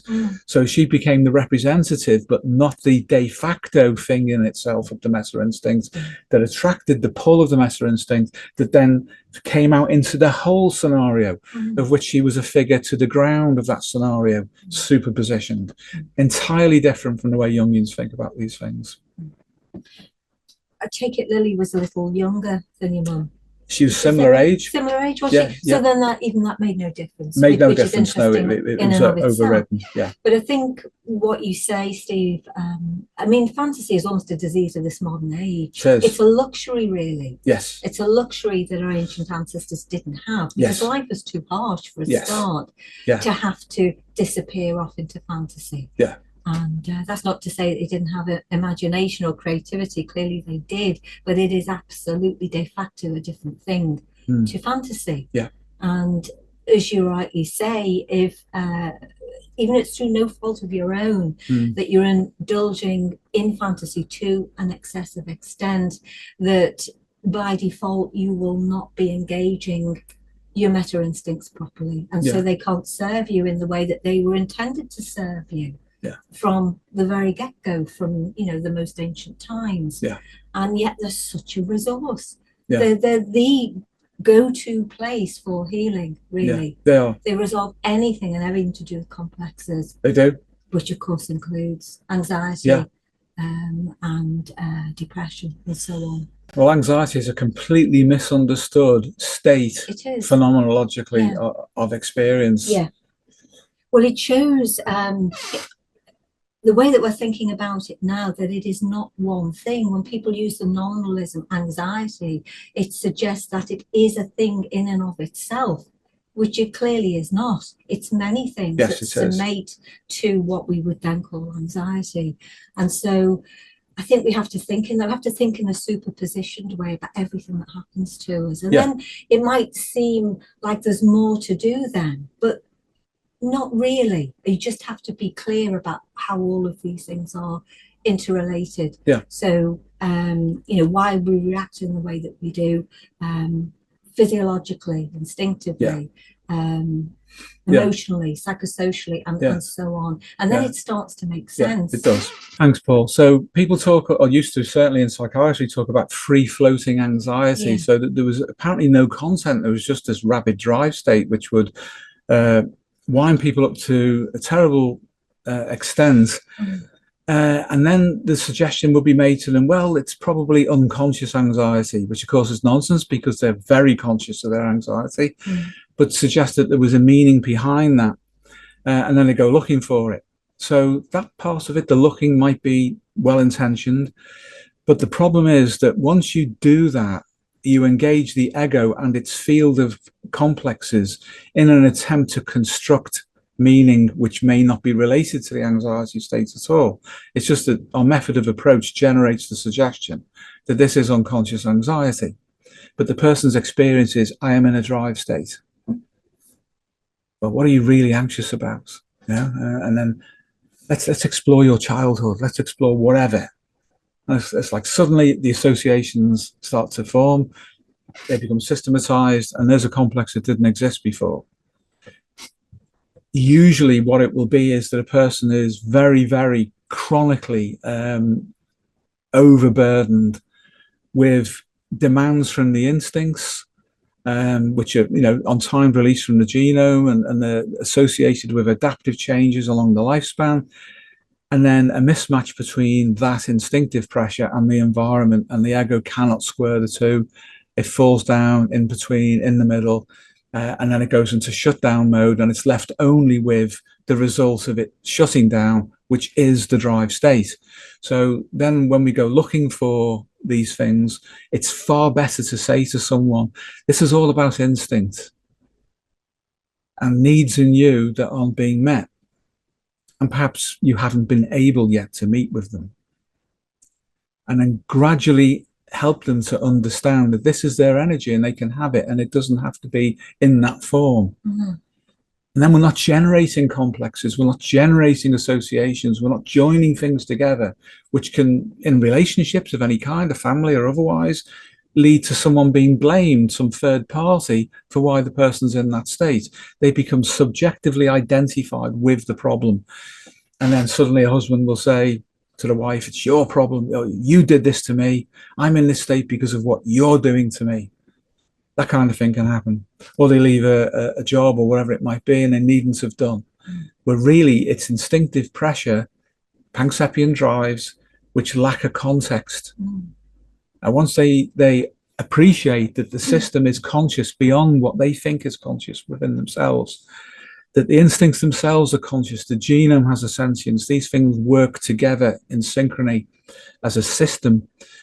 Once they appreciate that they can communicate in the right way and not through verbal dialogue, but with their instincts, and say, I understand the message and I am going to make changes and adaptations. It'll be okay. Then you'll get agreement from within. Okay, right, time to dial that down. And of course, supportive therapy and using forms of therapy that access altered states of consciousness will make this happen so much quicker, so much smoother, without generating complexes and fantasies about what's going on in that person's life. And as we discussed as well earlier about the use of benzodiazepines to knock out the drive state for a few days. It only needs a few days, a week at the most, to bring that drive state down, and then we can start the process of communication with someone, and the changes can kick in. This is very different from a cognitive behavioral model of things. I think that's such an important point, Steve, because in that moment, once the drive state has been attenuated, even as you say, if you have to use an anxiolytic for a very short period of time, that disconnect, and it's obviously it's not just a cognitive awareness of what's happened. It's the whole systems awareness is so useful to demonstrate to someone that it is possible for them to be without it in that form. That in and of itself is hugely strengthening. It is very ego strengthening. And if, as I think you said earlier, that if they can then understand there are other ways of achieving that other than an anxiolytic, well, that's even better. It's even better. And people make rapid progress there. They do. It's sometimes I think when they think I'm never going to be free from this, I can't imagine what it would be like to not have the drive state. Then more and more and more things accrue, and complexes accrue other complexes, and everything becomes more compounded and more catabolic. So that break, that breathing space, that window to be able to see that someone can actually live and adapt in the absence of that drive state is hugely important. So with emotion then, the drive state is independent of emotion. And this is hugely important to understand, because emotion is an interpretation of a drive state. And when people are told you're anxious, what you're anxious about, there's a cognitive suggestion, and then they feel an emotion in a very negative sense, because that's present and ready. As soon as the cognitive interpretation or question is asked, it's like, I can't make cognitive sense of that, and it goes into an emotion. And then they feel worse. So the felt aspect that James was mentioning earlier, to do with an emotion and a drive state, generate what people usually think of as being anxiety. But what we're talking about is a generalized anxiety state with no focus, no cognitive or affective understanding. That's what we were saying earlier, wasn't it? To show that these things operate independently. It's when they get superpositioned through suggestion, whether that's the ego attempting to interpret itself, or a therapist or a medic or whoever, or a friend or a family member who asks the wrong questions in the wrong way, then associations begin to expand. And you can actually see it, the cognition kicks off emotion. And of course, CBT therapists will say, that's why we have to change our thinkings. Well, no, because your feelings are still there, no matter what you do with your thinking. You can generate a holding space with cognition, which is a loop cognition. And for a while, that will help to allow the drive state to not connect with affect and be affected into it, but it will get round it in the end. We have to come to terms with what it is that's producing the drive state. And there are levels of that. There's the neurological level, which the affective neuroscientists focus on. They collapse into that. But it's superpositioned. It's not only in the neurological pathways, it's in the genome. It's all about gene expression. Without that, there will be nothing. So what's regulating the genes? What's making them make that decision and that choice? There'll be so-called top-down and bottom-up effects. But there's also the whole field of regulation. So we need to communicate with as much as we can, as simply and as directly as we can, in a way that will be received on the inside. And that's where we bring intuition in, James. What you were saying, Steve, about CBT and trying to get people to think differently and being influenced by other people's thinkings is such an important point, because we know if we think about the importance of ideas, either in an auto-suggestive sense, or the kind of hetero-suggestion that comes at us from other people, from our family and from the wider culture, then because ideas have a field of relationship to the character and the personality of the person who has them, sometimes we don't really see what we're receiving. If we think about how we might receive heterosuggestion from, say, like a CBT therapist, bearing in mind that their ideas, there will be a field of relationship between their ideas and their character and their personality, and we're vulnerable because we're in a, an anxious or stressed state, because we are then vulnerable to their heterosuggestion. That will get past, that will bypass our defenses, and we may take that on board and be influenced by it. So there's, we have to be so careful, don't we? Like you say, we are therefore potentially open to being disrailed by somebody else's thinking. If they're telling us this is how you should think, this is how you should correct for your faulty thinking. You need to know who it is who's making that suggestion, is what I'm saying. So that's important on many levels. I think that what passes as projection, transference, introjection, identification, that kind of thing, projective identification, what we want to call it within a psychodynamic model, are all factors which describe what can happen in the field of relationship. CBT people tend to just not address their personal effect on other people. So they don't know that. They don't know about those things. Psychodynamic people should know about them. But a way of simplifying what we're dealing with is to, if you're a professional, is certainly to be aware of the different theories. Those terms I've just used, introjection, projection, transference, countertransference. Be aware of them, but fundamentally it's a field of relationship. So be aware that there is a field of influence that's mutual to some extent, but there are implied rules within a relationship and a scenario that means there may be a gradient of flow of information. And if that gradient favors someone who is using suggestion to us, and CBT is suggestion, without a trance. Without a trance, it's cognitive, rational, maybe even hyper-rational suggestion delivered without a trance state, without an altered state of consciousness, without an understanding of the field dynamics, then there will be a reaction from within the person to that. There always is in any social interaction, but it'll be heightened in a situation like that. So it'll be a defensive reaction against the insertion of cognitive suggestions into our ecology of being. That's a field phenomenon. If we know it's a field phenomenon, we can defend against it much, much more effectively.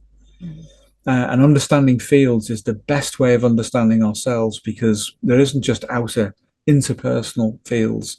There are intra-psychic fields which extend into our biology at the deepest levels, and into wider fields that represent the ancestral psyche. They're all present at the same time, but we mustn't make that too complicated. We need to understand, how do these fields represent themselves to us? And they will do so at the point that we are aware of their effect through the various qualia of consciousness, which we have elaborated in several recent videos, and we've covered it in this one as well. But it's important to understand the role of intuition in that. And we can come to that later, I think, to discuss that, James. But it's a field, and that's it. We need to be aware of that, the field effects. We do, and for anyone who's having CBT and it's failing them, then they need to be aware that those fields exist, whether the model says they exist or not. They are there. They're there. Yeah. And when you know that, and you know that someone's working with you in that way, and that they are collapsed, then they are not sentient of themselves. That's true. And they're not sentient of their effect, or even of your own response to that. In fact, it's worse than that, because they're actually not interested or invested in the idea of having an effect at all. Yeah, so there's no relating consciously. No. So we have to become field sentient ourselves. We have to learn how to receive that. And when we do, we can access meta instincts very quickly. Yes. Very, very quickly. And when we're not, we can't.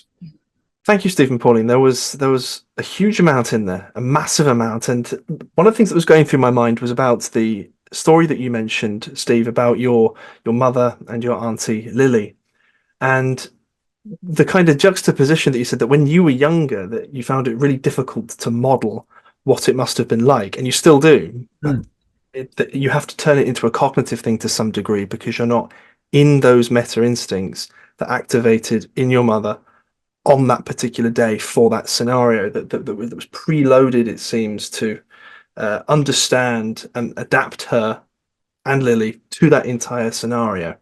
And I think that's probably a really, really key point, because obviously one of the key things for dealing with an anxiety state is for those meta instincts to come online.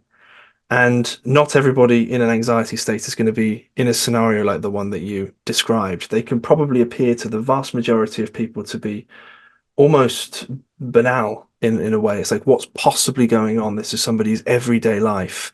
And what do they need to do to stop this drive state spiking, or their ruminations going off, or going into a panic attack, or any one of the different types, so-called, of anxiety? And one thing I guess I kind of want to highlight with this is, and this is probably an influence of the Jungians, is they reify these archetypal things, and I'll use things because they're not quite particularly clear on their own definitions, but in the way a lot of those guys talk about it is, when you access an archetype, you're supposed to be almost in this transcendent state forever. That's the impression so many people have. And I wouldn't want to suggest that what you guys are saying is the experience of meta instinct is not transcendent, but it's more the emphasis on the calmness that I see come through when you guys talk about this, that someone is, this is a phrase you've used before, Steve, like calm, relaxed, and confident. Yeah. Because it's not the ego that's actually doing any particular action in the world or orchestrating it. It's something that's been around for millions of years and knows what it's doing. That is calm, relaxed, and confident. And in the presence of that, the ego can calm down and get on with the job that it's supposed to do. So I was wondering if you guys could speak a little bit more on that, about that kind of calm nature of meta instinct, and how, not so much how does someone know if they're in that state, but what is it day to day, if someone is anxious, what is it that those meta instincts are actually doing to them, if you know what I mean? Is it solving the problems in their life, or is it just calming down because now the ego is finally listening and is not, in the form of its complexes, going to go and cause an adaptive mess? Yeah. Thanks, James. So the first thing to appreciate is that it's context specific. The example of my mother and Auntie Lily had to do with that kind of emergency, and then the movement away from the ego to receive. So the ego moved away from itself and its focus on cognition and on sensing, even on affect, and just received. And it was like a mediumistic expression in the moment, but it had those qualities that you described. With people in an everyday sense who are trapped by anxiety, or they certainly feel that, and they act as if they are. In other words, by act, I don't mean it's false. Their action confirms their belief about themselves. They are in a state that's superpositioned between internal representation within the ego and what they do or do not do in terms of action in the outside world. In that state, there is no meta-instinctive access to the ego. So the meta-instincts have two choices there, pretty much. One is to spontaneously emerge in a healthy way, which is like a spike of emotion. It's carried on that, which I can go into some more depth for. I'll just give these two examples. And the other one is actually, unfortunately, to amp up the anxiety. because the anxiety in and of itself, the drive state, fundamentally is intended to bring about, to force the ego to bring about a different kind of adaptation to the environment externally. So it can appear to people that this is internal, this is there's something wrong with me on the inside. It's not. It's what is the ego doing or not doing externally that is being compensated for so deeply within. It's at a genomic, molecular and field level, and by the time that transitions itself through different forms of representation, it impacts us as a drive state, which is emotionally neutral in and of itself. Drive states are emotionally neutral until they're interpreted. Now, if the ego is misinterpreting the drive state, which can just be in a Pankseppian sense of seeking system, then it suddenly becomes distress in the way people used to talk about this kind of thing. If they interpret it differently, then it's eustress, which is good. I feel good about this. It's a drive state. So the drive state can take on different forms depending on how it is received. Did you want to?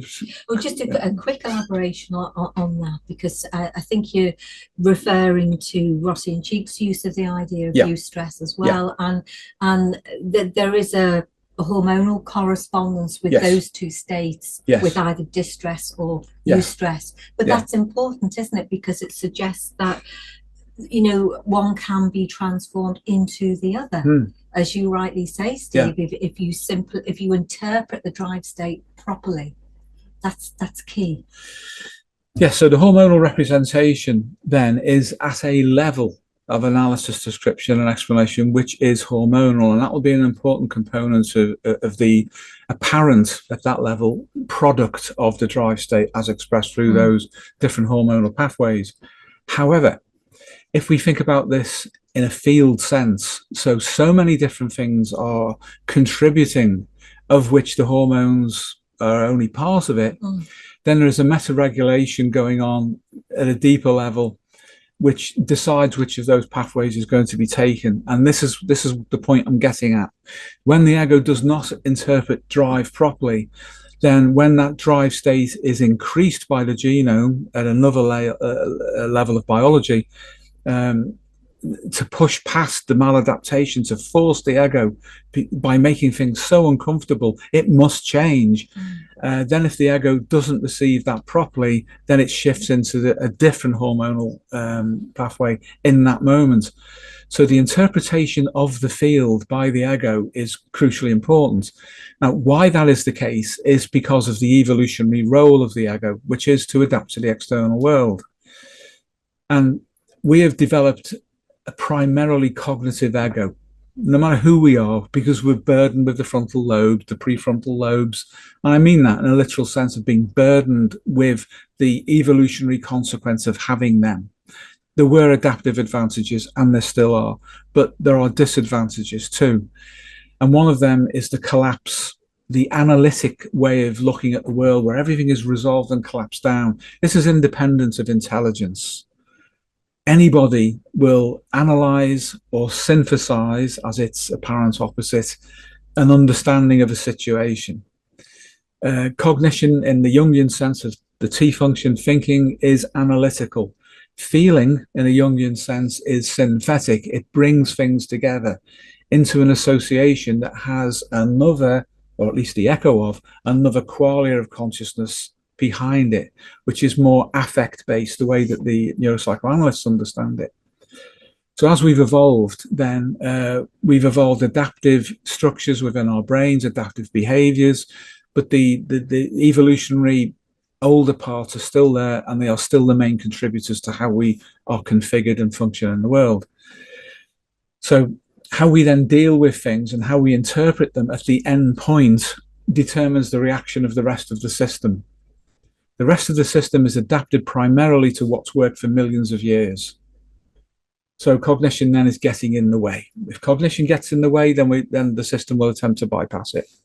So it will send a pulse, an affect pulse, behind which are other representations of information. So the affect is the leading edge of it. This is why we say it's to carry a wave of instinct.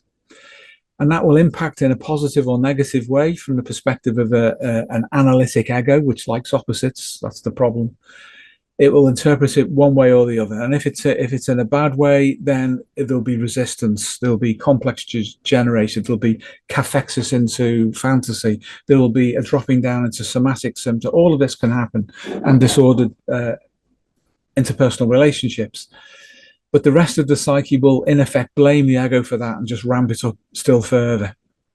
Because the way that the older part, the ancestral psyche, understands adaptation is not through cognition. It understands it through, most recently, before cognition became dominant, affect. And before that, through sensory perceptions. And before that, interoceptive, kinesthetic affect. And before that, and still today, there is the presence of intuition. And intuition is a qualia of consciousness, which is not that which can be called upon at will by the ego, but it's present all the time. And it's the closest we can get to ground state consciousness that is not only psychological, that is not only biological, not social, but of the whole wide domain of information that makes up the world within which we live. So intuition carries that. Intuition has an enormous bandwidth. The ego can't receive it, so it collapses into the other qualia of representation. That collapse excludes aspects of it, but it brings in bandwidth within each of those levels. So even if we take cognition, people who are good intuitive thinkers will have this massive bandwidth coming in that collapses into cognition, and their ideas are big. Or if they evaluate through feeling, then it's not that their emotions are big, but their capacity to rationally understand relationships in that evaluative sense is big, and it's bigger than the person who collapses into pure cognition. And then there are other people who experience their senses in a heightened way because intuition collapses into that and presents a very broad bandwidth, and so on. So it's very, very important to understand how the brain is layered and how the psyche, the mind, consciousness representationally is layered and what's powering all of it. And the fundamental driving force of consciousness is intuition at every level. It's completely independent of biology at the lowest level, and it's grounded in physics. It's grounded in the relationships that exist in mathematics. And we would say it is therefore grounded in informational monism as the substrate of everything that there is. The communication of information, its representation and exchange at that level is what we would call psychologically the apperception of intuition. It's probably something very different from what we can model, but that's the best kind of model that we can come up with in our ego, is that is intuitive. It's come from outside of me, and it's big. It's as if I haven't done it. All these usual ways of modeling that we employ when we experience intuition. So when meta-instincts impact us spontaneously, then, and if we are receptive to them, they will usually impact the modern ego in the form of an affect pulse very powerfully as the carrier wave of instinct. And as we say, instinct is the emissary of its master, the genome, because gene expression is behind that. But within the genome itself are immanent fields which organize and regulate the genome and carry a wider bandwidth of information than the genome itself can carry at the molecular level. It has to be immanent at a field level, co-present, immanent, and part of the field of the genome as we would understand it. And then consciousness at that broad level is expressed through those pathways, and we then experience this as intuition. So depending on the attitude of the cognitive, modern cognitive ego, which includes Jung's feeling function, then the system will react in compensation for that, or will complement it with a reward, which can be a high, a transpersonal, religious experience of being elevated beyond itself. And then there is the other kind of experience of the meta-instinct, which you can access not because it's spontaneously forcing its way in a nice way, but because we go in and follow the affect carrier wave of instinct back towards the genome, back towards the intuitive fields, and then we receive transcendence, transpersonal, more Buddhist kinds of sense of Satori, an enlightened mind, Bodhisattva, and what have you. So there are different ways of experiencing the other two extreme forms of meta-instincts, of apperceiving and engaging with them in a dialectical way. There's a lot there. I appreciate that, and I'm sorry that it's so heavy in its content, but these are big and very, very important questions you're asking. You said before that there's a distinct feeling that people often report having when under the direct influence, obviously through superpositioned representation, but through being pretty close to intuition, which is this kind of pressure state that somebody feels. And you've seen that obviously as a fairly reliable marker of that. In the four qualia, I guess, of ego consciousness, as you guys define it, what would the ontology of that be if we're looking at it? That might be a good example for people. Are we looking at this intuitive field ground state qualia that's attempting to collapse into, say, somatic representation, and the person then just feels literally like they're being pushed by something, if you know what I mean? But obviously it's way more in the intuition than can push itself at any one moment of time into somatic. So it's important to appreciate what informational monism implies about the world and about our understanding of the world. And as you say, information can represent itself at whatever level of organization of matter, including biology, that it settles into. It's immanent with it at that time. And then as we look at any specific level, we can tease things out and say they're working at a Rossi level. You know, messenger molecules, they're necessary, but within the molecule itself, we could say there is probably a field that has within it what we might otherwise call the delivery mechanism of what we receive as intuition, but it's actually ground state consciousness. And the molecule is necessary to move that, even though we could follow the molecule from where it's released to its target organ and the release of a neurotransmitter, wherever it might be, a hormone, and say, well, that's a biological factor, but I can't see the information in there. That's why we can't see it in there, because although it's necessary, it's not a complete description of what's going on. There'll be a field relationship to the molecule that will include other things. And the way that the system is organized, it has evolved, both through phylogeny and through ontology as well, is to make these things immanent within grooved pathways, grooved representations. This is supported by Sheldrake. Whether he would himself take it that far, I don't know. But the way the whole of the organization of what it is to be human has evolved necessarily includes in a nested way everything that's ever worked before, but not only at a material level in the ordinary sense, it will also include informational fields that were present in the past and are present in the present. So by the time then that impacts a person's experience, then it's possible, of course, to have negative intuitions. And what happens then is the field itself is pushing behind the instincts as such very, very powerfully to deliver negative intuitions, to get a person to engage with what's behind them, not in a punitive, reductive, psychodynamic sense, but to access the meta-regulation, which has released that information in that form. So you need the right technique, the right method of accessing ground state consciousness in order to receive the most efficient, the most smooth form of consciousness to update yourself. If we take a more mechanistic approach, then at every level there's a barrier. Every level is a problem, a conceptual problem, which means that the ego trips over its own conceptions.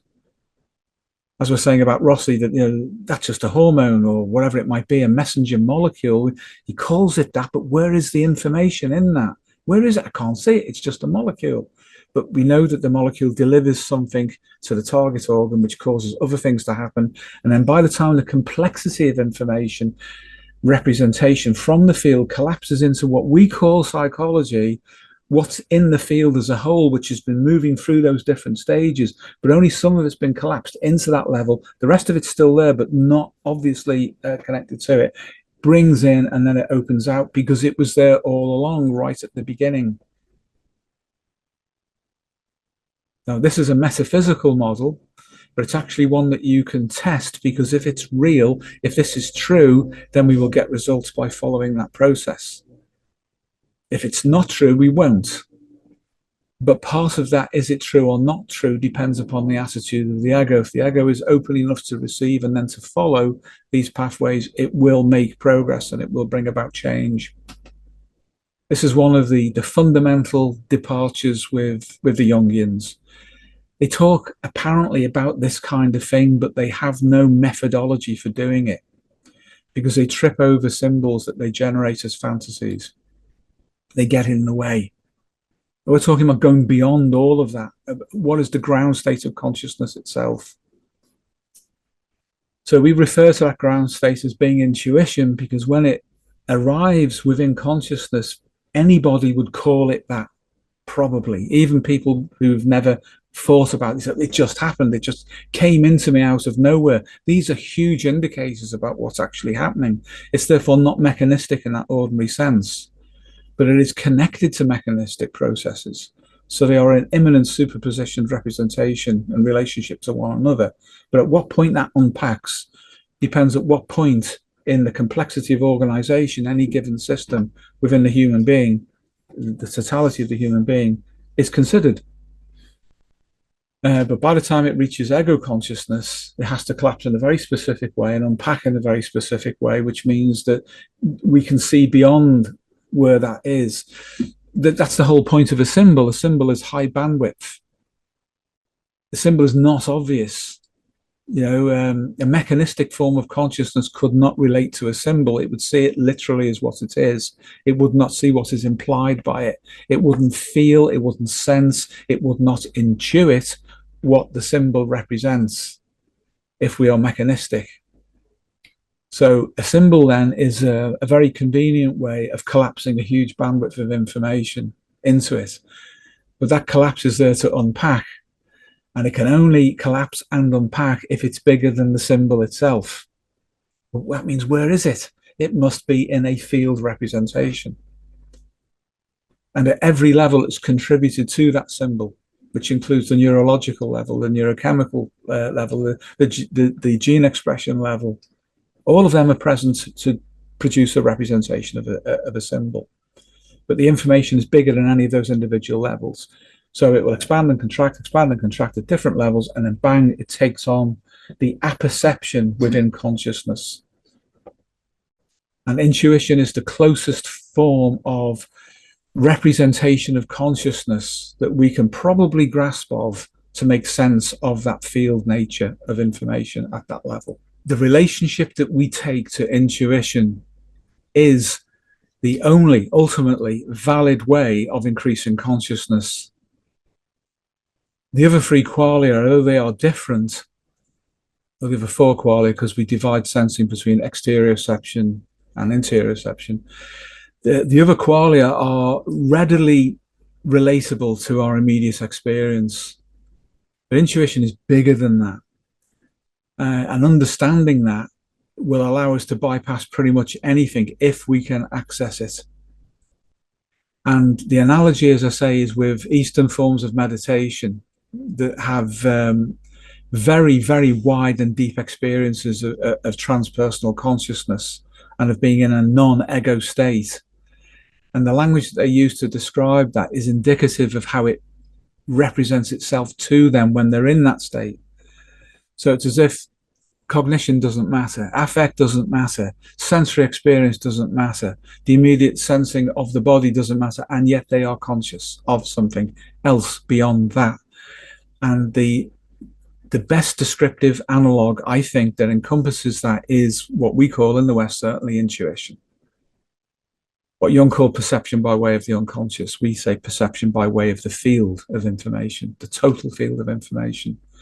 So if you can access that and you know how to do it, and it is possible, then you can pretty much correct for everything, because you can actually then see the limitations, not only of your ego, but also of the complexes that are formed around it, and of the limitations of external situations that we might be in. that includes the zeitgeist that we live in relationship to the future and the past, because intuition has this trans-temporal quality to it as well. So there's a great deal that you can do when you understand what intuition actually is. You can literally get outside of the present moment, but still be adapted to it in a functional sense. So there's a kind of almost vanishing point as we move away from those 4/5 parlia of consciousness, as we get deeper in, and we get closer to pure intuition, or the field of intuition. So that's a kind of a marker, isn't it, as for how deep we are in fact going, or the extent to which we are receiving that intuition. Seems to be in relationship to how distant we are from those if we use an introspective method to go looking for it, and normally when it turns up, it's usually in compensation or opportunistic. So you might be having a conversation about something and not understand that what's configuring is a receptor for a huge spike of intuition and meta-instincts, usually, because they pass through the meta-instincts before they collapse. And then as it impacts consciousness, we get emotion or affect. And people who are suddenly hit with that are overcome with emotion, and they can't put it into words because it's not cognitive. And they have, at the same time, representations that are imagistic. They may have kinesthetic representations as well. But this is interoception, not just in terms of the sensation about the body. It's an inner image constructed within the nervous system that has nothing to do with what's actually in your eyes or in your physical senses. So we know this is coming from somewhere outside of your immediate experience, but it comes in an organized, preformed way. Preformed because the ego has not had anything to do with it. Even the rest of the brain at that point is almost set aside whilst this thing configures and presents itself in. So it's not like what we may collapse otherwise into spontaneous thoughts or reverie. They're there. They go on. And that's a reflection of background cognition and affect and information processing generally. But this emerges preformed out of apparently nowhere. And I would say it's deeper than the so-called unconscious. And it crosses into biology and then into pure fields of information. It is very metaphysical at one level, but it's actually experiential because you can experience this. It's not beyond the grasps of phenomenological experience. In fact, it happens so often, it's just that people don't notice. And I think that's really important to understand, is that this happens all the time, but we're not paying attention to it. Now, this is where synchronicity comes from. It comes from this. This is where parapsychological phenomena come from. These are not things generated by active conscious will. We don't decide to have these things. We can't decide to have a synchronicity. They occur to us. And they don't occur to us because of the data that's in our senses. They don't occur to us particularly because of our complexes. We may interpret synchronicities through them afterwards, but the actual synchronicity itself is a field phenomenon which is related to intuition, and it's so big in its bandwidth.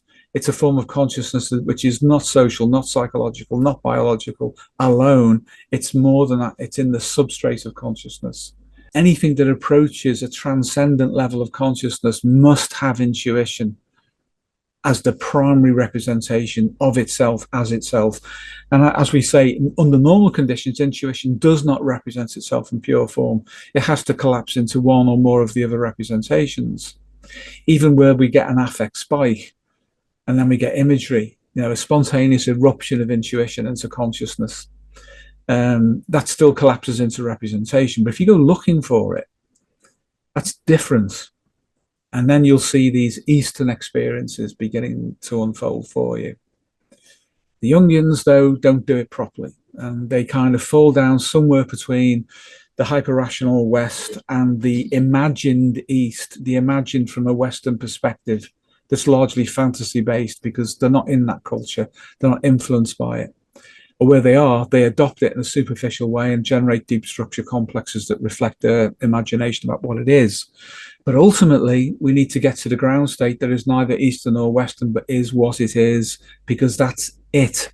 That's the actual in itself level of consciousness, field consciousness in that pure sense. That's important too, Steve, because those qualia of consciousness, if we're thinking in terms of anxiety, may actually be filled up with that, in the sense that they then form a barrier to us accessing intuition in its deepest form. So, because obviously, you know, how people experience anxiety will be represented, if it not in one, but in all four or five qualia of those consciousness. Yeah. So to be able to get deep in, which I think is what you're suggesting, is preferable. It is. In a way. It is. It may even be important to, depending on the degree to which somebody's life is dominated or affected by anxiety. Yeah. Because obviously, you know, in those situations, you want to bypass the ego. You do. Because the ego has essentially been taken over by the anxiety. Absolutely. Yeah. So in a clinical setting, and this is interpersonal, it doesn't have to collapse into clinical, but I'll use that as the analog to start this process off. If you meet somebody who is in that kind of state, most people don't want to engage with someone who's like that. Because it's too difficult to communicate with them on the surface. Normal psychosocial interaction. Someone is in such a state, they're not receiving you. And what they're communicating is an image, if you like, of their distress. That's what comes at you through the field. And what an expert communicator will do, someone on the level of Milton Erickson, will enter into that world by knowing what it is and how it represents, but knowing it's not the totality of that being. There is concealed behind the distress of anxiety a normal personality and a biology that wants to be normal. And it's there, but we can't always communicate with it in that usual cognitive psychosocial way. So this is why Ericksonian language patterning and metaphor are so key to understanding how the deepest parts of the psyche react and what brings intuition positively online. Intuition understands metaphor, cognition does not, otherwise it's not a metaphor. And I don't mean that in a dry linguistic sense, but the symbolic carrier wave of metaphor and the embedded meaning within that, when that unpacks, when it's gone past the ego and it unpacks in what Jungians think of as being the unconscious, when that unpacks, intuition rushes to meet it and to fill it out with meaning. And that's why when people go through that kind of process, working in that kind of trance state with an appropriately trained therapist, they experience the calmness that's brought about by the dissociation that Pauline mentioned when she recounted the story of my mother and Lily in the war. That my mother went into a spontaneous trance, ego dissociated, meta-instincts came in, collapsed into the present moment, represented the whole thing, unpacked it, and there we go. But that's an analogy of how things work therapeutically when you approach someone who is in a highly distressed state, so distressed, chronically perhaps, that they are unable to communicate anything other than their distress either to themselves or to others. There is still a normal personality in there. There is still a healthy biology. The distress is on the surface and there's a signal to noise issue, a figure to ground issue. We want the ground, not the figure. The figure is distressed. So we need to get into the ground. How do we get into the ground? We have to use the field relationship as intuition. We utilize intuition insofar as intuition will receive what we are doing because it makes sense to intuition at the ground state of consciousness itself. Then symbols can act as the carrier wave to unpack and bring about therapeutic change. This is the kind of relationship that is necessary, I feel, we definitely feel to have with people. It's not a hyper-rational, superficial thing, and it's not a fantasy-based psychodynamic model. And I mean that the fantasies, the Jungian style inflated fantasies, or the reductive sexualized fantasies of the Freudians, or sometimes the overcompensated power fantasies of the Adlerians. We're talking about ground state consciousness, which is a field of interaction. This is how we can bypass the ego and its orbiting complexes. Otherwise, you have to hack your way through them. Yeah. You have to try and overpower them by being rational. There's nothing to receive the rationality at the level at which we engage the ego. At that point, we have to go where the ground state is operating.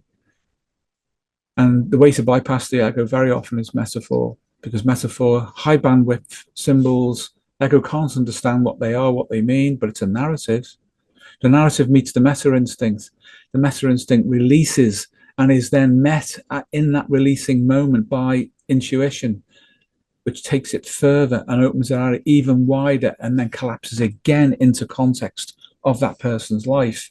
There's the direct analogy with my mother and Lily when we work with people in a therapeutic personal development sense. One is an acute emergency, one is more chronic, one is collective because of its scale, and the other is personal and subjective. But the dynamics underpinning it are the same, and we have to be field sensitive to that similarity. That's how we make it work. Steve and Pauline spoke in great detail there about the importance of understanding non-ego consciousness, in particular intuition as the ground state consciousness of the whole field of our being. Let's join this up with the original schema from Chapter 1 to show how the linking bridge between anxiety and proper adaptation comes through receiving intuition. The majority of academic psychologists, cognitive neuroscientists, and philosophers consider, implicitly or otherwise, that consciousness is synonymous with the ongoing experience of the ego. Everything outside of our immediate awareness, for people who subscribe to such a view, is completely lacking in any kind of consciousness whatsoever. Let us state this now. This is completely wrong.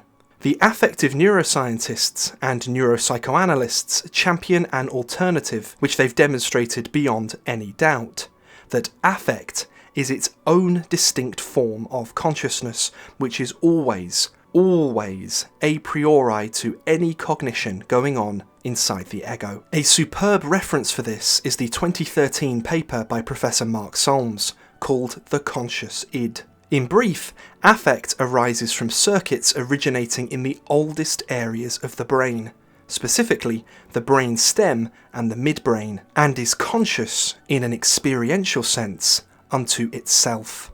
This surges forwards to the cerebral hemispheres, where cognition is brought into ego-conscious awareness by the affect.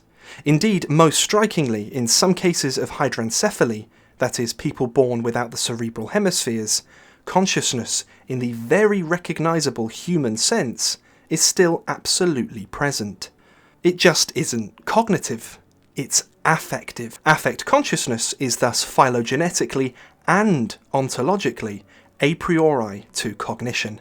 Steve and Pauline Richards have observed the same dynamic, empirically, since the 1980s, and are in full agreement with the neuropsychoanalysts that consciousness extends beyond the ego. However, in psychosystems analysis, consciousness does not bottom out in affect. It goes much, much further. We stated earlier that the ego has four qualia of consciousness: somatic representation, sensation, affect, and cognition. These follow a neat phylogenetic or evolutionary progression in terms of when they first arose across the tree of life.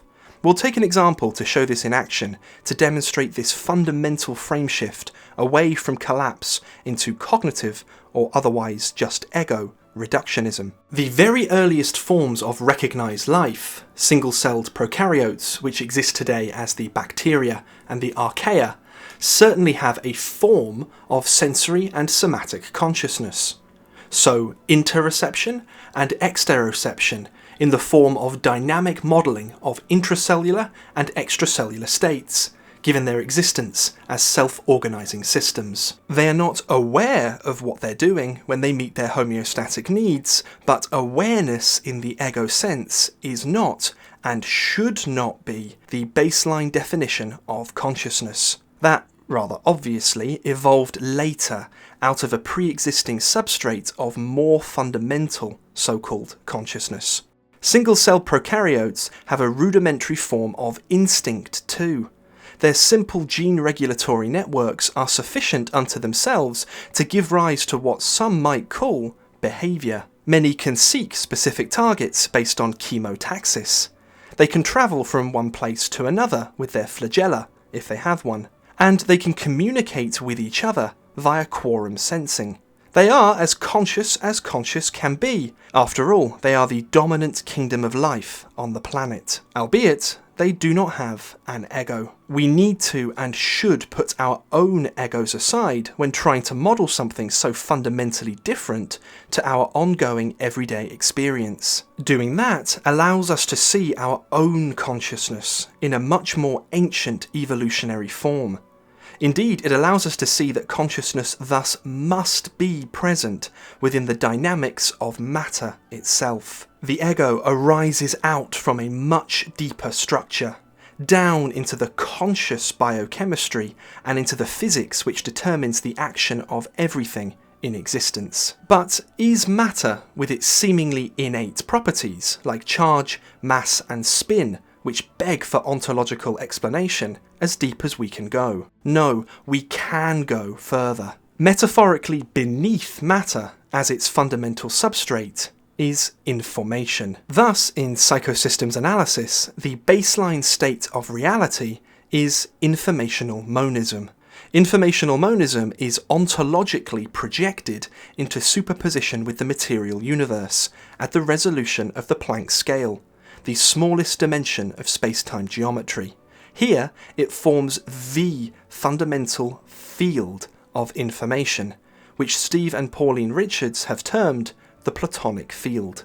The Platonic field is the ontological, organising and informing field of superpositioning information, out from which everything in the material universe arises. This includes the well-described fields of quantum field theory, synonymous with the elementary particles of matter, as well as the formative causation-carrying Sheldrakean fields, observed by Dr. Rupert Sheldrake. However, even naming these as their own discrete entities, whether that be an electron or a morphic field, is not something we should move into too hastily. Information certainly becomes matter, but it also remains immanent with it. For understanding consciousness, this is the crucial point.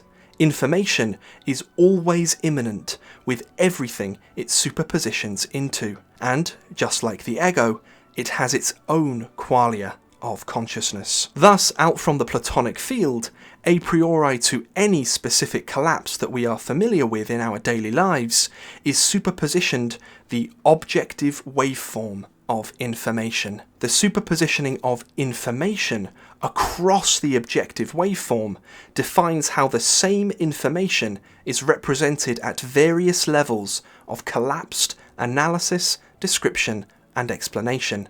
An example will make this clear. Steve writes, quote, "An example is a complex that has representation at several different biopsychosocial systems levels. Each such systems level both represents and defines the complex within level. This means that the information that makes up the essence in itself of the complex is determined by the system level that represents it. For example, a somatic symptom profile of a complex both expresses and determines how the informational content of the complex is revealed. That same complex may also be represented psychologically or psychosocially, according to the properties and bandwidth of those classifications of systems. So, the objective waveform is synonymous with all superpositioning information, representing everything, all matter and fields in the universe. This objective waveform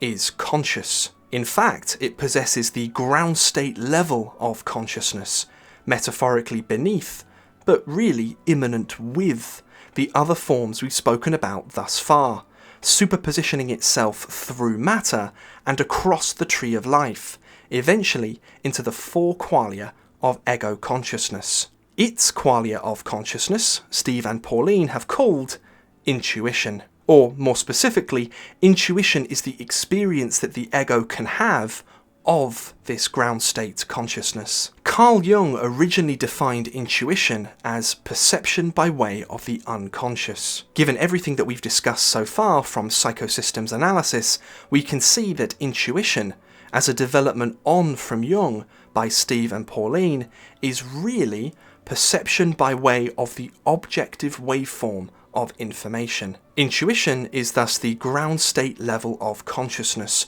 so incredibly ancient and yet timeless that it cannot represent itself directly within the evolved architecture of the ego. After all, the ego's experience is defined by cognition, affect, sensation, and somatic representation. These all evolved for a specific purpose through Darwinian dynamics.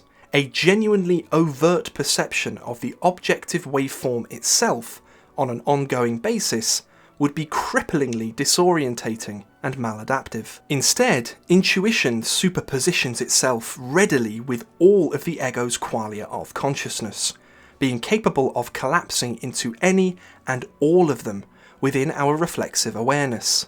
The ego, like everything else in the universe, is thus really a representation of the informational dynamics underpinning it. This, for the ego, Steve and Pauline have called the subjective waveform of information. Whenever informational superpositioning collapses into the ego, this defines the subjective waveform. All four of the ego's qualia of consciousness are always only collapsed representations of the much more fundamental intuition. If we consider the schema on screen, we can see this in action. It's identical to the diagram that we used earlier in the video, but now with this extra detail included. The Platonic field on the left-hand side is the ontological origin of the objective waveform of information, shown at the bottom. This collapses via intuition into all of the resolutions of psychobiology that we discussed earlier: the genome, instinct, the drive state, meta-instinct, and of course the ego's subjective waveform. Intuition is thus capable of directly interfacing with all of them. This includes, of course, the genome's own meta-regulation, for example its circadian and ultradian rhythms, and its whole of life timed release anticipations and meta-instincts. Therefore, too, intuition is the true initiator of the drive state, through field-resonant correspondence with the genome. The key element to remember in bridging this gap between biology and field dynamics is the very simple axiom that information, with its own ground state qualia of consciousness, is immanent, that is, superpositioned with biology. The genome is both material and it is informational. We stated earlier on that anxiety is fundamentally a drive state originating from instinct, which in turn carries forward the intentionality of the genome. The drive state represents itself within the ego in various forms, indicative of the various collapsed diagnoses of anxiety. We can see now that every single step of this ontology is always in field dynamic relationship with the objective waveform of information that it is superpositioned out from. Instinct is innately conserved phylogenetic information, held within the genome and its fields, that represents, anticipates, and responds to resonant states and changes within the full objective waveform of information, the subjective waveform of the individual, and all of their associated biopsychosocial representations. Instinct may thus be initiated by a field intuitive consciousness, and it follows, so too can its resultant drive. Case in point, anxiety is pressure from the very field itself for the individual to actualize themselves in alignment with the telic intentionality of their genome and the teleology of the Platonic field. Let's move on to some real-world cases which demonstrate all of this in action. What you are about to hear are two extended pieces of writing from Steve Richards. The first is on the relationship between anxiety and uncertainty, a common link which is made by pop psychologists on the internet but is grossly misunderstood. The second is on the role of Sheldrakean fields in initiating and sustaining anxiety. Let's begin. On dealing with anxiety caused by or represented as uncertainty. Steve writes on the 24th of June 2024, quote, "In psychosystems analysis, what we experience as intuition is the ground state of consciousness, not directly derived from data in the senses, or originating as thoughts, cognitions, or even emotions, affects. Intuition cannot be willed or directed. It arrives in reflexive ego consciousness by occupying other qualia of representation, which it collapses into. So, intuition as such does not, under all usual conditions of experience, represent itself as itself to our immediate awareness.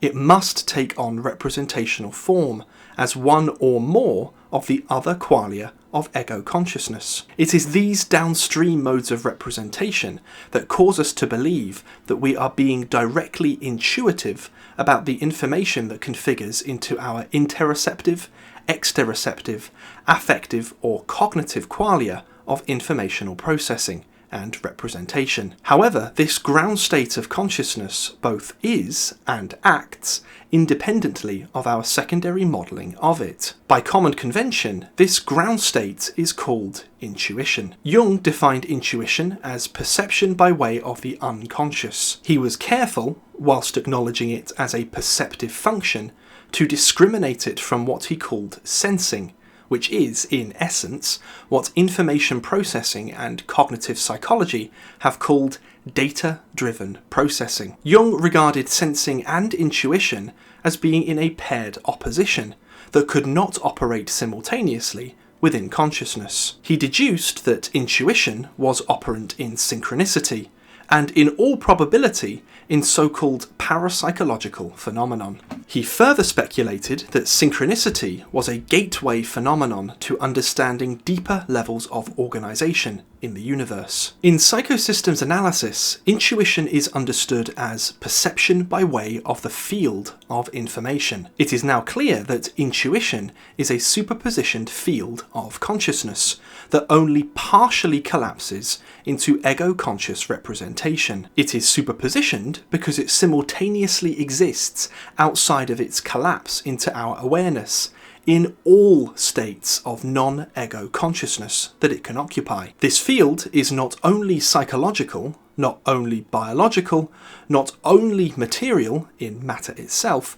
but in all fields, material, mathematical, and informational. Therefore, it represents fundamental Platonic consciousness, right down to the Planck scale and beyond, into informational monism. Psychosystems analysis defines consciousness as a complexity of information that represents itself to itself, and secondarily, a complexity of information that represents itself to other complexities of information. This accommodates both Platonic Aristotelian ontology and emergentism. It also resolves Chalmers's hard problem by overturning the definition of consciousness as being like human ego reflexivity, which is in fact only one collapsed representation of a fundamental state, that of consciousness in itself. In psychosystems analysis, matter is a state of information, and also mind is a state of information. Information as the representation of itself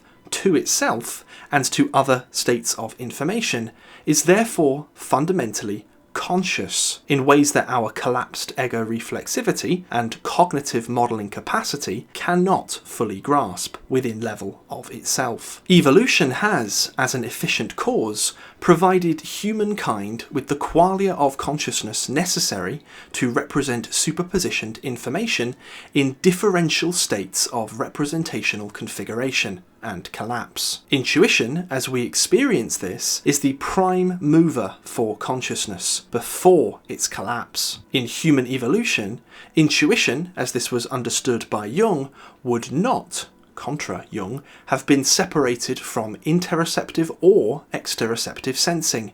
It would have been in complementary relationship to it, augmenting it as an extended field of perception and apperception simultaneously as consciousness. We find this in part represented today in the affective neuroscience and neuropsychoanalytic modelling of the seeking system, one of the 7 basic emotional systems, or instincts, identified by the late Professor Jaak Panksepp. Pankseppian seeking is the motivational drive engine of the organism, seeking to extend homeostasis beyond the body and into the environment. This system is always on, just as intuition is. Indeed, the pairing between seeking and intuition makes for a very adapted organism. Uncertainty can lead to what Panksepp and the neuropsychoanalysts, following Freud, have called prediction errors. These then become a major secondary source of anxiety, which in the retrograde seeking of its own solution is a further drive state to that of the original one, that to which the prediction errors were a response to. This is of central importance to understand. In psychosystems analysis, anxiety is a drive state, not an emotion. The drive is triggered by either or both intuition, as defined a moment ago, and or by its genomic and neurophysiological, or instinctive, superpositioned correlate of seeking.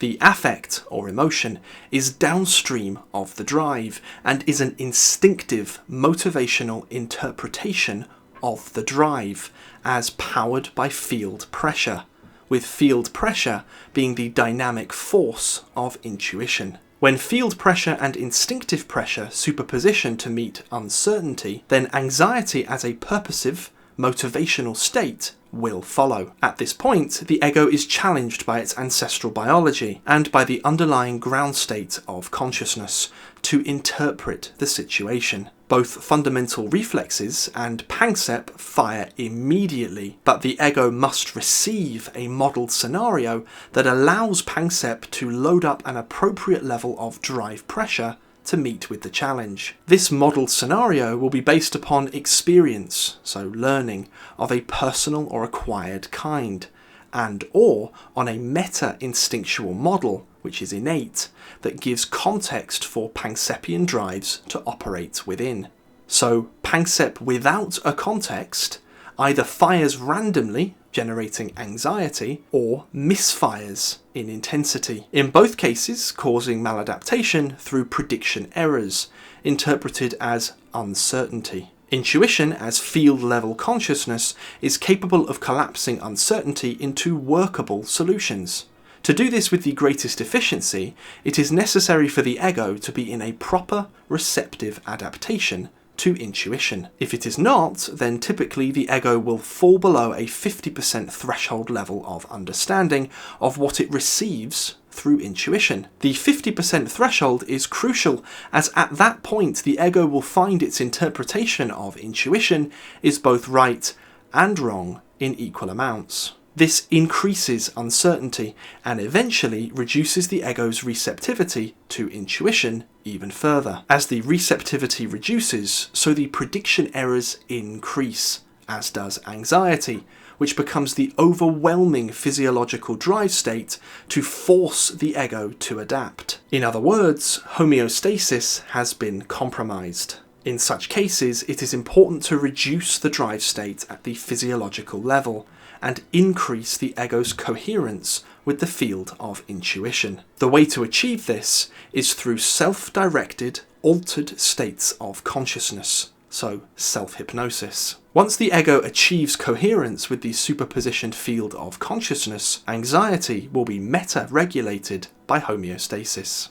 Now, let's study another post made by Steve Richards on the Jung to Live By Discord server on the link between Sheldrakean field effects and anxiety. As a supplement to this, to see how Steve and Pauline Richards model the role of Dr. Rupert Sheldrake's work in human field dynamics, please visit the timestamp on screen in our most recently released video, Resolve Your Anima and Animus. Steve writes on the 24th of June 2024, quote, "In psychosystems analysis, Dr. Rupert Sheldrake's model of formative causation and behavioural fields have both a figure and a figure-to-ground relationship with states of anxiety as experienced by human ego reflexive consciousness. We consider Sheldrakean fields to be in ontological and dialectical relationship with the fundamental Platonic informational field that organises and represents the universal domain. Sheldrake is concerned with the habits of nature,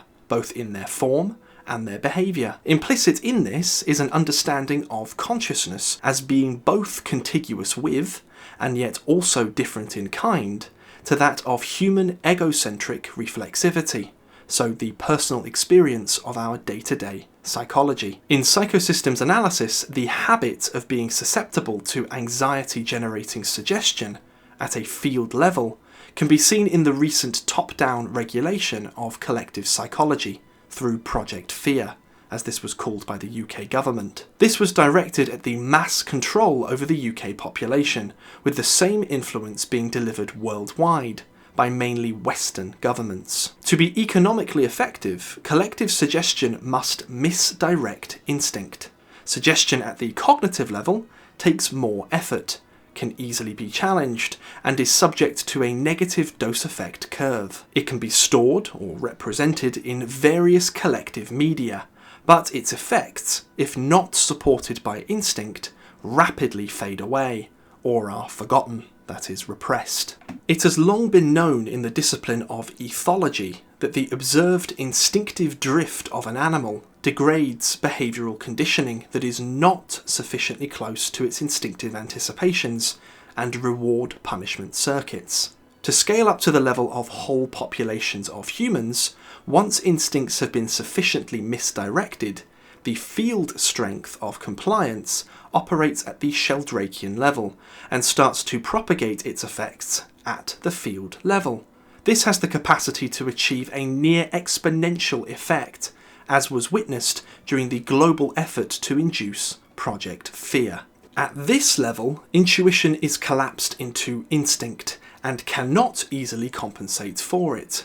That it does compensate, however, is revealing of how anxiety becomes collective fear as a positive feedback loop, feeding off the Sheldrakean field that has come into being, both to define it and regulate it. Intuition, as field pressure, will compensate for collapsed and misdirected instinct by generating a nodal reversal within the Sheldrakean field. So, at the collective level, some individuals will resist the earlier collapse and generate a compensating opposition to it. At an indeterminate but experiential level, the field will start to reverse in favour of what Jung called an enantiodromia, a running contrawise effect. Collective fear will reduce into a collective anxiety, which is qualitatively different to the former state. Fear is an overdetermining Pankseppian drive, but anxiety is an arousal state that can be utilised as instinctive pressure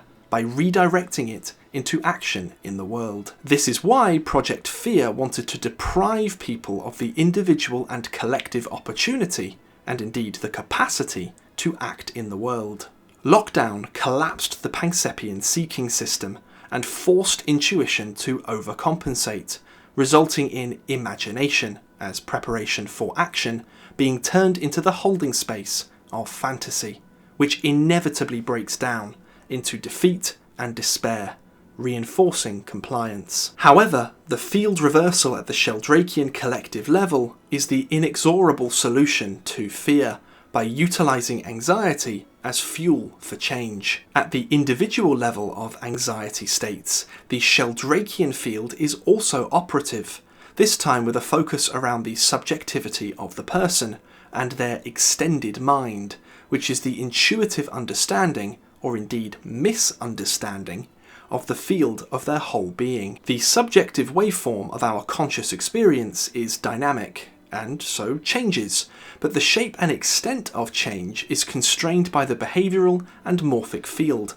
of our being. The habit strength of the field therefore defines the extent of change, and so too the capacity of homeostasis to regulate it. The wider extended field of the objective waveform beyond our usual individual psychology has within it the necessary resources to regulate the constraints of our personal subjective field. Here again, it may be necessary to utilize controlled dissociation in order to go beyond our collapsed subjectivity into resonance with that field. Intuition, properly understood and related both with and through, is the ground state of consciousness to facilitate this. At the Platonic level, Sheldrake can be regulated just as Sheldrake can, locally, that is collectively or individually at scale, regulate the expression of the Platonic. The process is dialectical, but not cognitive. The other qualia of consciousness, starting with affect as the carrier wave of instinct, down through sensory-based imagistic representation, and finally into intuition as such, is the proper progression for the ego under conditions wherein it initiates contact with the ground state of non-ego consciousness. Where the initiation comes from intuition itself, it may simply represent itself to ego consciousness as any combination of sensory imagistic or kinesthetic and affective configurations. It is then up to the cognitive ego to make a virtual model of the experience and coordinate the required action in the world, to eliminate the homeostatic need to feel the drive state of anxiety. This then is achieved by the field alchemy of transformation of superpositioned representational states from anxiety into positive action. At this point, homeostasis is restored. Now let's return back to Steve and Pauline, who are about to offer what's essentially a summary of this whole chapter. Indeed, most of everything that we've covered so far. The emphasis, as you've definitely noticed, is on understanding rather than convenient labelling. The psychosystems analysis approach allows someone to relate to their phenomenology and understand what's being communicated to them from the deep structure psyche, rather than the common alternative, simply trapping oneself via fixed suggestion of being one way or another. So typically you get things like phobic anxiety, free-floating anxiety, and agitated depression. All of these things are interpretations post hoc to the reality of what something is. And that reality is always the context of the individual. And of course, it might be important for someone to receive a description like that, any of the ones I've used or others that are in common usage, to understand how it's representing itself. But that doesn't mean it's a cause, and it doesn't mean that it indicates the solution. The solution, as we've said before, is fundamentally to knock out the drive state, to give people a window. At least that's the basic biomedical way that should be used. Judicious uses of anxiolytics. Doesn't have to be for long, but you have to work with the right therapist to make sure that goes through smoothly. So hysteria has an element of anxiety about it. There's so many forms of it. But at bottom, I've mentioned hysteria. I'm sure you can see that all it is the movement of information into representational form. It's a field. Now, when we look at the biopsychosocial stack and we see the objective waveform moving through it and then the subjective waveform, then a particular complex will have a representational state, which will include some symptoms that could be further collapsed into something like free-floating anxiety, agitated depression, phobic anxiety, or whatever. But behind all of them is an aspect of instinct that needs to be understood. And instinct is a representation of a massive bandwidth of knowledge that's held within the ancestral field of the ancestral psyche that is looking for its solution. So if someone is feeling any of those, then the first thing to understand is that this is just a representation of a problem that's seeking its own solution. And it's taken on this form because I've not adapted properly to the demands that are being made upon me by my instincts. And the environment's not conducive, or maybe it is, but I just don't see that it is. And that's why my system is doing this. It's giving me a symbolic representation via symptoms powered by a drive state, which I'm interpreting as being anxiety. And for all the reasons that we've said before, anxiety is not an emotion. An emotion is downstream. It's an interpretation of an anxiety or a drive state. So it's important to get to the regulatory cause of this, because your system as a whole wants to be healthy. It does not want to suffer. Therefore, we have to communicate with it in such a way that allows all of that to be sorted out in the most efficient and adaptive of ways. And paradoxically, that can be by relaxing, not in defiance of the drive state, but by acknowledgement of it and setting it aside, whilst we go into another state of communication with ourselves on the inside. This is how we've always dealt with anxiety states in people, always, no matter how they were configured with respect to anything else that they may have or be suffering from. Always, always, this has some kind of representational meaning. And where that's configured will depend very much on how you are treated by the health services.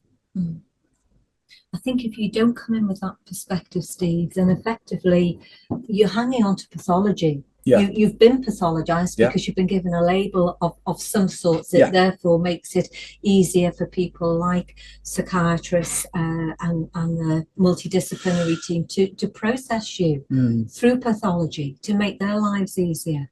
But what we're suggesting is that you move away from labels, even if there's some security in having an attachment to that label, because at least it says something about how you're suffering. But I think ultimately you have to move away from that and to see that you're not diseased. You know, as you say, Steve, it's probably just a bottom, a failure of adaptation and a failure to meet instinctive needs. And it can happen to all of us. It probably has happened to all of us in some way, shape or form throughout our lives. So in that sense, it's normal.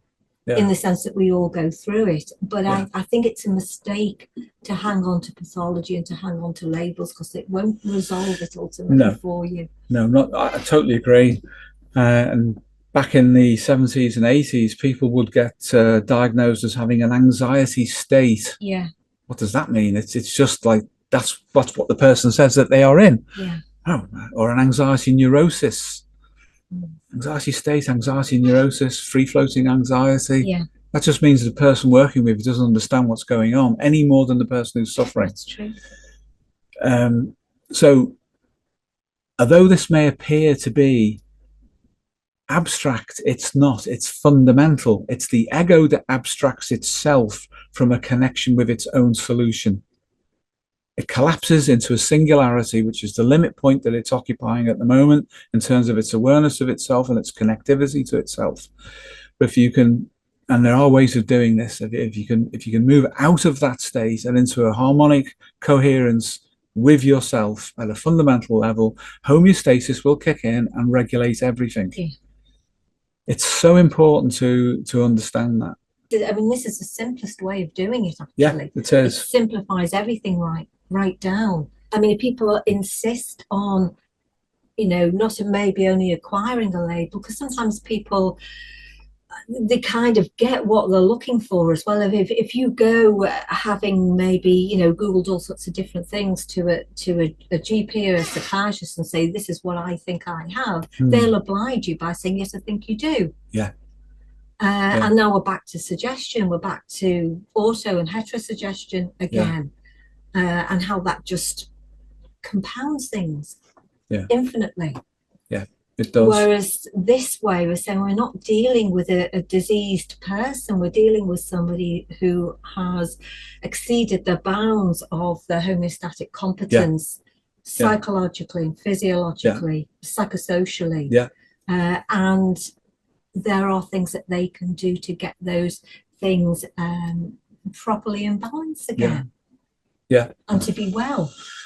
Yeah, the way that information then can somaticize can sometimes just be something that's simply dealt with by massage, for example, or through the concept of character armor, Wilhelm Reich's stuff, things like that. But fundamentally, all of these different ways of looking at anxiety have to bottom out in what we've been saying. So no matter what you do about the anxiety, we're working with information as a field that takes on a configuration that then oscillates in a systematized way as a complex. So if we can find out how to take all of that apart in the simplest and most easy and most smoothest way, that's what we should do.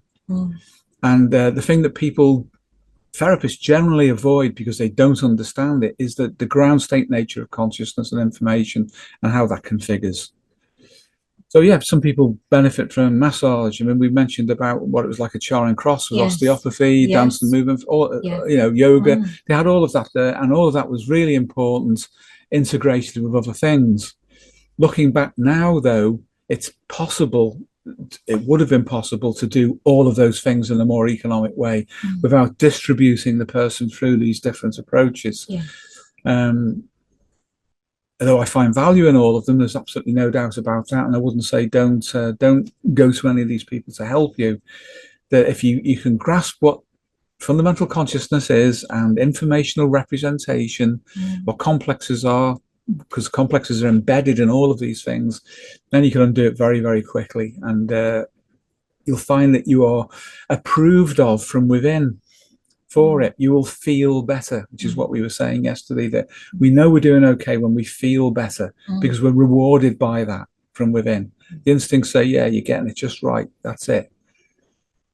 So no stress for you today. You're doing well. The ego causes more problems than it solves, unfortunately, it seems.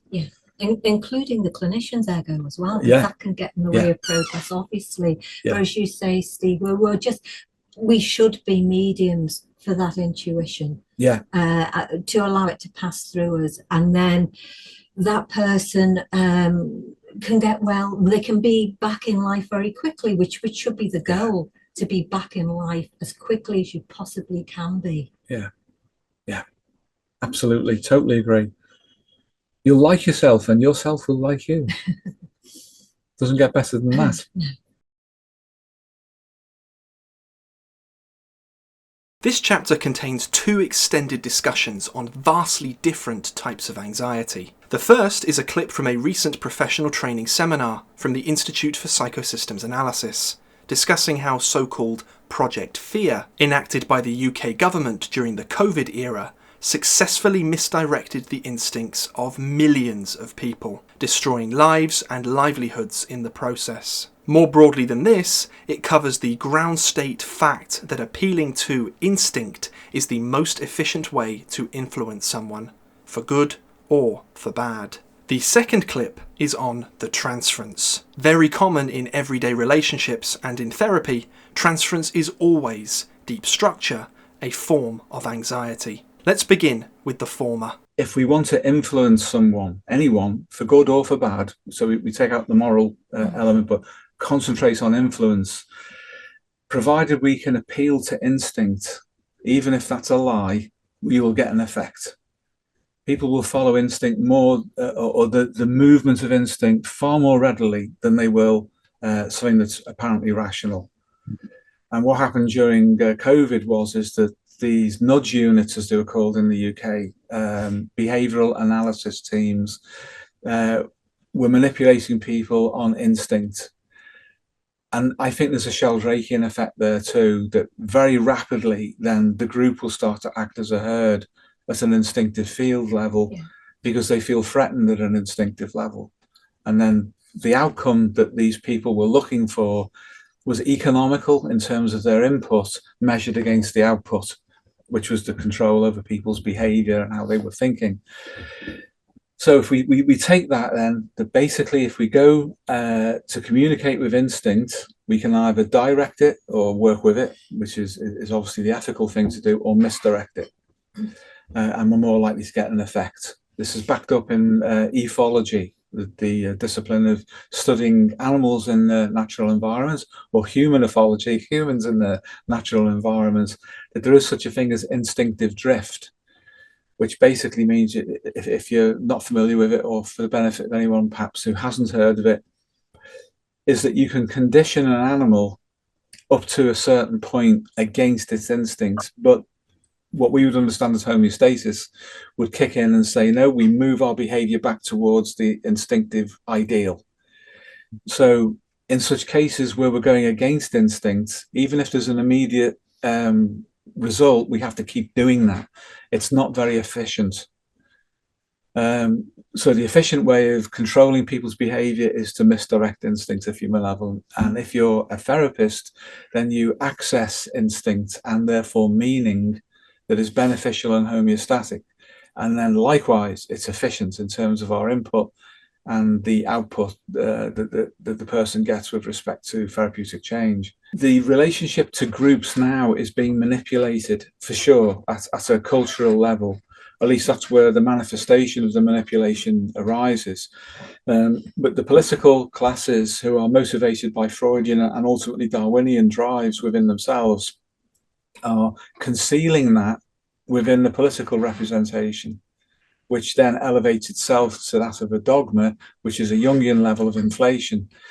And then if you then add what you were discussing earlier about the way that influence comes out, that people can be moved into a herd relationship based on fear. I mean, in the UK, as you know, it was called Project Fear. So fear is a strange thing. It is a state without meaning if there is no context for it. If there is a context for fear, fear reduces. It doesn't reduce action reducing the fear, but it reduces the state of fear. If there's too much fear and there's no context, action reduces because we can't make sense of it. And then we're in a drive state associated with fear, and there's no meaning, no apparent way out of it. And people like that are very, very easily manipulable on the basis of fear.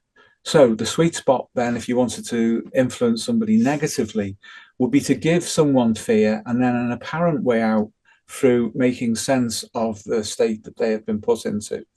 And that then becomes a group dynamic that people all, say all, just for the sake of argument, all agree with. And then the herd level of response to predation, basically the threat of end of life, comes in. So you don't go out, have your injections, all these other things, save other people. You know, all this adds up at an instinctive level. And of course, you would be protecting yourself or your family, your loved ones, whoever it might be, by complying. Once that runs as a program of influence, you can just let it go. You can, because we're close to instinct.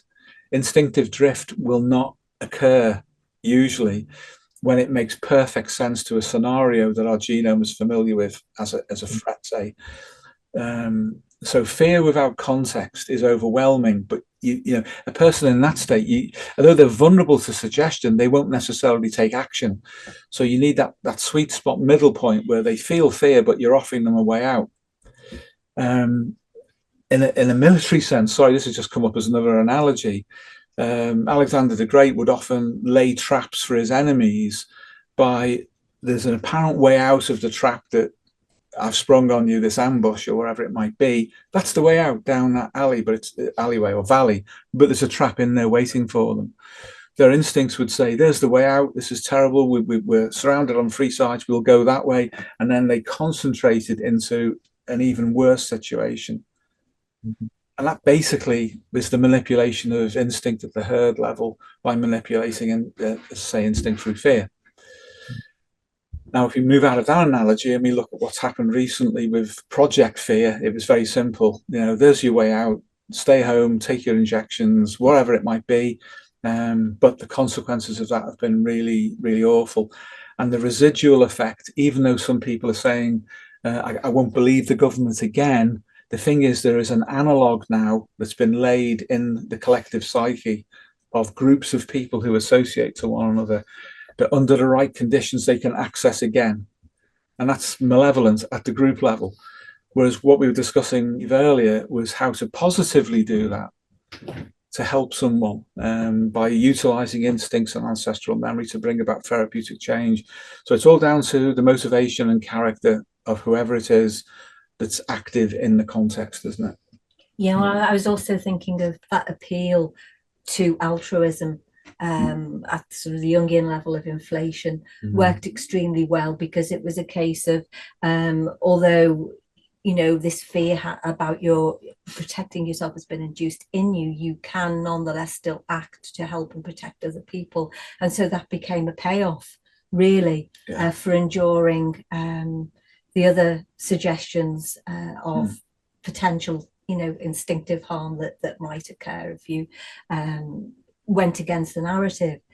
And you see that operating too in things like social justice as well, where it's usually young people, unfortunately, who are manipulated on their altruism, in the sense that they may be lacking meaning in their own lives, feel disaffected in some way. And so the idea of being a social justice warrior, it's again, it has those religious overtones to it, that therefore encourage young people to correct for what they see as being social injustice. But because it's being manipulated politically, it's a capitalized social justice, as opposed to just the kind of social justice that we would all consider to be valuable in a social sense for people. So these things are being manipulated all the time, and it's our capacity, I guess, to see through them, to have the ego strength, to be, first of all, to be able to spot how we're being manipulated, and then taking a stand against it by saying, well, I can see what's going on now. I choose not to go along with it in whatever form that takes. So at that point, you separate yourself off from the herd and the manipulability of the herd collectively, and you make an individual stand against things. Altruism is actually an attractive quality in and of itself, because basically if everyone's altruistic, everyone's helping everybody else. But everyone isn't altruistic, but some people are, and those people then will give others benefits. So there's, even at an instinctive level, an attraction about altruistic people. So if altruism is misdirected, or the agency of altruism is misdirected in specific people, they give the impression of being altruistic and they're not, then the outcome is, yes, we will agree with this, because this is someone doing good for other people. This is the politician apparently having the injection, or apparently not seeing his family or her family, or wearing masks or wherever it might be. And then away from that, they're not wearing masks, they may not have had an injection, they're partying, they're having affairs, they're doing all of that. You're not supposed to see that. You're supposed to see the politician being altruistic. They are representing us and giving us an example.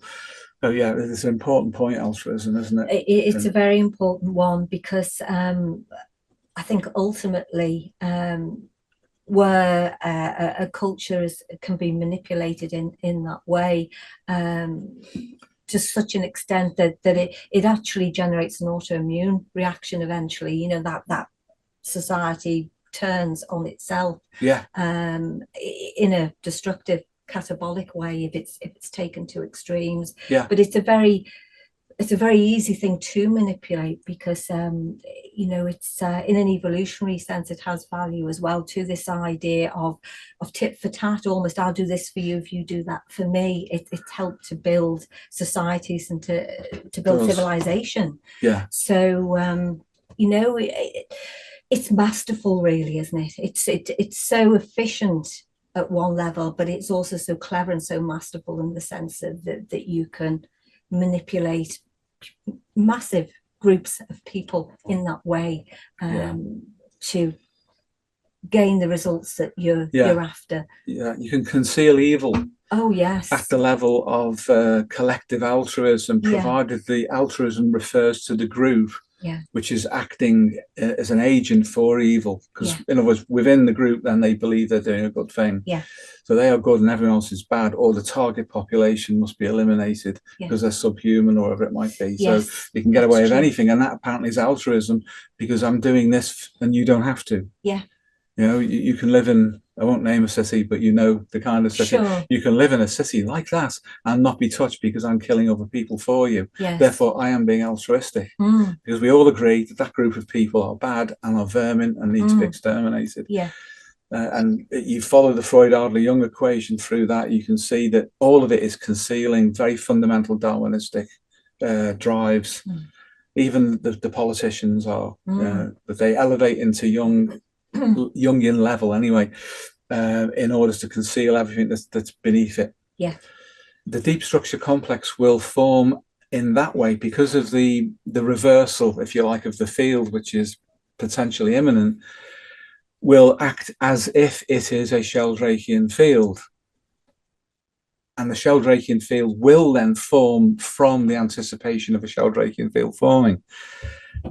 It'll first emerge as a deep structure complex because a person will say, these are my values and attitudes, and I look in and I'm congruent with myself.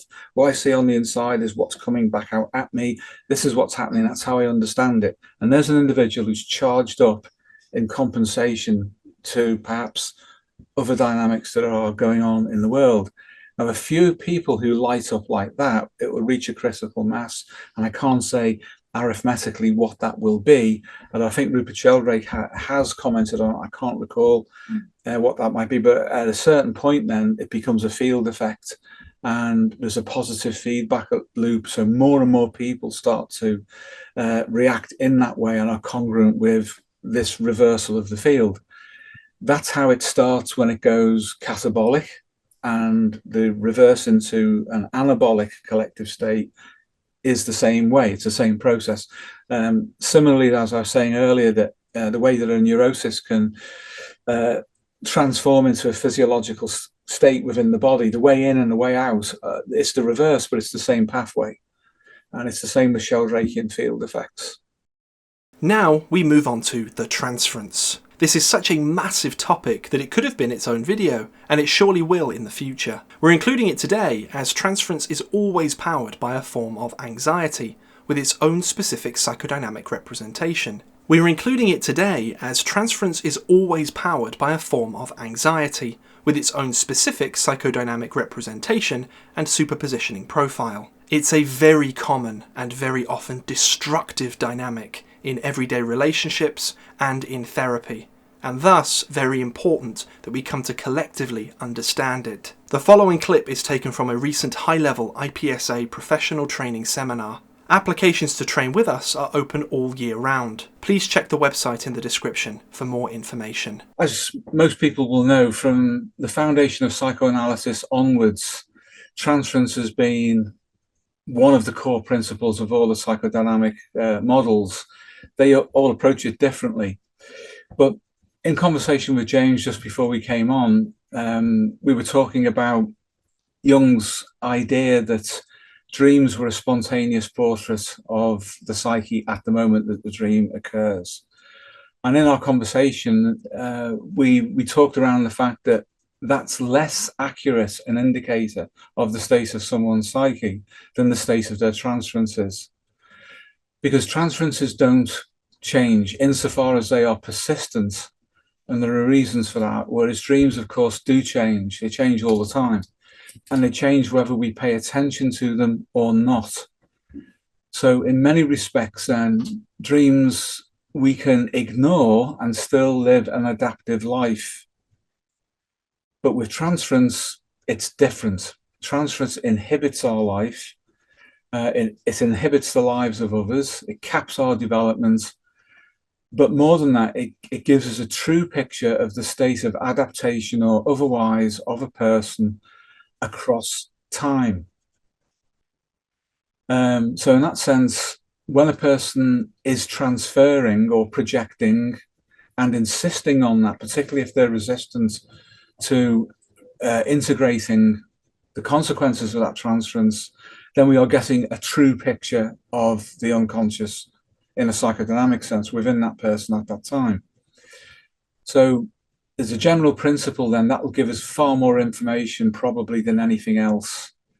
The contents of the transference too as well are important. And if we go back to Freud, then he was looking at the way that certain kinds of instinct were present within the transference. And this is why he came up with his concept of the id, which is basically repressed sexuality and hostility. And that really, I think, was an artifact of the demographic of patients that he was seeing in the 1890s in Vienna. They were largely middle class, upper middle class, relatively wealthy people who could afford his private services with Joseph Breuer and were somaticizing. In other words, there were hysterical, as Charcot would have understood them, hysterical symptoms presenting in the body, disturbing the psyche and disturbing their psychosocial interactions. These days, we would call that a biopsychosocial field effect of a complex. But when he tried to treat the transference, then the resistances that came through revealed themselves as being those psychodynamics which were behind the origin of the transference. And within that, he found vestigial, in many respects, vestiges of infantile sexuality as he understood it to be, interfering with adaptation of an adult to the real outer world. So when he looked at dreams, then he was actually looking to find evidence of transference within the dreams, and he was looking to find evidence of instincts in the form of the id. So therefore he was looking for sexuality and hostility, and he found what he was looking for, which is interesting because that's a problem that we have to address all the time. Sometimes what we start out to look for is only what we will uncover. And Freud, ironically, was aware of this because he said, for example, of Adler, who he described as being a socialist, socialist pigs find truffles. Sorry, pigs find truffles, socialist pigs find socialist truffles. So therefore, in his view, Adler was finding what he was looking for to do with maladaptation at the social level. An ordinary observation without any kind of theoretical presupposition will easily show that we get elements both for Freud and Adler commonly. They're the most common things that we see clinically, and the two are intertwined. And it does seem that the Freudian instincts, were they negative, will seek Adler in order to express them. So the overcompensation of inferiority that Adler was seeing, and then the therapy that he prescribed for that, which basically was social interest to overcome the collapse into ourselves and our own sense of inferiority, always contained something of the sexual or of the hostile instinctive nature. These days, though, with different lenses, we see other things at work, and we understand overcompensation in a different way. So that symptoms, whether they are Freudian or Adlerian, can themselves both mask other things which would be more compensatory in a Jungian sense. I'm speaking now about a positive Jungian sense. But there's a limit, there's a cap on how the Jungians understand that process. And that cap is built into their dogma. So they will waltz off into archetypal fantasies, fantasies in the form of what they call active imagination, that kind of thing, and then move away from the compensating factor, which is real and is grounded fundamentally in the principle of homeostasis. And this is what Mark Solms emphasized. But Mark emphasizes homeostasis within a Freudian context, and he's added a reinterpretation of instinct on Pankseppian lines into Freud, but he's missing the Jungian element. Now, the Jungian element would compensate, were it positive, by looking at the whole of life as a trajectory for development. So development does not, for Jung, stop with the stages of psychosexual development that you find with Freud, and does not stop with only social adaptation and overcoming compensations for frustrated power drives or whatever it might be. But if we go a step further again and expand homeostasis truly from the Pankseppian and the Marx-Solms perspective to include Jung, but go beyond that, as I say, into a field and informational monism superpositioning theory model stretched out over a biopsychosocial continuum, we then see the field nature effects of all of these factors over the lifespan, and how there is a part of the psyche which is neither only psychological, neither only social, neither only biological, which is working together as a field and representing itself at these different levels simultaneously in different forms. And the simultaneity of this is important, because we will see people who are suffering psychologically, who have concomitant physiological symptoms and behavioral issues of adaptation in society. Now, we would have a choice then, if we were a classical sort of analytical model, of saying, well, do we interpret this as Freud, Adler, or Jung? And really it's all three.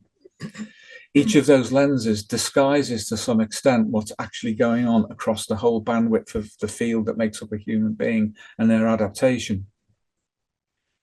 So to put this in the context of transference then, in the transference there are Freudian elements for sure, because it's about gratification. But it's also, all transference is about power. It's about the sense of loss of power, but also a lack, as Adler would have understood it, of social interest. That is interest in other people and a reciprocal exchange of that interest. Because transference prevents us from relating to people as being real, as being separate from us, and it insists on interpreting those people according to our Freudian level instinctive frustrations. But those Freudian level instinctive frustrations is only the level. It's not to say that they're sexual or they're necessarily about power. And this is where Jung, in that sort of circular way, comes back in. Because the drive to individuate, when that itself is frustrated, then there are both Freudian and Adlerian elements locked within that. And when we work with a transference field from a patient, or we address the transference or counter-transference within ourselves, we need to look at how these elements are configuring in a more positive, teleological, goal-directed way. So transference isn't always regressive. It's not always trying to push us back to early childhood and infantile sexuality, as Freud eventually collapsed into. That was his model. Or indeed, to the kind of challenges that occur around puberty and adolescence, which is more Adlerian. It's a whole of life perspective. So bringing forth things from the past only has value if we can find an understanding for them in the present and an adaptation that is latent within that for the future. So when we interpret a transference, although it's annoying, transference is always annoying. It's intended to be annoying. It's intended to disturb the target, the object of the transference. There is something in there to do with the person's positive potential as well behind all of that, that is trying to work itself through. How receptive somebody is to that is an index of how deep that wound has become and how systematized it's become as a complex of adaptation, actually maladaptation to that person's lifespan development. If they repeatedly resist it and entrench themselves within it, then there is likely to be a fracture line that goes way back along the timeline.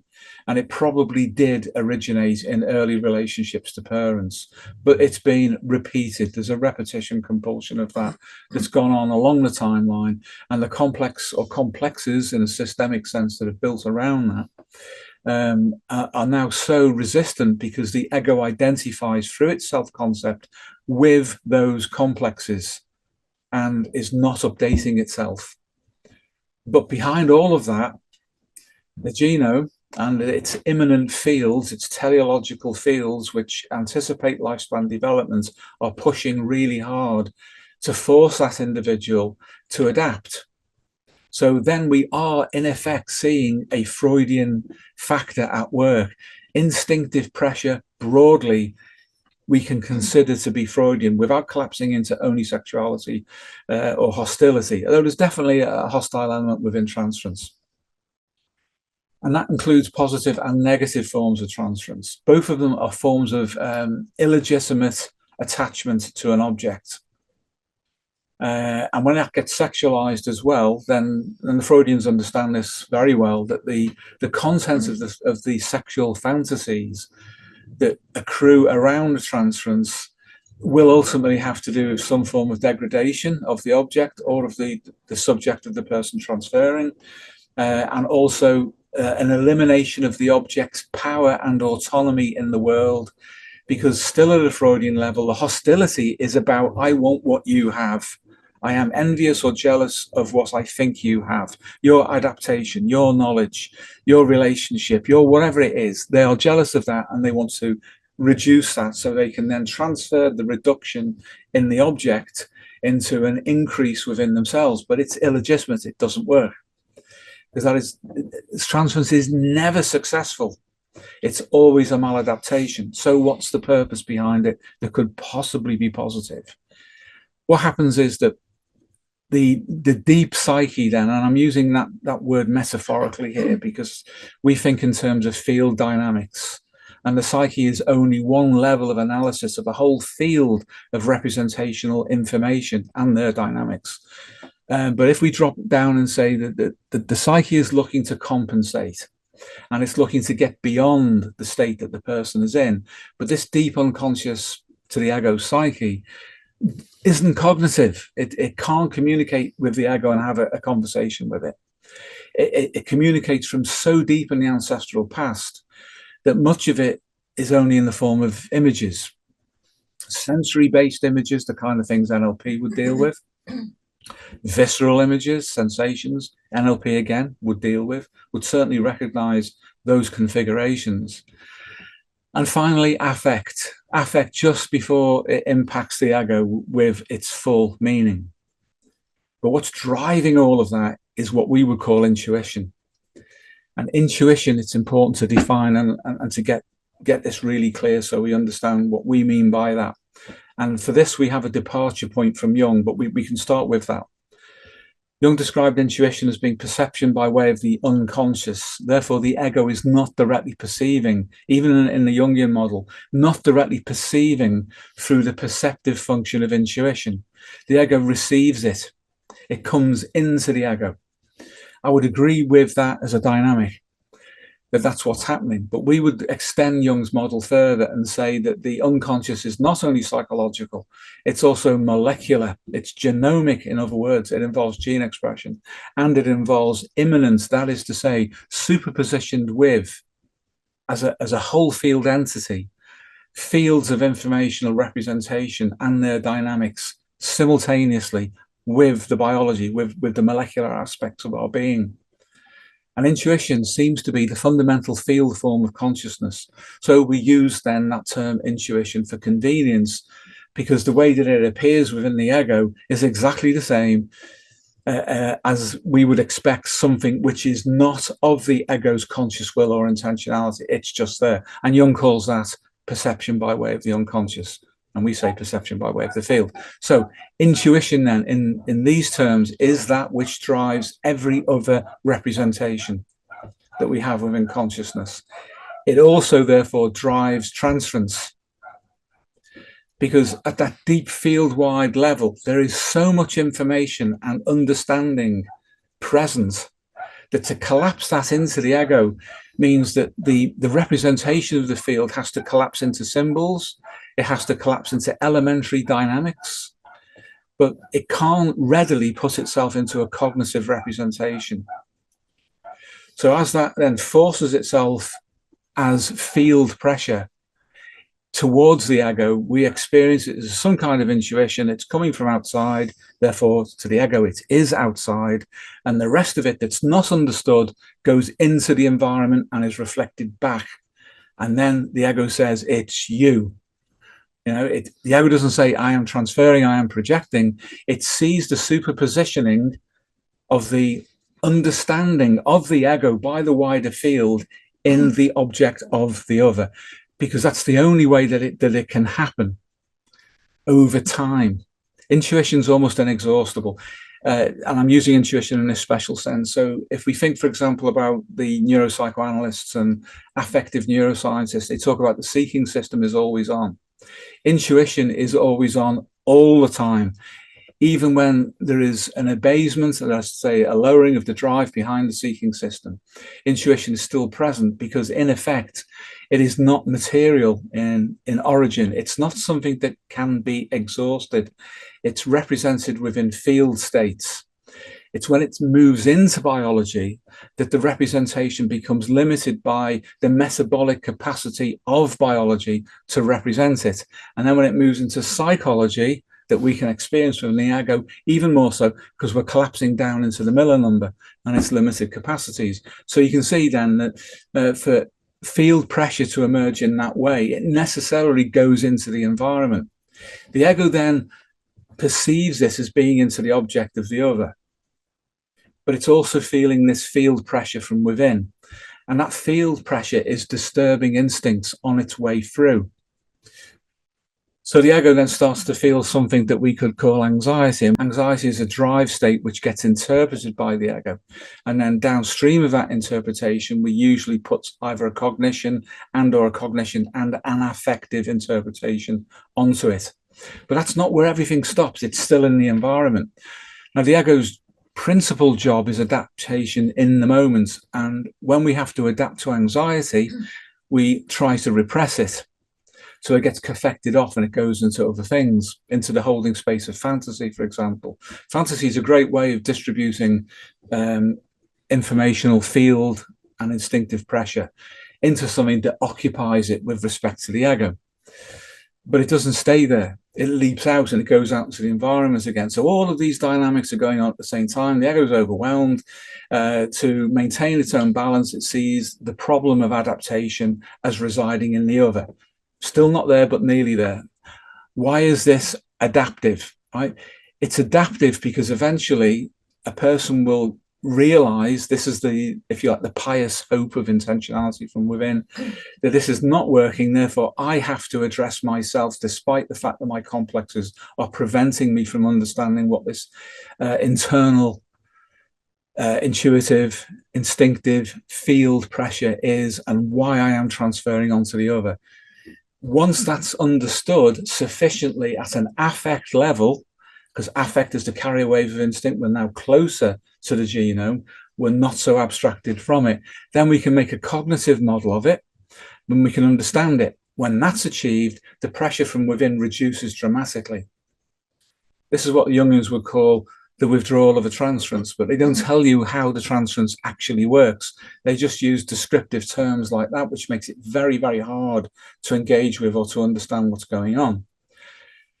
But once we understand what intuition is, that is to say that this field pressure, which is internal and simultaneously external, when most people get the feeling for what that is, they start to relax. It's as if the psyche, and therefore it's as the figure to the ground of the whole being of the person, understands that the ego is beginning to do its job. Therefore, it's no longer necessary to put them under that kind of pressure, and they relax back. And the Jungians would say, there's the withdrawal of the transference. Yes, but they then go on to say, you have to integrate it. That's the difficult part for them, and it's the difficult part here, but the way we deal with it makes it easier, provided that people engage with that process. Because once there's an understanding of the representation of transference as it's emerging within, before, or if we think of it in these terms, when it's no longer going outside, then we can have a proper communication with those representations. And then we integrate then an agreement to act in the world according to the intentionality of the genome. We don't have to integrate a massive affect charge, which turns into a guilt complex or a construct like the shadow or a withdrawn anima projection or any of these other things, because they would be secondary fantasies about what's actually going on. When we just simply receive, and it's so important to learn how to receive, then we can follow the intentionality of the genome towards adaptation in the external world. So in broad terms, and then that's the way that we model these things as an extension of the way that the Jungians deal with it. You've nodded. That usually means you're going to. Well, there's a lot in that, isn't there? There Obviously. is. Sorry about that. The thing that occurred to me while you were speaking was that some transference is so severe and so insistent that it's probably as close as you, and I'm thinking psychopathologically now, probably as close as you can guess to being deluded without being floridly psychotic. Yeah. I mean, some transferences are so systematized in terms of the content, the thoughts, the ideas, that, as I think you were saying, that, you know, you might have a primary set of ideas that then draw other ideas, attract other ideas to them, and that becomes a kind of a secondary support system for the initial set of ideas, which is very, very close to the definition of what a delusion is. It is, yeah. And, you know, some transferences almost resist any attempt to resolve them. Yeah. No matter what you do, I'm thinking clinically now, obviously working clinically. Yeah. No matter what you do to point them out, and to maybe do that gently, it just doesn't pass muster, and that person continues to transfer in that state. And there can be lots of reasons, obviously, for why that happens.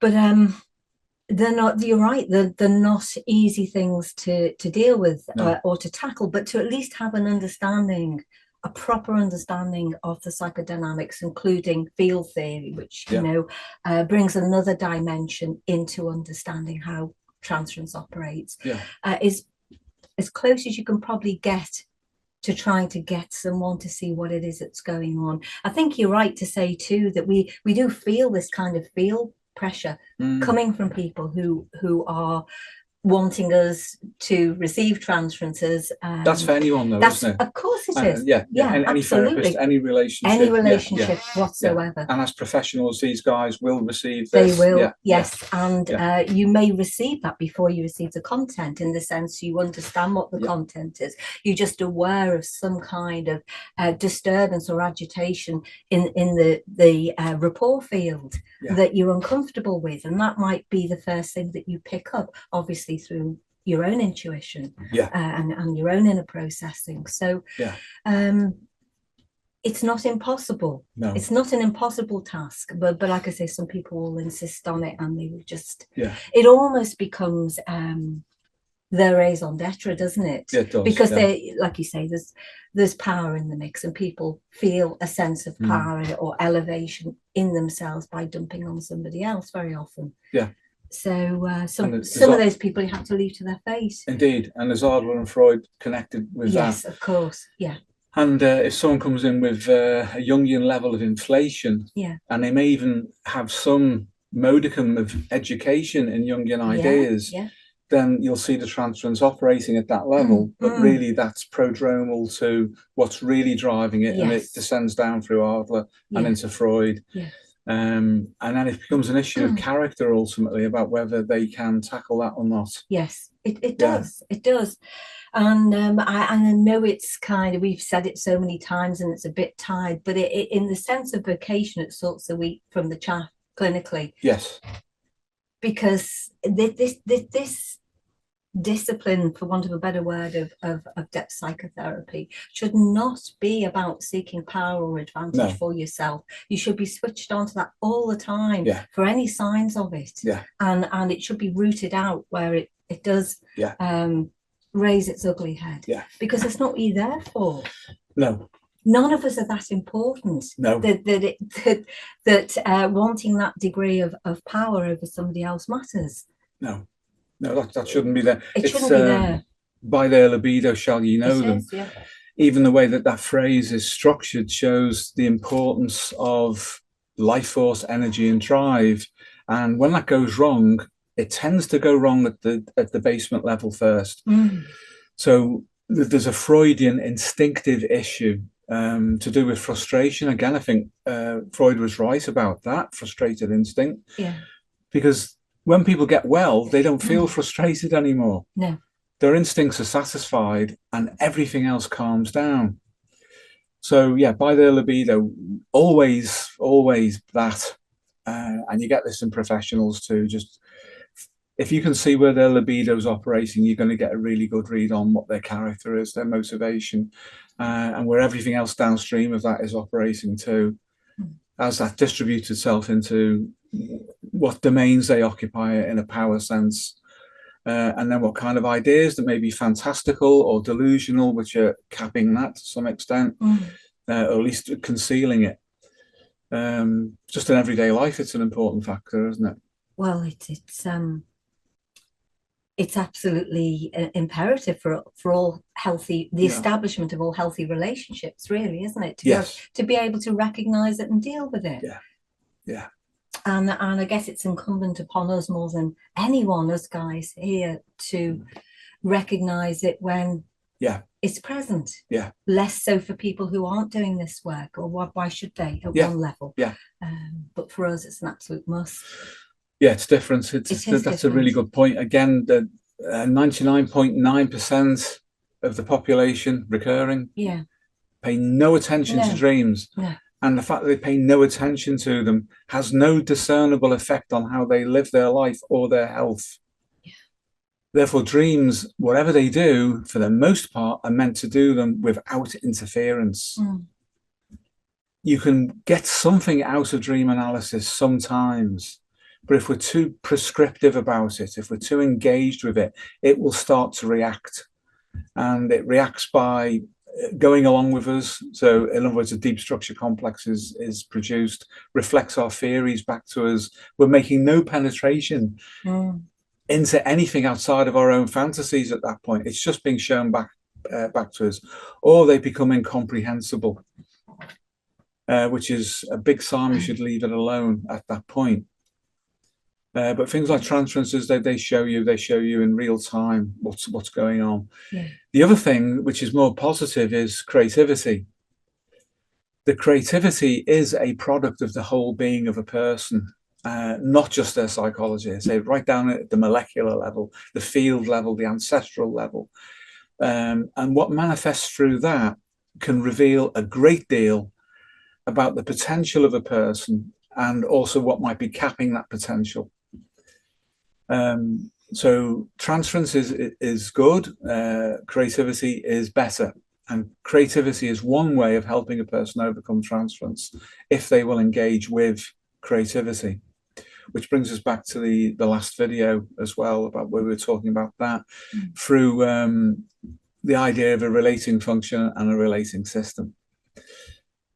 And as you guys know, I'm sure the reason we've moved away from in our view, reductive terms anima and animus is not only in a woke or critical social justice sense that they are gender identities. Not only that, although that is a factor, it's because it extends out across every aspect of our relating, not just the psychological. It's at a molecular level and at a field level again. It is all relating. It's just the early relating to caregivers and the imprinting onto them, as in the opening of that video, gives a template for how we are meant to relate to other human beings. So really, although we talk about the great mother, the platonic mother, it's really the platonic caregiver at one level that can meet all of the same needs, provided it's delivered properly. But when it's not delivered properly, we still have that solution built into us, which is ancestral and anticipatory. It's just that we don't then, or should not then, rely on parents or parental figures through transference to carry the image of the ancestral psyche for us. We have to go, or we should go in. It's valid to do that at that point. Go in and receive. It's all about receiving again. Receive the importance of these images and how that wants us then to follow those representations into our life as we develop on. I can't emphasize receiving enough. It's like, otherwise we treat the psyche as if we were a thief. We approach the psyche and it offers us something. So I'll give you all of this. And we say, no, I want to take. I'll give you more than you can take. No, I don't care. I want, because of my power drive, to take from the psyche. I will steal from it, but I'll give you more. Nope, I insist I am going to take because I am acquisitional. My Freudian drives and my Adlerian drives say I must take, not only within, also without. An ego which is configured in that way will relate to people in that way, and we will see it operating in their personal and their professional lives. What they want to do is based on their gratification at a Freudian level and then at an Adlerian level. They will not receive, they cannot receive, they have to take. Even if they receive, they would get more and they would learn more. It's something which repeats itself so often. And what we can say there is that that is an immature personality, for sure. And it's a very deeply divided neurotic personality. And it's likely to surround itself with inflationary fantasies to stave off what would otherwise be a Jungian inflation into a psychosis. That's another characteristic trait that you will see in people who are like that. If they want to steal from their own psyche on the inside and steal from others in terms of power relationships externally, they will usually have a fantasy holding space that is populated by high-level fantasy that's not reality-based at all. They'll also be very concerned with distributing that fantasy around other people, because that normalizes their own drive and it conceals their intentionality to take from others and not to be able to receive. So it's hugely important. So when the ego can receive from within, then everything calms down. So we have to get past internal projection and we have to get past deep structure complexes. There are means, there are ways of doing this. And we would say, wouldn't we, that is high level personal development. And when you can do that with another person you're working with, that is high level psychotherapy. High level psychotherapy is not inflated Jungianism. Well, when you can receive properly from within, you can give properly as well. Yeah, you give without, don't you? Yes, yeah, at that point, yeah. I don't want to sound Rogerian about this, but when I say without condition, I mean in the sense that you're not attached to that person or the outcome. Yeah. So that, you know, it's your analogy of the clear pane of glass, really, that you can then, you know, receive and emit something that the other person can receive that is helpful to them and healing in their life, without tainting the glass, without doing any harm or damage. So you know, if you can't do that, then you will be attached to the person that you're working with. You're far more likely to fall foul of transference if you're in that state yourself, where you cannot receive and therefore get the nourishment that you need in order to help somebody else. I mean, it's that basic, isn't it? It is. It's not a difficult thing. No, it is very simple. If we understand field dynamics, then it's very, very simple. So people who transfer onto the object of the other want to take from the other because they cannot receive from within. They misinterpret from within. And because they misinterpret that, then the pressure increases. That's the way the paleo mind works. It doesn't talk to us in that literal sense. It gives us hints. Jung even talks about this as if you can't take a hint from the psyche, then the psyche will do something to you, and something not very nice. So we have to receive and stop taking from other people in the sense of see them for who and what they are, relate to them through respect. And proper field exchange interactions. A lot of people who are neurotic and who adapt principally through transference can't do that. And of course, because therapists should be compassionate, they have to receive the fact that a person is in that state without personal judgment. But then when they work with that person, they have to see beyond the ego of that person, beyond the persona, into the healing field that is trying to come through. And in that process, you may get the slings and arrows of outrageous transference thrown at you. So knowing how not to receive a transference in that sense, because it is not being received in a healthy, or it's not being delivered in a healthy way, is important. You have to receive it just enough to understand it within the whole picture and not be too distracted by it, so you can then help that person to heal themselves from within. There was a absolute huge amount in what you guys were saying there. I'm interested at the moment, I suppose, in those times or cases where transference isn't resolved, because there's a different strata to that. Because I've walked through with a lot of people now transference and say pointed it out, but with a psychodynamic explanation behind it. They appear to withdraw the transference, but then it just comes back again, and it's almost as if they just forget their progress in a way that I've not seen with any other psychodynamic. The way it just is so all persuasive, it seems to be. And I was wondering what that might be. Is that a case analogous to what you were saying a moment ago about the integration part of that content, that's not been completed? Yes. So it just repeats itself, basically, to say, ergo, you've gone halfway or a quarter of the way or however much it happens to be.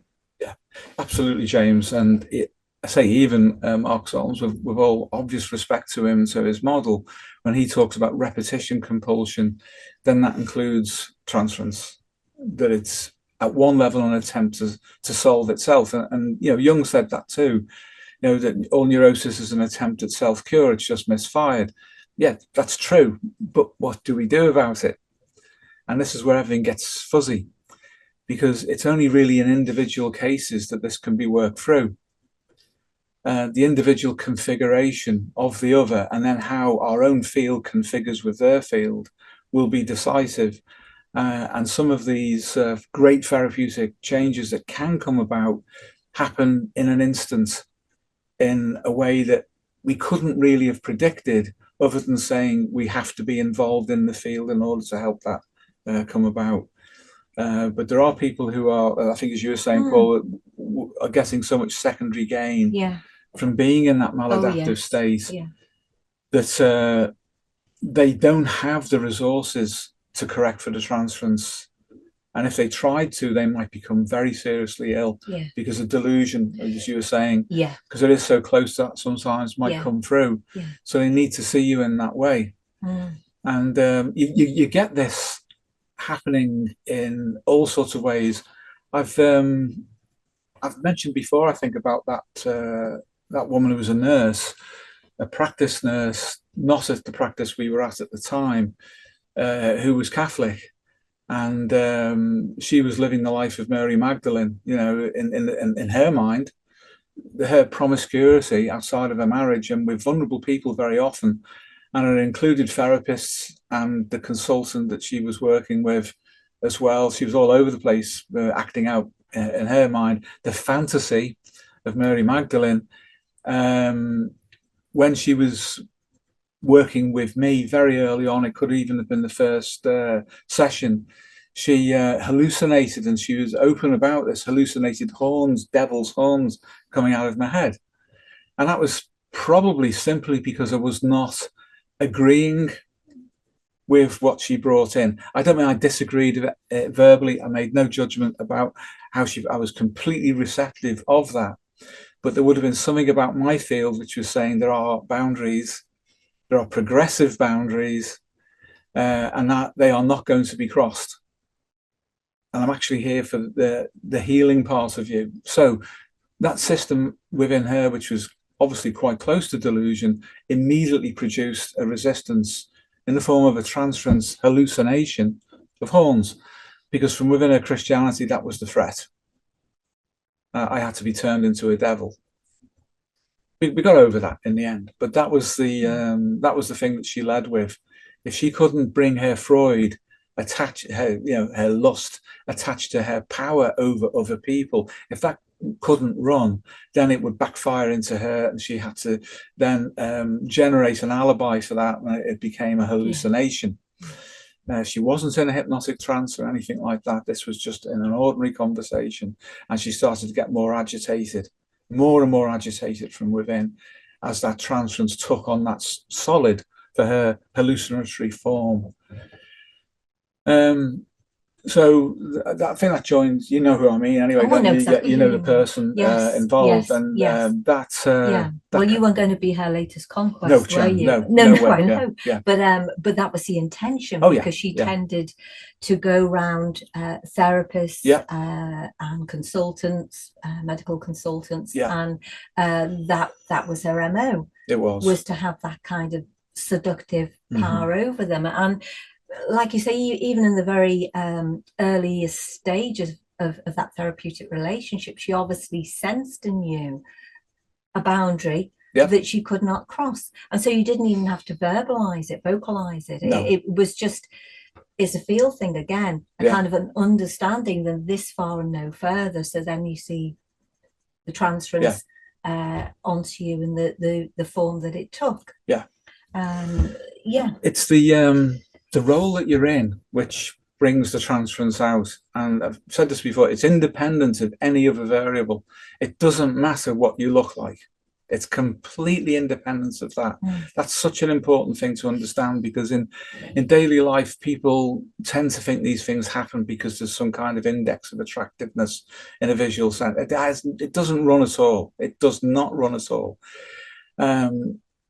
All that really means is that somebody has an ordinary level of understanding. If they feel or think, model, that's going to be the thing that draws it out.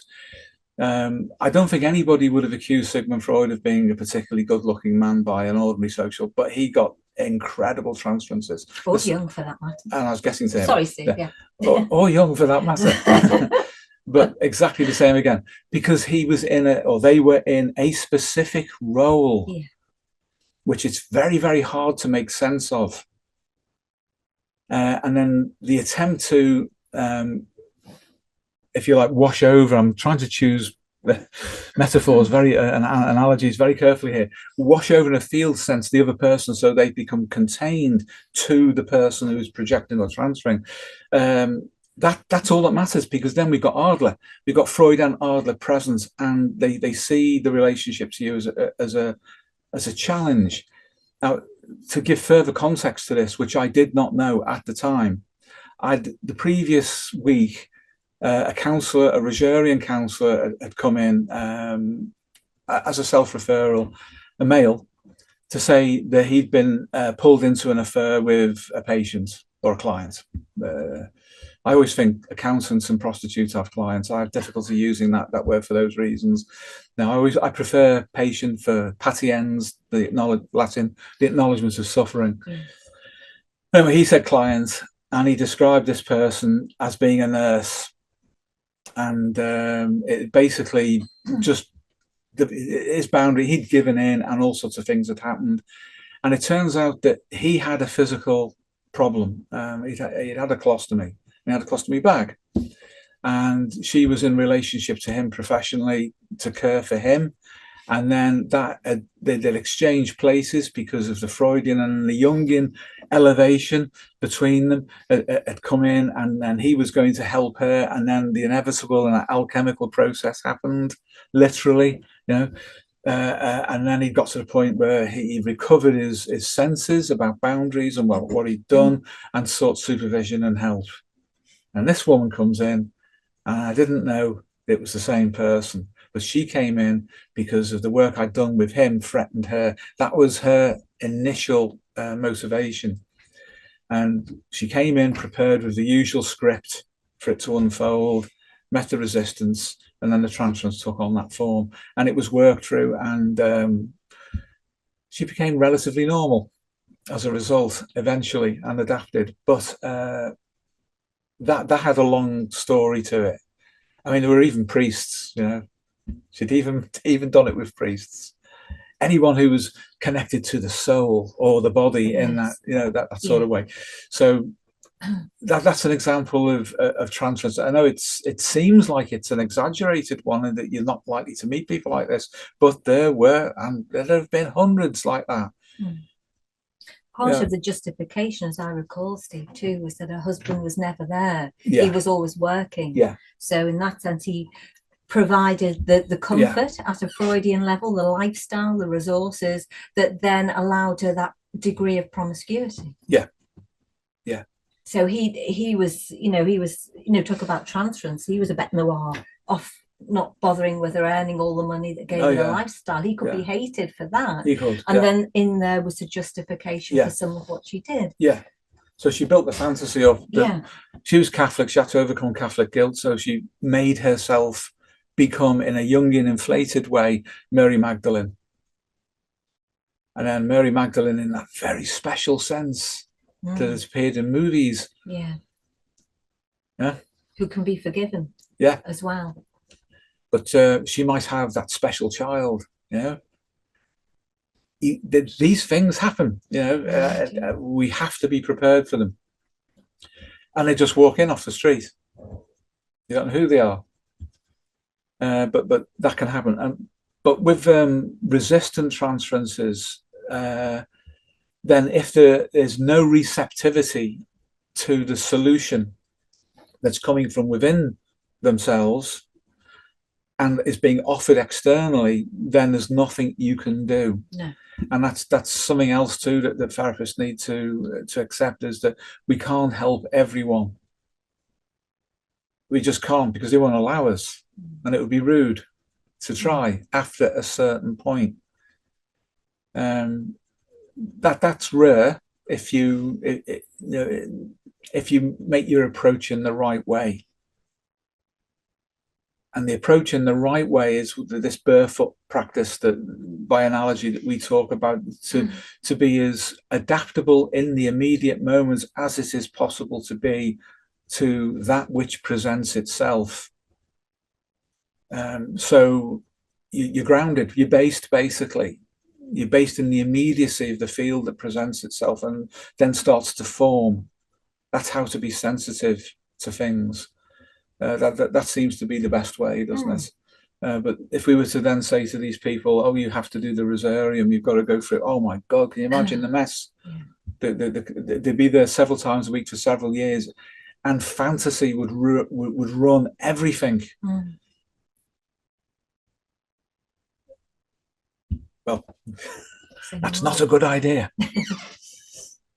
Fantasy isn't an idea. Fantasy is a fantasy. Fantasy is not even imagination, because imagination is something that we use to rehearse a real outcome. Imagination is fueled also by both the seeking system and by intuition, therefore field pressure. Fantasy, though, where it is real fantasy, supports a neurosis. There's a huge difference between fantasy and imagination, which is why we speak about it in the way that we do. To close off this video, we've included an extended series of writings from Steve Richards, originally posted to the Young to Live By Discord server. They cover a huge bandwidth of topics, but all are relevant to the purposes of this video. Gain access to many thousands more writings from Steve, just like these, through joining our Discord server. The link is in the description. On complexes in dreams, Steve writes, quote, "Complexes are fields of systematized information that exist in simultaneous superpositioned states. Their representational image, that which we experience, may therefore collapse into a personified, reified form. This we can consider to be the manifest representation of a given complex.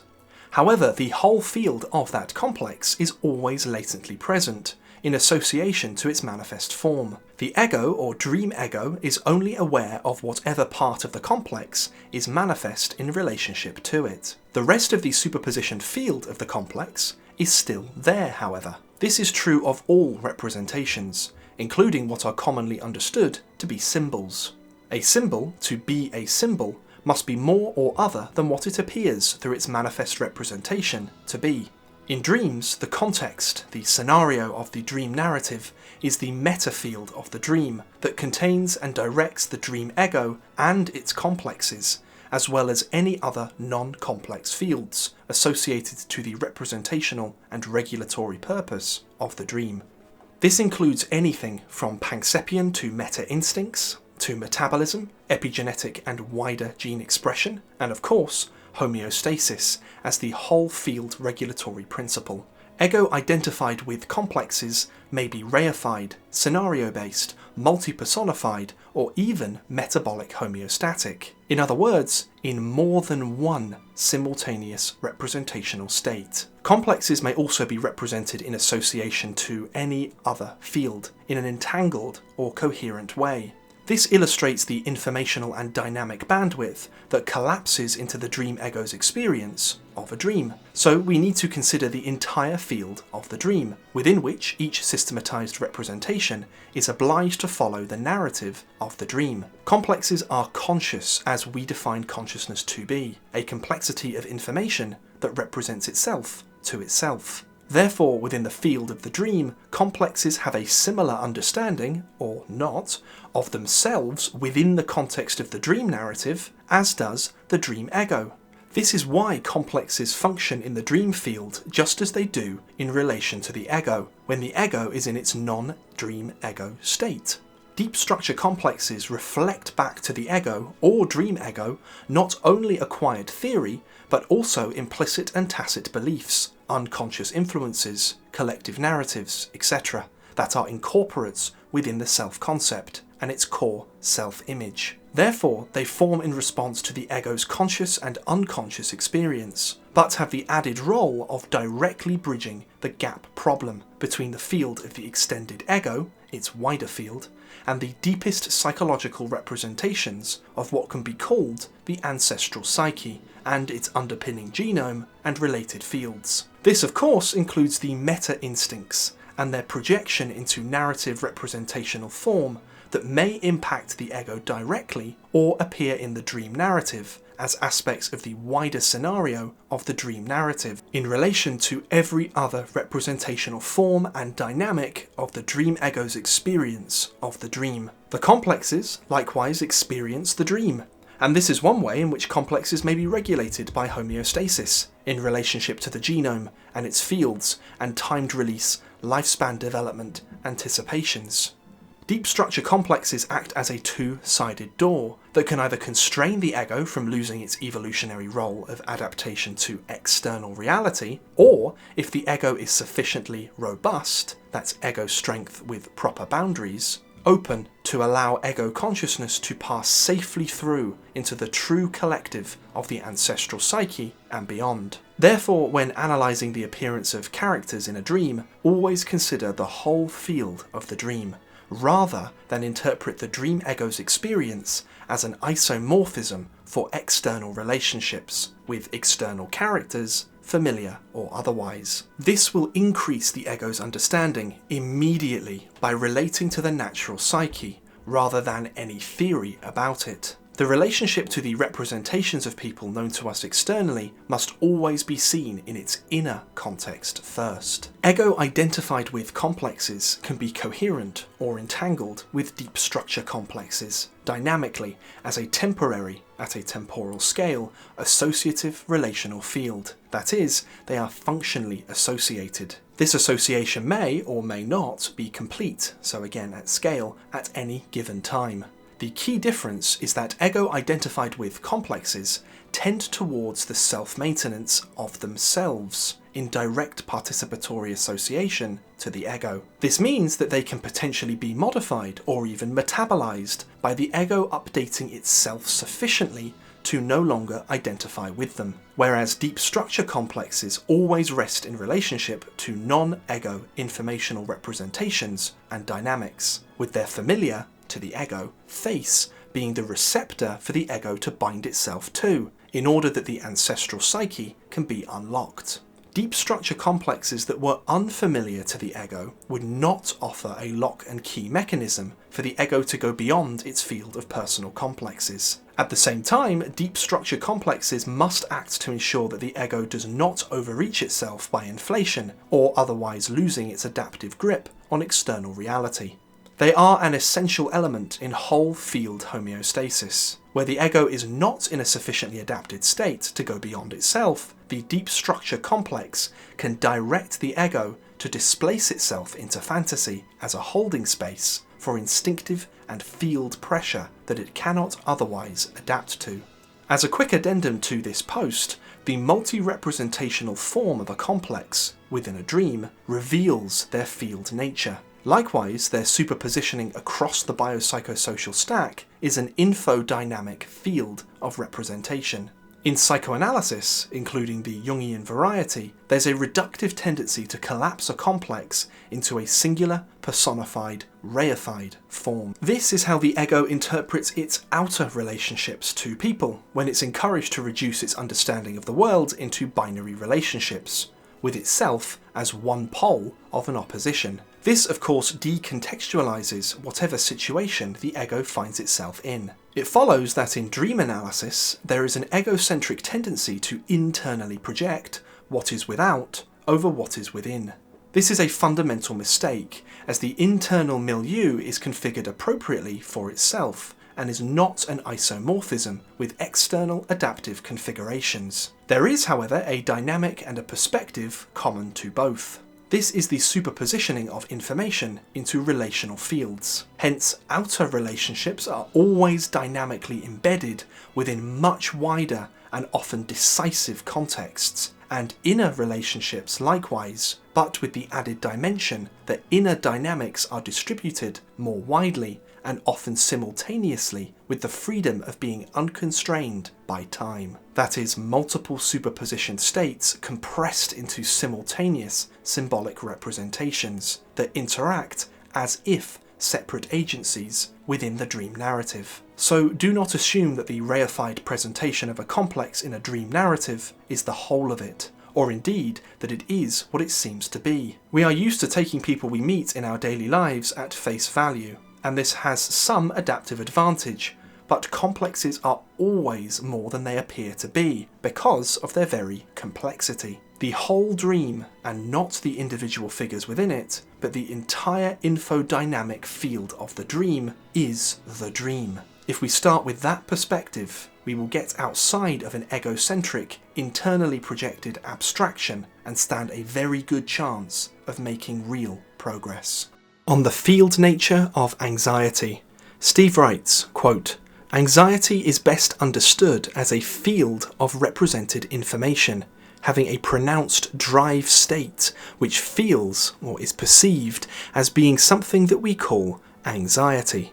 The associated affect, or indeed cognition, is a component of the anxiety, but the anxiety as such is not an affective qualia of intrinsic consciousness, nor indeed a cognition." Neuropsychoanalysis regards prediction errors as a source of anxiety. Traditional psychoanalysis tends to focus on conflict, which is the basic configuration of a neurosis when conflict cannot be resolved. There are neurological circuits involved in anxiety that are common to fear and panic, but these circuits are more than only neurological. They are psychoneuroendocrine and include gene expression and socio-environmental elements too. It is best considered, therefore, as an informational field. Intervention can be at disparate distributed foci within the field, with a manifold field effect resulting. This view is basic to George Engel's biopsychosocial model. Anxiety with an appropriate context, and with an appropriate solution, can be regulated dynamically and homeostatically. Panksep and the neuropsychoanalysts have some difficulty in defining both emotion and instinct, so as a discipline it is still in development. Anxiety can certainly be felt, hence it is consciously perceived, but that does not make it intrinsically affective. Rather, it results in affect as an index of the requirement to resolve that which it represents, which can be both metaphorically and indeed quite literally complex. On anxiety as a form of consciousness, Steve writes, quote, "Anxiety is conscious in the IPSA informational monism model. It is a field of informational organization and representation that has a state of self-reference, i.e. a complexity of information that represents itself to itself. It has a bandwidth of information carrying capacity. It has telic, so purposive, goal-directed intentionality, and it has a context, or contexts. Once associated to meaning, it can either break down into free energy, so libido, that is, be resolved by dissolution into the economy of the organism, or its field strength can increase or be distributed by meaning into a wider or generalized context. So anxiety is a conscious state of arousal that can be both conscious to the ego or unconscious to the ego. This results in all the variegated pathologies that occur within psychodynamics, from Janet and Freud onward. To regard it reductively by reference to neural circuits is to fail to understand its field nature. Anxiety is therefore not an emotion. It is a concomitant to emotion, just as it can be to cognition, to physical symptomology, and to behavioural and psychosocial disturbance. It is a drive to resolve itself, hence its essentially homeostatic nature. On consciousness outside of the ego, Steve writes, quote, "There is a historical habit of accepting that anything psychological that is not the ego should be referred to as the unconscious, or simply unconscious, as in not ego-conscious. We've used the term unconscious in this way as it's become the embedded understanding. However, we've also, since we first put our model of practice together in 1988, also understood that consciousness is not by any means limited to the ego, except in the specifics of that which characterizes what ego-reflexive phenomenological awareness is. The distinctions are important, as otherwise the ego will never understand what perplexes it the most, that despite its absorbing self-awareness, other autonomous intentional systems that manifestly exist in internal relationship to it continuously determine or override it with intentionalities of their own. Janet, Freud, Jung and many others discovered this, but of the three, Janet was way ahead in understanding the autonomy of independent consciousness, with Jung adding to Janet's contributions through his early experimental work. Freud's model was far less sophisticated and lacked future-proofing beyond basic mapping onto neurophysiological structures and pathways. The IPSA informational monism and superpositioning model from the 1980s is in the same domain as contemporary new developments in field theories of consciousness and biology. We have made contributions to those contemporary efforts via published bulletins in the journal Neuropsychoanalysis. That is the Journal of the International Neuropsychoanalysis Society. Those making contributions right now are nearly there, but not quite. Part of what they lack is several decades of clinical empiricism, pressure tested with thousands of patients. So projection can arise out from misfired infodynamics between non-ego conscious systems. On cognitive feeling and conscious qualia, Steve writes, quote, "Cognition as typified by Jung's introverted thinking function is the final qualia of consciousness to have emerged in human evolution so far. As such, its proper place is not to reduce instinct to a representation of itself as rational, polarized thinking, but to receive representations of instinctive and field pressures, as these are superpositioned, that is, simultaneously represented, in the other qualia of consciousness. Field apperceptive, broadly intuition, interoceptive, broadly internal sensing, exteroceptive, broadly external sensory modality representation, and affect, broadly the oldest form of consciousness of instinct in human and mammalian species. This is the running order of phylogenetic or evolutionary consciousness that we still have operant within our psyche today. You can see how there is some correlation with Jung's model of psychological types. Cognition is always downstream of affect, even though we are seldom aware of this. Affective neuroscience and neuropsychoanalysis have demonstrated that affect actually processes faster than cognition. However, we may not notice this due to the collapse of our ego consciousness into a bias in favour of cognition. Interoception, likewise, registers information well before cognition.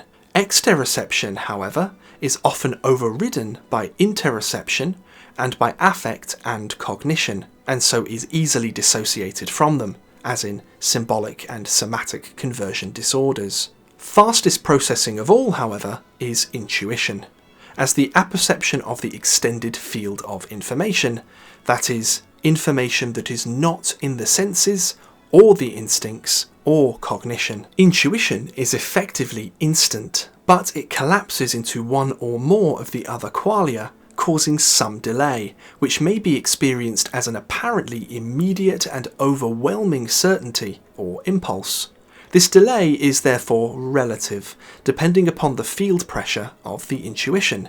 Intuition cannot represent itself as itself to ego consciousness. It must occupy one or more simultaneous states, as represented by its collapse into the other qualia of consciousness. It is important to remember that if we are considering Jung's type model, then feeling is rational and indeed cognitive. In neuropsychoanalytic terms, this would be affect consciousness as instinct, rather than as cognition. However, in psychosystems analysis, Jung's feeling function has the properties of an evolved synthesis of instinct with cognition. Here, the cognitive element in Jung's feeling function is dominant, but it has a residual affinity for instinct, as this is understood in neuropsychoanalytic and affective neuroscience terms. So the modern evolved ego is topographically concentrated, but not exclusively located, at the neurophysiological and neuroanatomical levels in the prefrontal lobes, but the other qualia of consciousness are dynamically superpositioned with it, and indeed process information faster than our bias for cognition understands. On emitting your own Platonic potential, Steve writes, quote, "To get outside of the ego's normal adaptive range, but without compromising its role and purpose, we need firstly a proper boundary that defines who and what we are as an ego identity, and also some metaphorical firm ground beneath our feet, from which the ego can take its next steps. Without these, the ego is permeable to suggestion, including to that of fantasy, which if it becomes a stand-in holding space for actualizing our real potential, or worse still, if it replaces it altogether, then the ego will have no way of understanding what it is or what it is not. This makes relating to reality, including the reality of contact with the psychosystems analysis modelling of the so-called unconscious, and in reality the non-ego conscious of the extended mind, and all other states that consciousness can occupy beyond a collapse into psychology. So therefore, biological, material, field-coherent states of superpositioned consciousness, not defined by or limited to a representation of itself to itself as a psychologism alone. In short, contact with the Platonic field of meta-instinctual representations, images and intentionality cannot happen. The utilization of images as representations is an economical way of collapsing the very wide bandwidth of information latent in such images. The key here is differentiating between what may be projected onto someone who represents something and what may be emitted through the image of someone. The former is standard 19th century and early 20th century psychodynamics. The latter represents and therefore ultimately arises from more of a truly Platonic understanding of the power of imagos. Plato's forms, and even the orthodox Christian understanding of icons, and the tantric Hindu and Buddhist understanding, rather than the Jungian, of mandalas, yantras, etc., reveals how form and representational image work together. In a relationship to people, we must understand and appreciate that when the field chooses to emit a representation through a person, then the person is neither responsible for this or is even conscious of it. The intentionality is external to them. Where there is a coherence between people, then the field between them is contiguous, and we can talk of a relationship in everyday terms. It's only by being open to the non-ego consciousness of the field that the ego can better develop a relationship to that field. With regards to what the server member shared above, their issue will likely be to do with issues of acceptance by others psychosocially regarding perceived rank and status, Adlerian compensations can come in so that when we reject our own potential, our complex seeks to confirm this by signalling subdominance or non-competence to others. We may be more aware of our physiological reactions, but we will, despite our attention to physical representations, also be giving off a field that actively, non-consciously, seeks to cause others to confirm our inner state.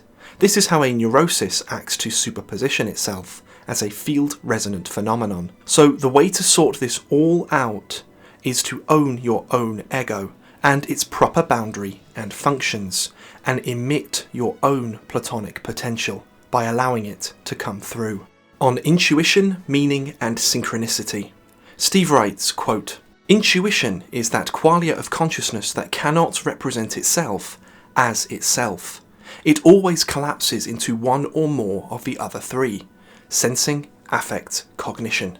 Field-level consciousness always includes intuition, as this is the only form of consciousness that emerges into the ego from outside of the other three qualia, but distributes itself between them. Synchronicity is therefore a phenomenon mediated by intuition, even if internal or external events occur initially within one or more of the other three qualia. Meaning is likewise a qualia of intuition that settles into sensing, affect, or cognition. Frequently, it is all three, but with cognition lagging behind and then attempting to reconfigure meaning into itself. On Meta-Instincts 1, Steve writes, quote, "Meta-Instincts is a term introduced by Steve and Pauline Richards into psychosystems analysis. It's very easy to collapse this term into an apparently equivalent term, but by such a collapse, the meaning of the term is lost by appropriation to the context of the other term. These are the first considerations in understanding what they are, before context is described. There's a mindset necessary to understand how we use and define the term. Contracted definitions arise contextually, and I've covered this in detail here in Discord, in seminars, and in videos. So to get into this mindset, it's necessary to start with two things. 1. Fields of informational representation, and 2. Observation of these in context. The observation collapses into the context, and then configure as a model of the context. Hence, the definition is dependent upon the observed field and our contextual observational collapse.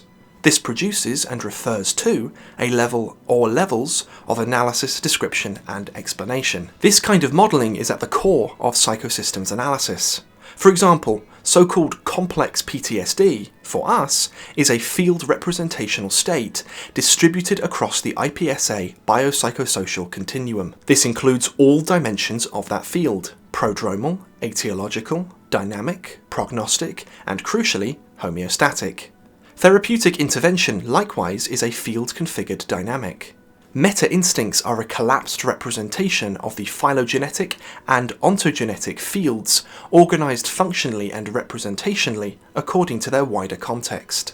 This includes the underpinning informational monism and Platonic and Sheldrakean fields, as these are in nested immanence with the genome, the projection, superpositioning of the genome into non-ego and reflexive psychology, and its limiting capacities, with respect to the fundamental qualia of consciousness, and the further superpositioning within culture.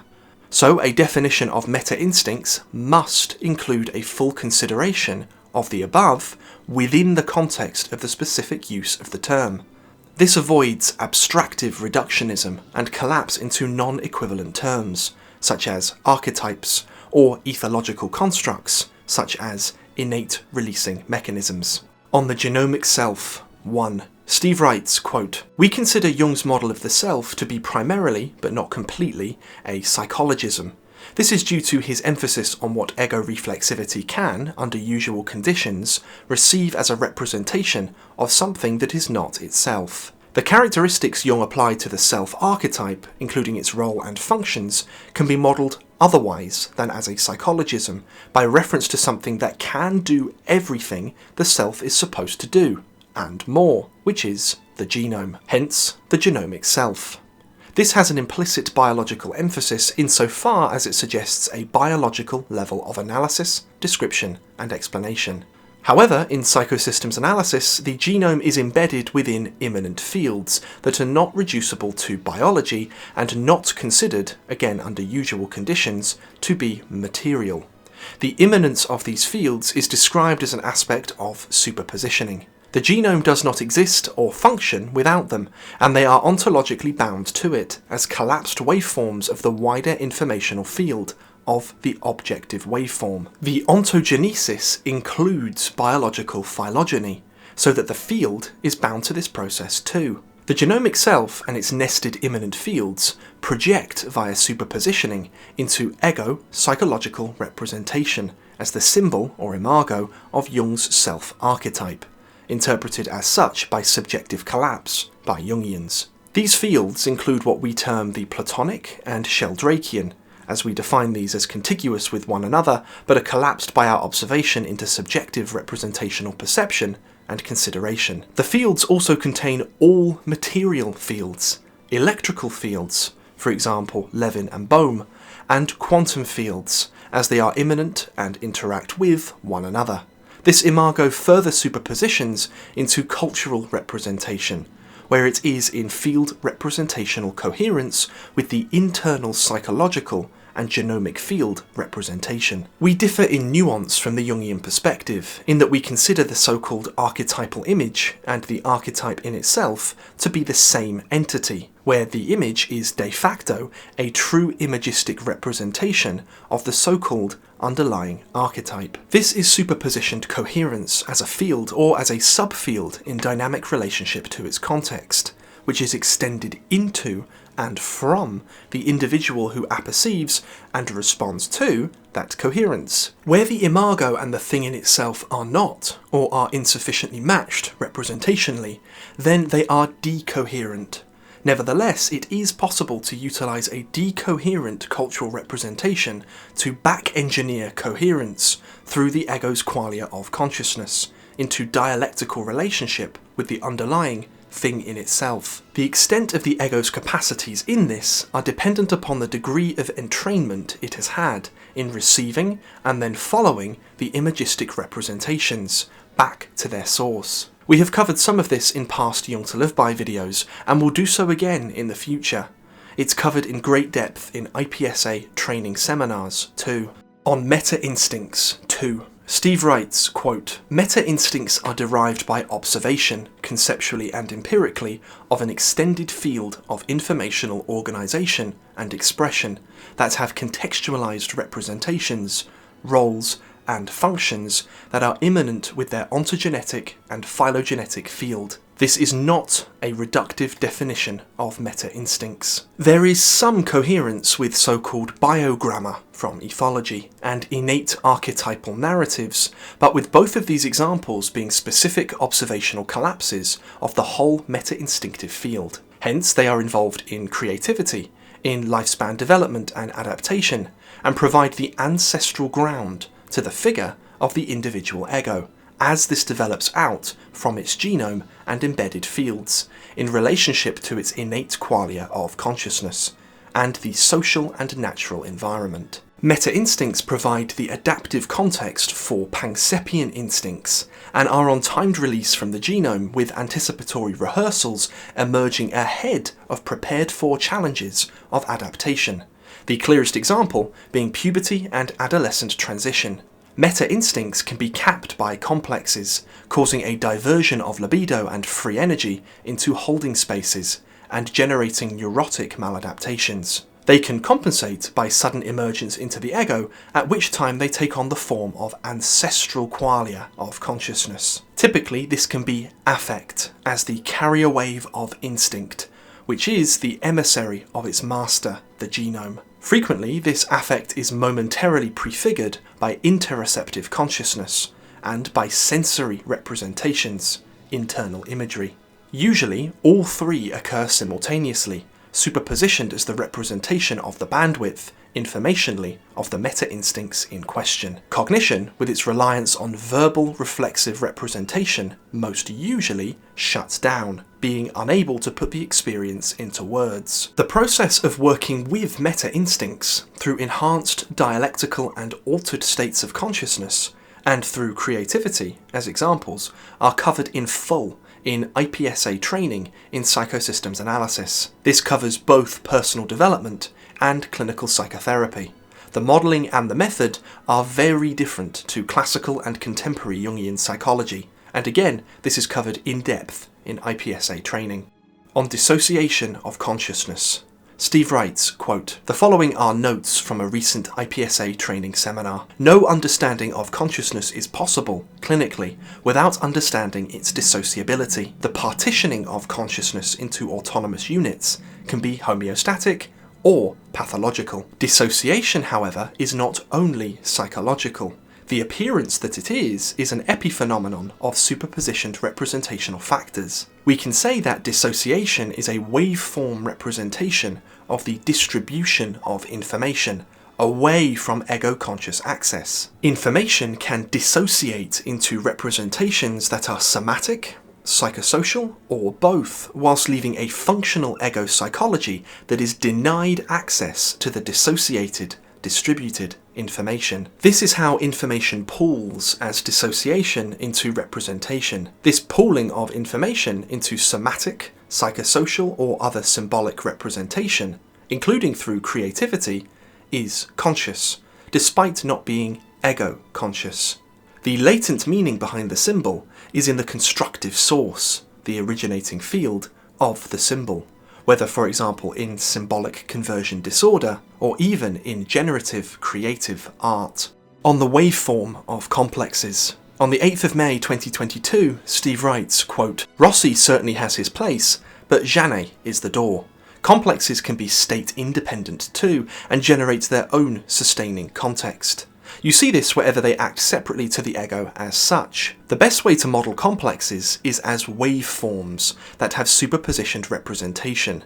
The wavelength of the complex across its representational levels, of Engel's biopsychosocial systems hierarchy, will have amplitude and frequency periodicity that may be elusive if we collapse our observations into too reductive a perspective. There's a whole context, the objective waveform, in cases as complicated as dissociative identity disorder. If there's a primary genetic component to the disorder, then the usual incomplete and reductive understanding of what complexes are is downstream of this, ontologically. Then there's the potential, at least in some cases, for the psychosocial secondary gain of identifying as having that disorder, which becomes part of the subjective waveform of the complex as such. The most extreme case of autonomous complexes fracturing the ego is that of schizophrenia, as Jung, among others, first reported. Approach it as a superpositioned phenomenon, and you'll more readily see what's going on in any individual case.